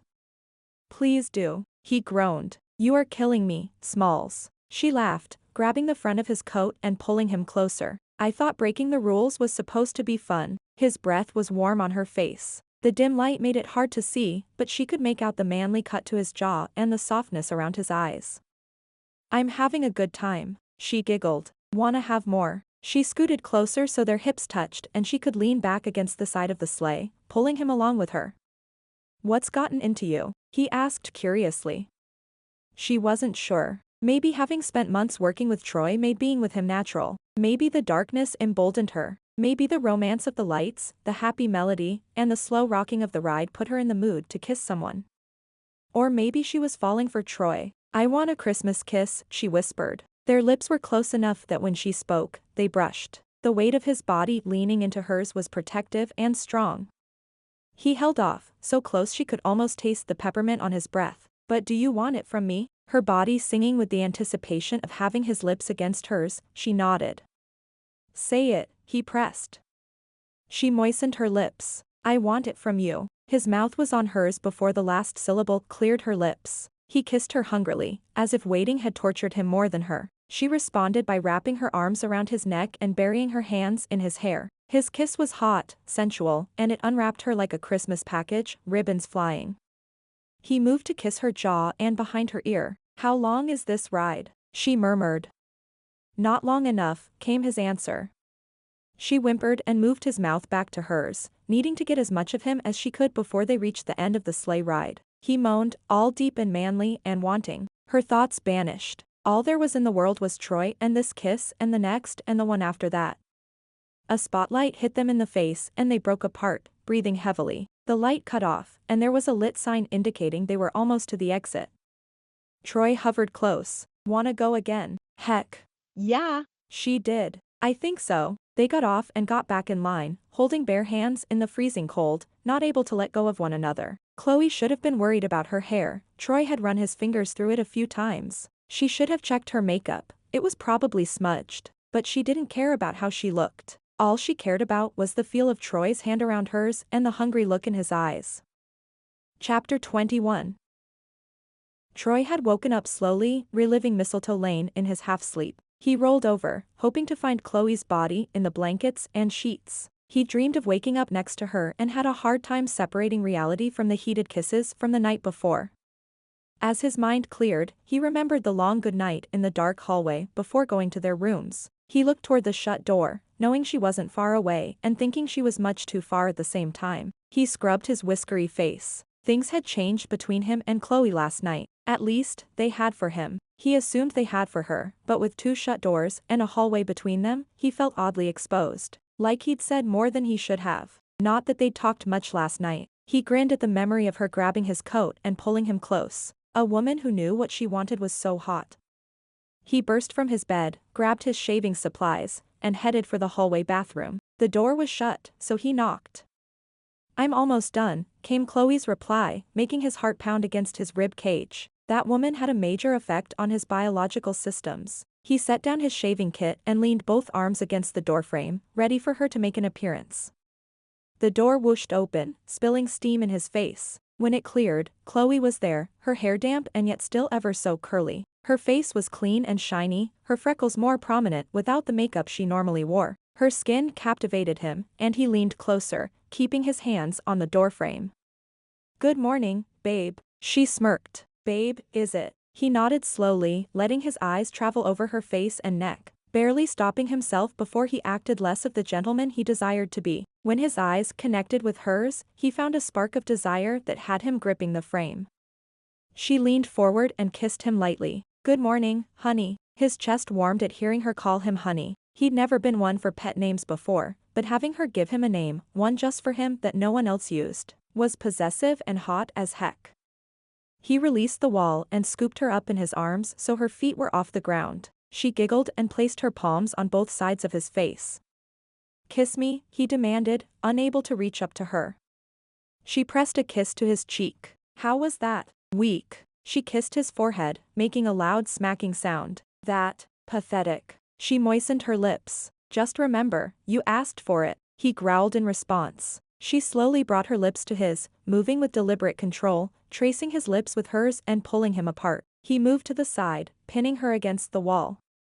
"Oh my gosh, some of us have to use the bathroom," Candace scolded.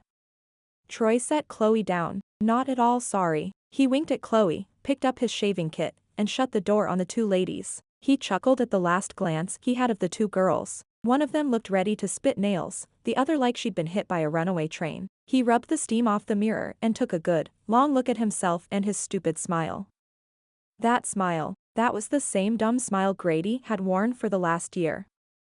His cheeks slowly melted and the smile disappeared. Was that where he was headed? Was he falling in love with Chloe? The idea was stupid and yet made perfect sense. Stupid because he wasn't supposed to fall in love, he wasn't ready to settle down. The company needed to be on cruise control before another partner could start a family. Once a wife and then kids came along, priorities shifted. He hadn't planned on Grady falling for his sister, neither had Grady, for that matter, but it happened. They'd brought in Chloe to provide cash flow and another hand on the wheel. If he fell in love with her and actually married her, that would take out the final 2 partners.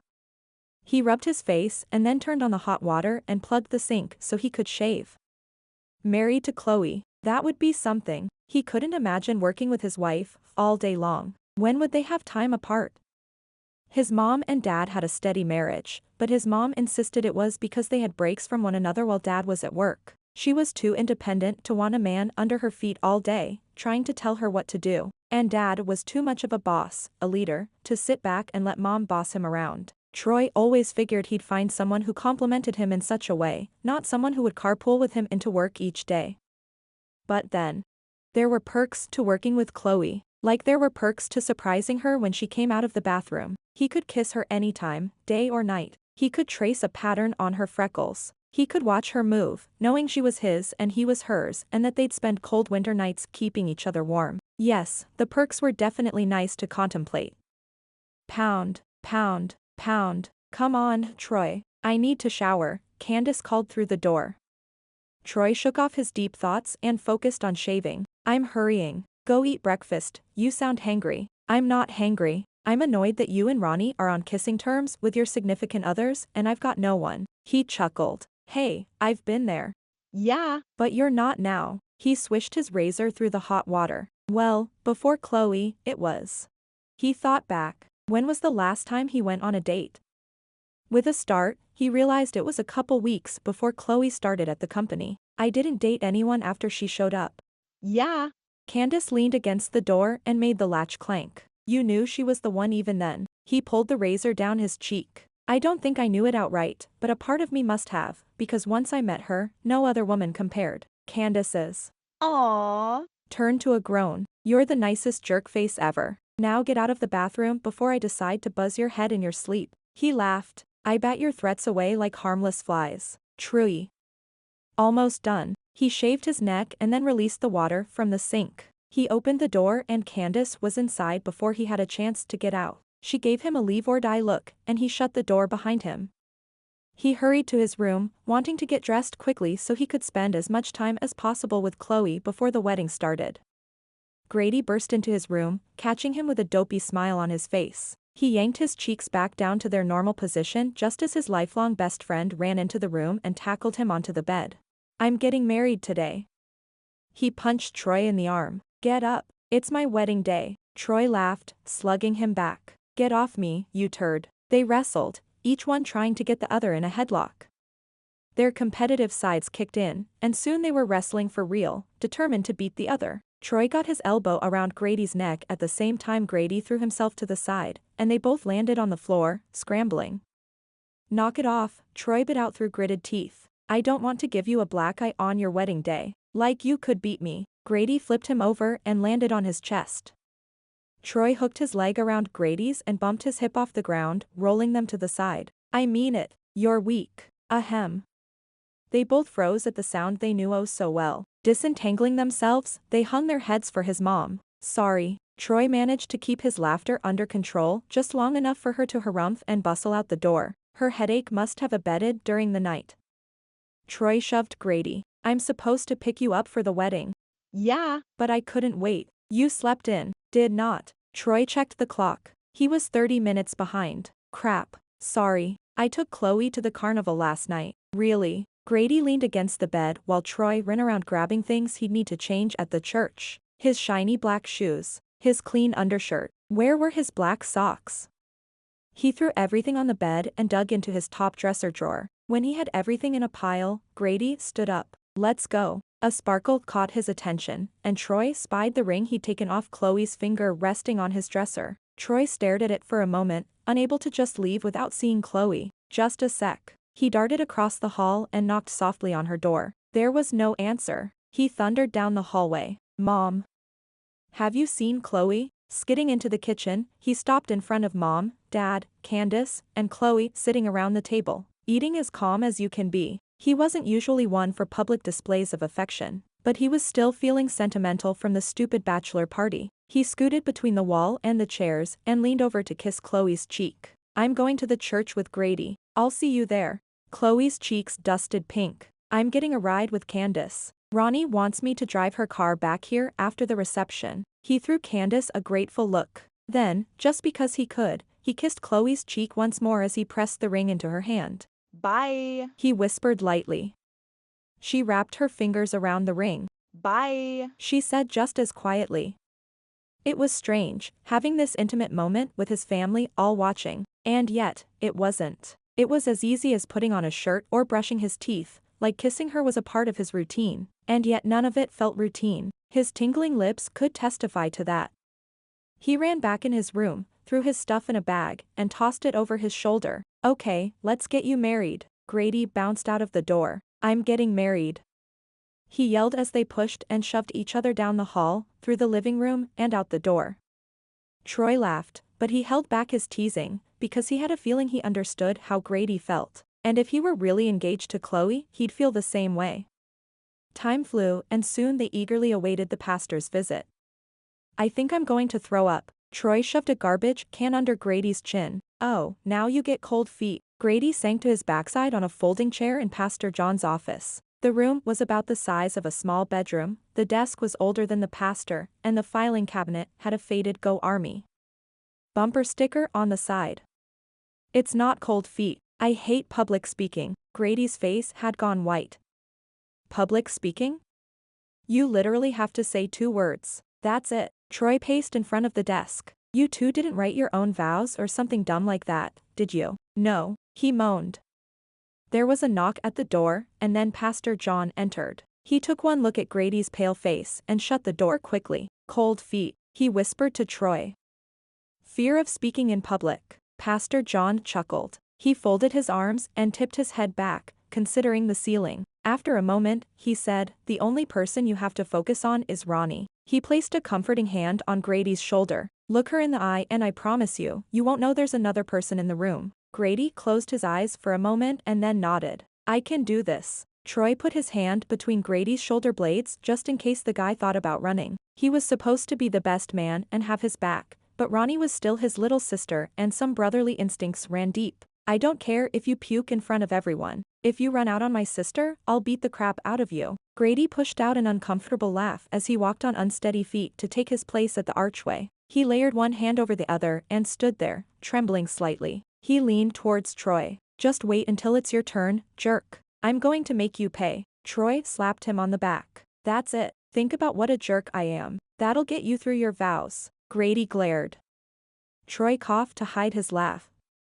The church brimmed with family and friends. Because they'd grown up together, Troy knew most of Grady's extended family. His Aunt Gertie smiled kindly at Troy and dabbed her eyes. She was the designated family wedding crier. Happened every time a couple tied the knot. She also wore the same pastel blue dress to every wedding since the dawn of time. It still looked brand new, too.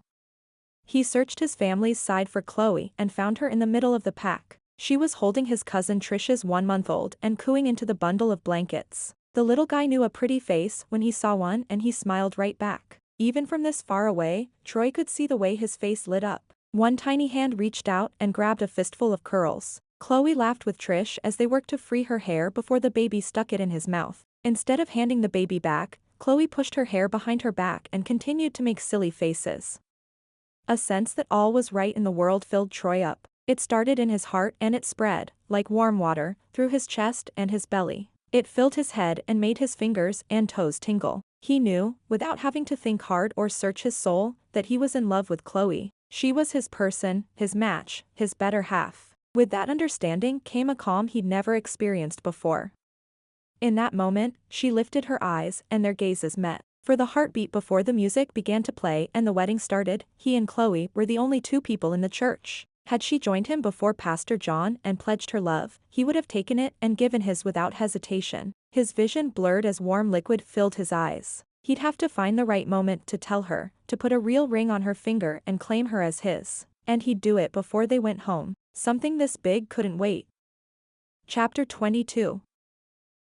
The wedding was simply beautiful. Ronnie was the blushing bride, stunning in her white dress. Chloe took in the folds across the bodice that accented her tiny curves, the floor-length hem and the layered train made from satin that puffed delightfully and gently swayed as she walked. Waiting in the bride's room was a faux fur wrap that was refined and completed the Christmas wedding look.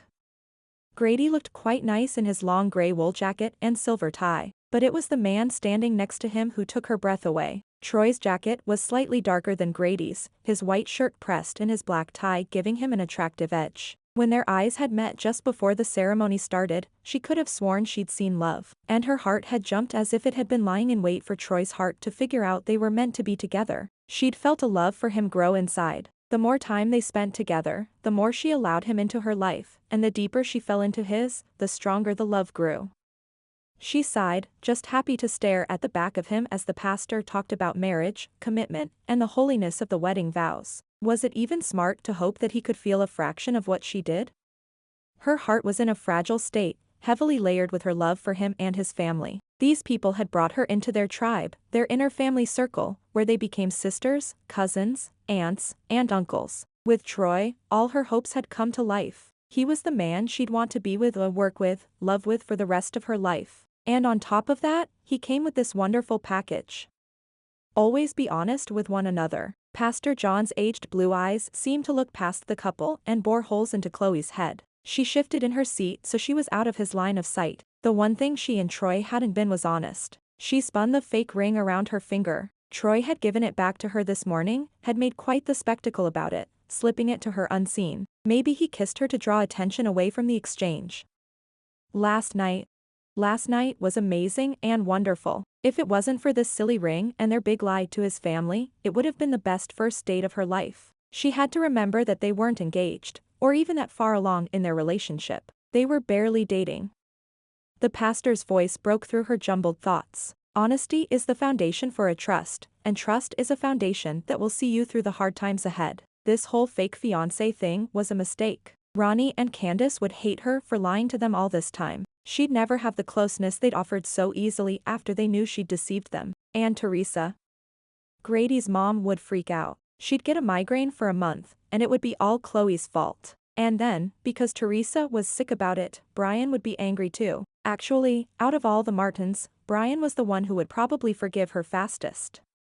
She crossed her arms over her chest, trying to hold back the panic. Today was not the day to blow this all open. It was Ronnie's wedding and the spotlight was hers, which made Chloe feel even worse. She wouldn't tell anyone, but she couldn't keep this up. She and Troy would have to come clean. Her heart ached. Troy was the one who had the idea in the first place. He had a plan: bring a fake fiancé to the wedding, break up, and move on. She'd forgotten about the breaking up part. Somewhere along the way, the engagement had started to feel real, but it wasn't. She wasn't. And what she and Troy shared was built on a lie. It wouldn't last. Better to nip it in the bud before it went any further. She managed to muscle down a sob. So long as they lay low, she'd be able to make it through the rest of the wedding, and then she could go back to her quiet little life. It wasn't until the reception dinner that Chloe had to really swallow her emotions and face Troy. The wedding party ran long taking pictures. Ronnie wanted to ride to the reception with Grady, so she'd given her keys to Chloe and asked her to take care of transporting the car. Ronnie had done an excellent job with the restoration process, and the engine purred with excitement the moment she turned the key. Maybe she'd take on a project like that when she got home. It would fill the time that having a boyfriend would have taken up, and she would feel like she was accomplishing something. The wedding party arrived and everyone stood and clapped for the bride and groom. The sound was a mixture of celebration and congratulations. Grady grabbed Ronnie and kissed her, earning them a cheer. They smiled so big they could have lit the room with their joy.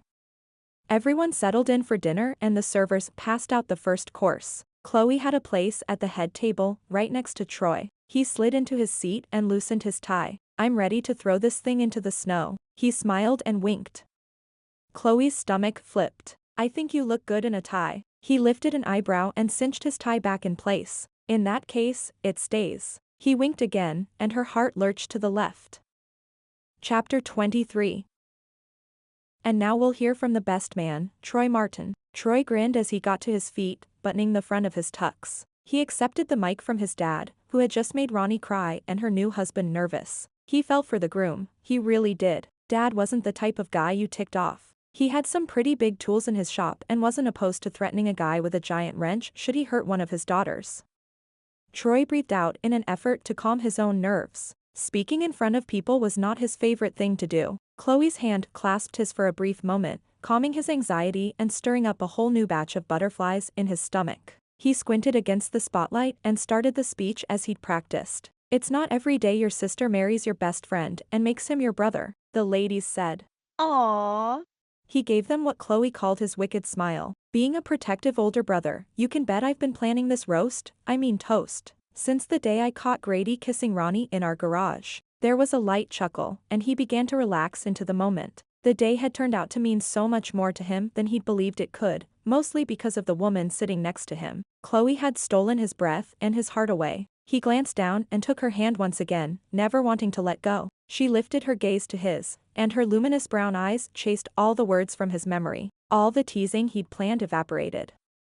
Without looking away, because he physically couldn't, he said, "At first, I was upset at the two of them for falling in love. A guy's sister should be off limits. Then I was mad at them for keeping it a secret." The sound of silverware clinking against china plates and the shuffling of 150 people faded away. In this moment, it was just him and Chloe, and he said what was in his heart. But I think I reacted that way because I didn't understand what it was like to be in love. I get it now. Chloe's free hand went to her throat and her eyes glistened with unshed tears. She'd never looked more beautiful to him than she did in this moment. Love made her shine like an angel.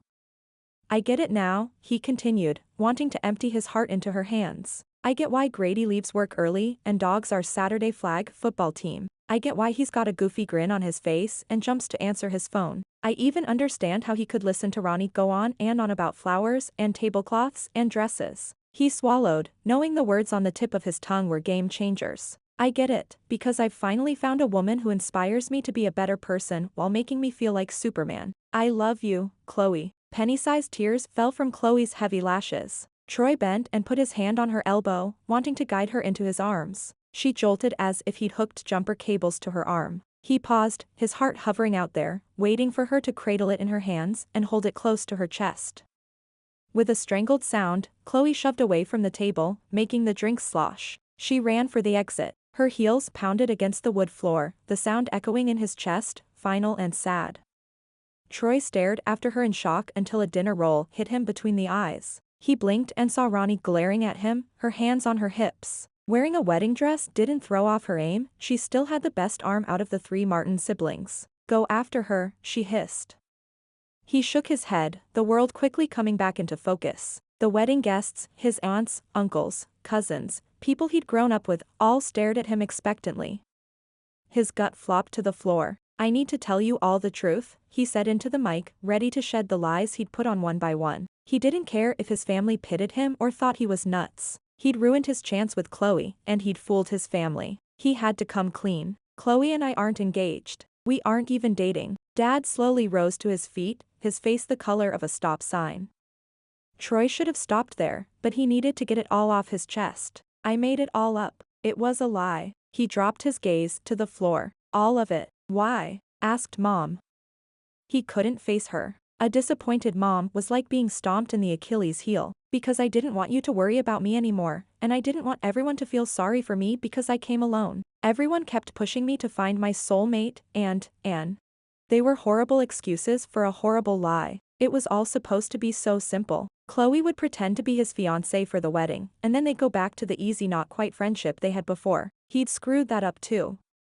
Ronnie pointed at the exit door. I don't think that speech was a lie. Troy put his hand over his heart. That was the truth. I swear. Then go get her. Mom yelled like she used to when he stayed out too late with the guys. Grady grabbed him by the shoulders, spun him around, and shoved him towards the exit. Go. The guests nodded and pointed at the door too, a chorus of get-goings and hurry-ups growing louder the longer he hesitated. Pastor John made a shooing motion. Troy paused only long enough to kiss his sister on the cheek. You are a beautiful bride, and I'm sorry I made a mess of my toast. She shoved him none too gently. You're forgiven, but if I have to choose between the two of you, I choose Chloe. Don't make me choose. Troy laughed, feeling lighter than he had since he'd arrived in Snow Valley for the wedding. This is crazy. He lifted his hands above his head as he walked towards the door. I'm crazy in love. Clapping broke out, and he jogged. Looking right and then left down the hallway, there was no sign of Chloe. He raced through the Civic Center to the parking lot. A pair of taillights pulled out of reach and out of his life. Troy ran to his truck, intent on catching Chloe before she left town and left him for good. He fired up the truck and kicked up slush with the tires. He barely caught sight of the back of Ronnie's car as Chloe turned onto Main Street. He prayed that for once the only traffic light in town was on his side. For a brief moment, he was outside the situation looking in and wondering how a sensible guy like him ended up in a high-speed chase after a woman who 10 months ago drove him nuts. Chapter 24.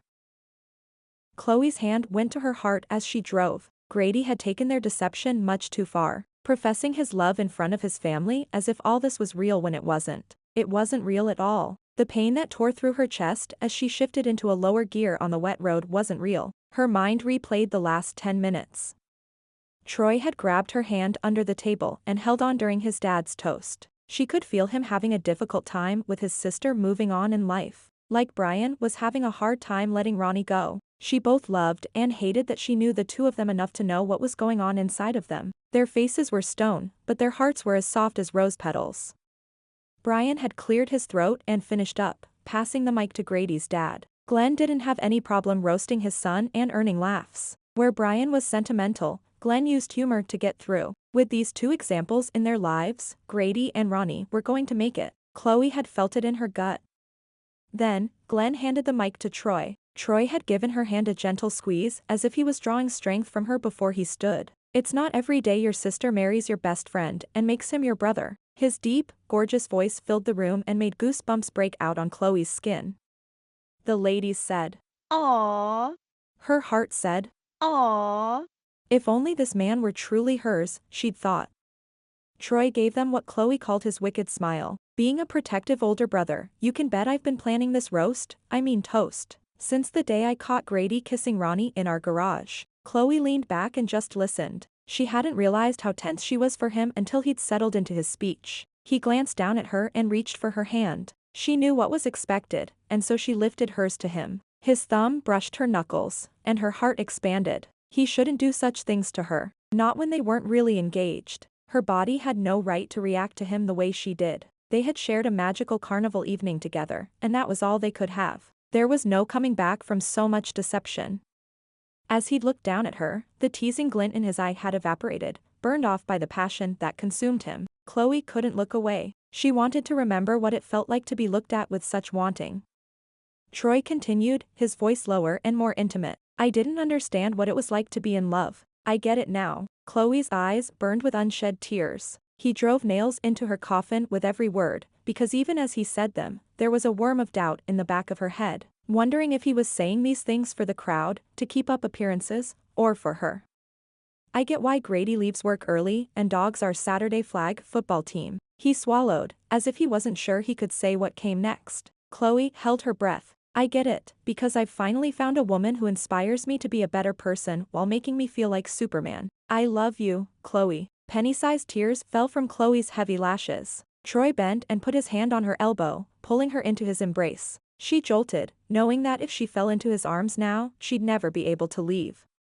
He paused, his forehead wrinkling in confusion. She couldn't tell him she loved him too, not in front of his amazing family, because if she said it now, he'd never know if it was the wedding magic, being a part of his family, or their fiancé conspiracy that had prompted the words. But oh, how she wanted to tell him she loved him. She wanted it more than she could stand. With a strangled sound, Chloe had shoved away from the table. She'd done it now. She'd made a scene at Ronnie's wedding. The tears fell hot and fast. She didn't bother to swipe them away. All she could think of was getting out of Snow Valley and never coming back. She'd sell her share in the company, or just gift it to her dad for Christmas. He could be a silent partner. Mom's life insurance money should have been his, but he'd given it to Chloe to make her way in the world. What a mess she'd created. She ran for Ronnie's car and started it up. She glanced in the rearview mirror as she pulled onto the street and saw Troy burst from the doors. With a sob, she pushed down hard on the gas. Chapter 25. Troy's truck wasn't as fast as Ronnie's car, but he pushed the old girl to go as fast as he dared drive in the snow. Chloe was getting farther and farther away from him, and he was desperately trying to figure out what he'd done wrong. He replayed the toast in his head, looking for his mistake. As far as he could tell, he'd made quite a few over the weekend, but the one that drove her away was the toast. Had he pushed her too far? Was he the only one who felt the love between them? Because it wasn't just inside of his heart. It was out there and in here and everywhere he went. Flashing red and blue lights in his rearview made him curse. He pulled over on the state road and tapped his hands impatiently on the steering wheel as Chloe became a speck in the distance. Hank climbed out of his car, walking as if he had all the time in the world. Troy rolled his eyes and rolled down his window. Hank was as small town as they came. Sticking his head out, he yelled, "Hank, could ya hurry it up a little?" He'd known Hank since he was in high school, the officer having graduated 2 years before Troy. Hank pushed his velvet state trooper hat up with one finger. "You in a hurry, Troy?" "No, I was speeding because I was bored." Hank narrowed his eyes. "You're begging for a ticket." Troy nodded. "Yep. Write it up quick so I can chase down the woman I love and convince her to come back to my sister's wedding." Hank tapped his pencil on his ticket book, his lips twitching. "I forgot that was today. Shouldn't you be at the reception?" Troy dropped his hands to his sides in exasperation. "Yes. But Chloe ran out and I've got to catch up with her." "Chloe's your fiancé, right?" "Yes." Troy remembered that he'd blabbed everything to his family. If Hank didn't hear the story by tonight, it would be a miracle. No, she pretended to be my fiancé so I wouldn't have to deal with everyone setting me up. There, that sounded a lot nicer than saying he was tired of disappointing his mom. Hank nodded. I hear ya. You're really in love with this girl. More than I ever thought possible. Huh. Hank scratched his cheek. Troy waited for him to continue, clenching his teeth together to keep from telling the guy to get back in his cruiser and go save a cat or something. When he didn't talk, Troy wanted to bust from the truck and take after Chloe on foot. It was unlikely that Hank would tase him, but was he really willing to risk it?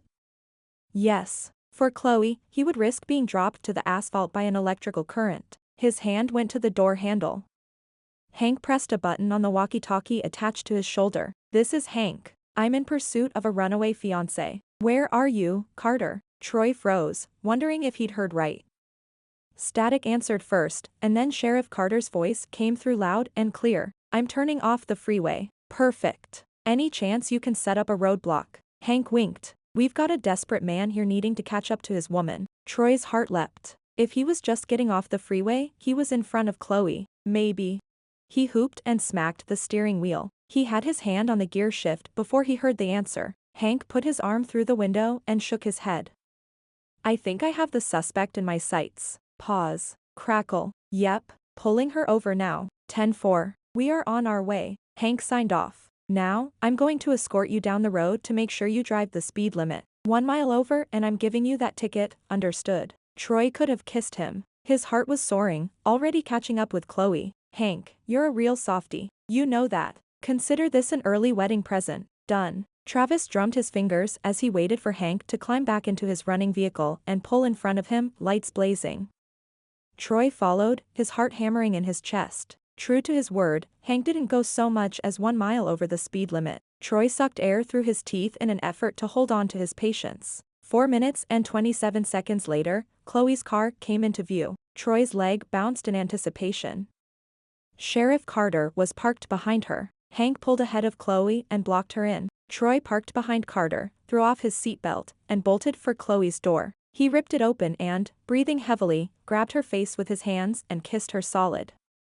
She tried to push him away at first. He backed up and nudged her nose, and she melted into the kiss, moaning softly. He kissed her again and again. Where are you going? She kissed him back, tears falling down her cheeks. I can't lie anymore. I'm lying to your family, I'm lying to you.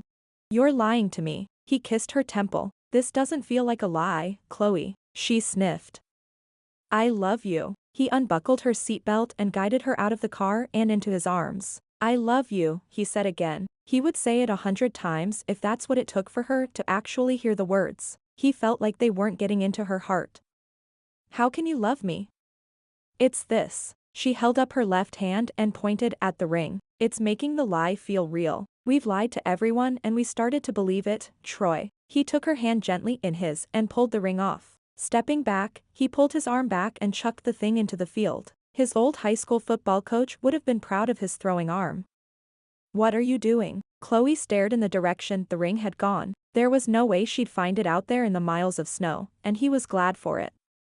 I'm proving that it's not the ring. He took her hands and found them ice cold. It was freezing outside, and she was only in a dress and shoes that were not made for winter. He released her and shook out of his jacket, wrapping it around her tightly. The day you walked into my office, something changed inside of me. I didn't want to go out with the guys to find women. I didn't want to go home. I wanted to be where you were. I didn't see it for what it was back then, but Chloe, I've been falling in love with you for months. She shook her head, her chin low.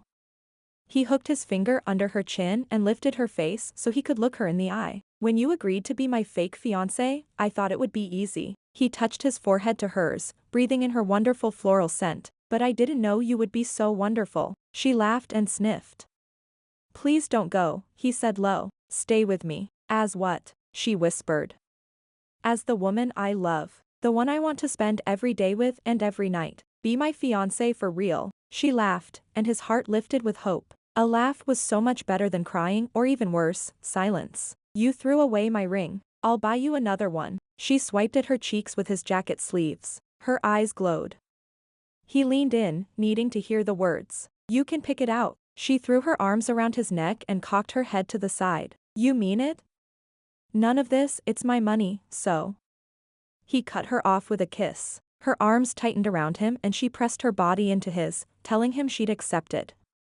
A police siren went off, piercing the air and breaking them apart. Troy glared at Hank. Nice timing. Hank shrugged. We're blocking traffic, people. He rolled his hand over to tell them to speed up. Troy ran his hands down Chloe's arms. Are you coming? She hid behind her hands. We have to tell your family. I can't.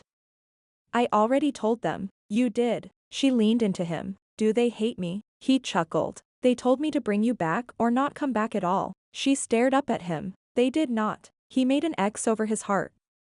Her eyes filled with tears again. This time, she grinned as they fell softly down her cheeks. I guess I'd better get you back so you can finish your toast. He put his arm around her and steered her back to the car. I'm done toasting. The next toast I want to hear will be at our wedding. He put his hands against the car, caging her in his arms. You sure you're ready to marry into this crazy family? She smiled up at him, grabbing hold of his tie and pulling him down until their lips were barely touching. I'm ready to love you. He didn't need to hear anything else. They came together and shared a kiss that kept him warm for hours. The police siren blipped. You good? Called Hank. Troy kissed her once more. I'm great. He gave the guy a thumbs up. Both Hank and Sheriff Carter dropped into their cruisers and turned around, heading back to Snow Valley. Troy waved as they left and then went right back to showing Chloe exactly how happy he was that she'd said yes. Epilogue. December 25th, otherwise known as Christmas, or as Chloe liked to call it, the day she gave her heart away forever. Chloe sat next to Troy on the couch in the Martins' living room. Christmas was different this year. She and Troy had stayed over at his parents' house so they could share a big breakfast with the family. Across from them, on the love seat, were Grady and Ronnie, fresh off their honeymoon and unable to be apart for more than 30 seconds. Brian was in the recliner, looking through the first installment of Hot Rod magazine. Candace had gotten him a yearly subscription, and he eagerly pointed things out to Chloe's dad, who had driven over from Billings to meet the family. He settled in easily enough. As the Martins had with Chloe, they took Dad into their family, and she could picture him spending many holidays in this house. He wasn't much of an entertainer, but he'd brought a couple gallons of orange juice this morning. Teresa made such a fuss over his thoughtfulness that he beamed. Speaking of Candace, she and Teresa were in the kitchen cleaning up from breakfast. They wandered in together a few minutes later. Teresa took the other end of the couch and Candace sat by the tree so she could hand out the gifts. She reached for a box that looked big enough to hold a shirt. Hold up. Troy scooted forward and dug into his pocket. I didn't put this one under the tree. He held up a green velvet ring box. Chloe covered her mouth with her hands. He'd said he'd buy her a ring, but she hadn't thought it would be this soon. They'd had conversations about things like how many children they wanted, 3, where they wanted to spend the holidays, mostly in Snow Valley, and where they'd like to honeymoon, still up for debate, but the ring conversation hadn't happened. She narrowed her eyes. I thought you said I could pick it out. Troy lifted one side of his mouth in that sexy grin that made her stomach flip every time. I did. He popped the lid open to reveal the ring that he'd thrown into the field. But. She reached out to touch it and pulled her hand back at the last second. I thought you threw it away. I did, but. I found the store where you bought the first one and bought a duplicate and took that to the jeweler and had them make it out of a real diamond. Chloe's eyes rounded. That's real. The thing was huge. Are you kidding me right now? The whole family laughed. Nope. He looked so darn proud of himself.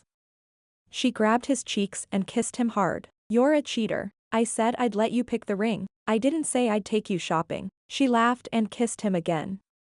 Troy broke off the kiss and gave her a smolder that melted her into a pile of hormonal. Go. That was so not fair to do in front of all these people. He picked up her left hand and dropped to one knee in front of her. Chloe Winston, will you be my real, factual, genuine, actual, true and valid in all 50 states fiancé? Chloe laughed at his proposal. Thankfully, so did the family. Once the wedding had died down and the bride and groom were off, they'd sat down with his parents and explained everything. Instead of being upset, they thought it was comical that Troy had gone to such lengths to remain single, only to fall in love. Prayer works, Teresa had declared while slapping her palm on the table. I think everything has worked out just the way it was supposed to. Brian had agreed. Candace was a little less understanding, but she wasn't upset for long. She agreed that getting Chloe for a sister-in-law was better than being stuck with just Troy for a brother. Yes. Chloe threw her arms around his neck, and he kissed her cheek and then her lips. The family cheered. Dad glanced away and blinked hard. Chloe could only imagine what this meant for him, seeing his only daughter get engaged. She went over and hugged him hard. "Are you sure about this guy?" he asked gruffly. His arms held her tight, promising to whisk her out of there in a moment should she change her mind. "I'm sure. I love him." His hold relaxed. She squeezed him once before letting go. When she plopped back on the couch next to Troy, she rubbed her hands together. "Let's open some presents." "Yes."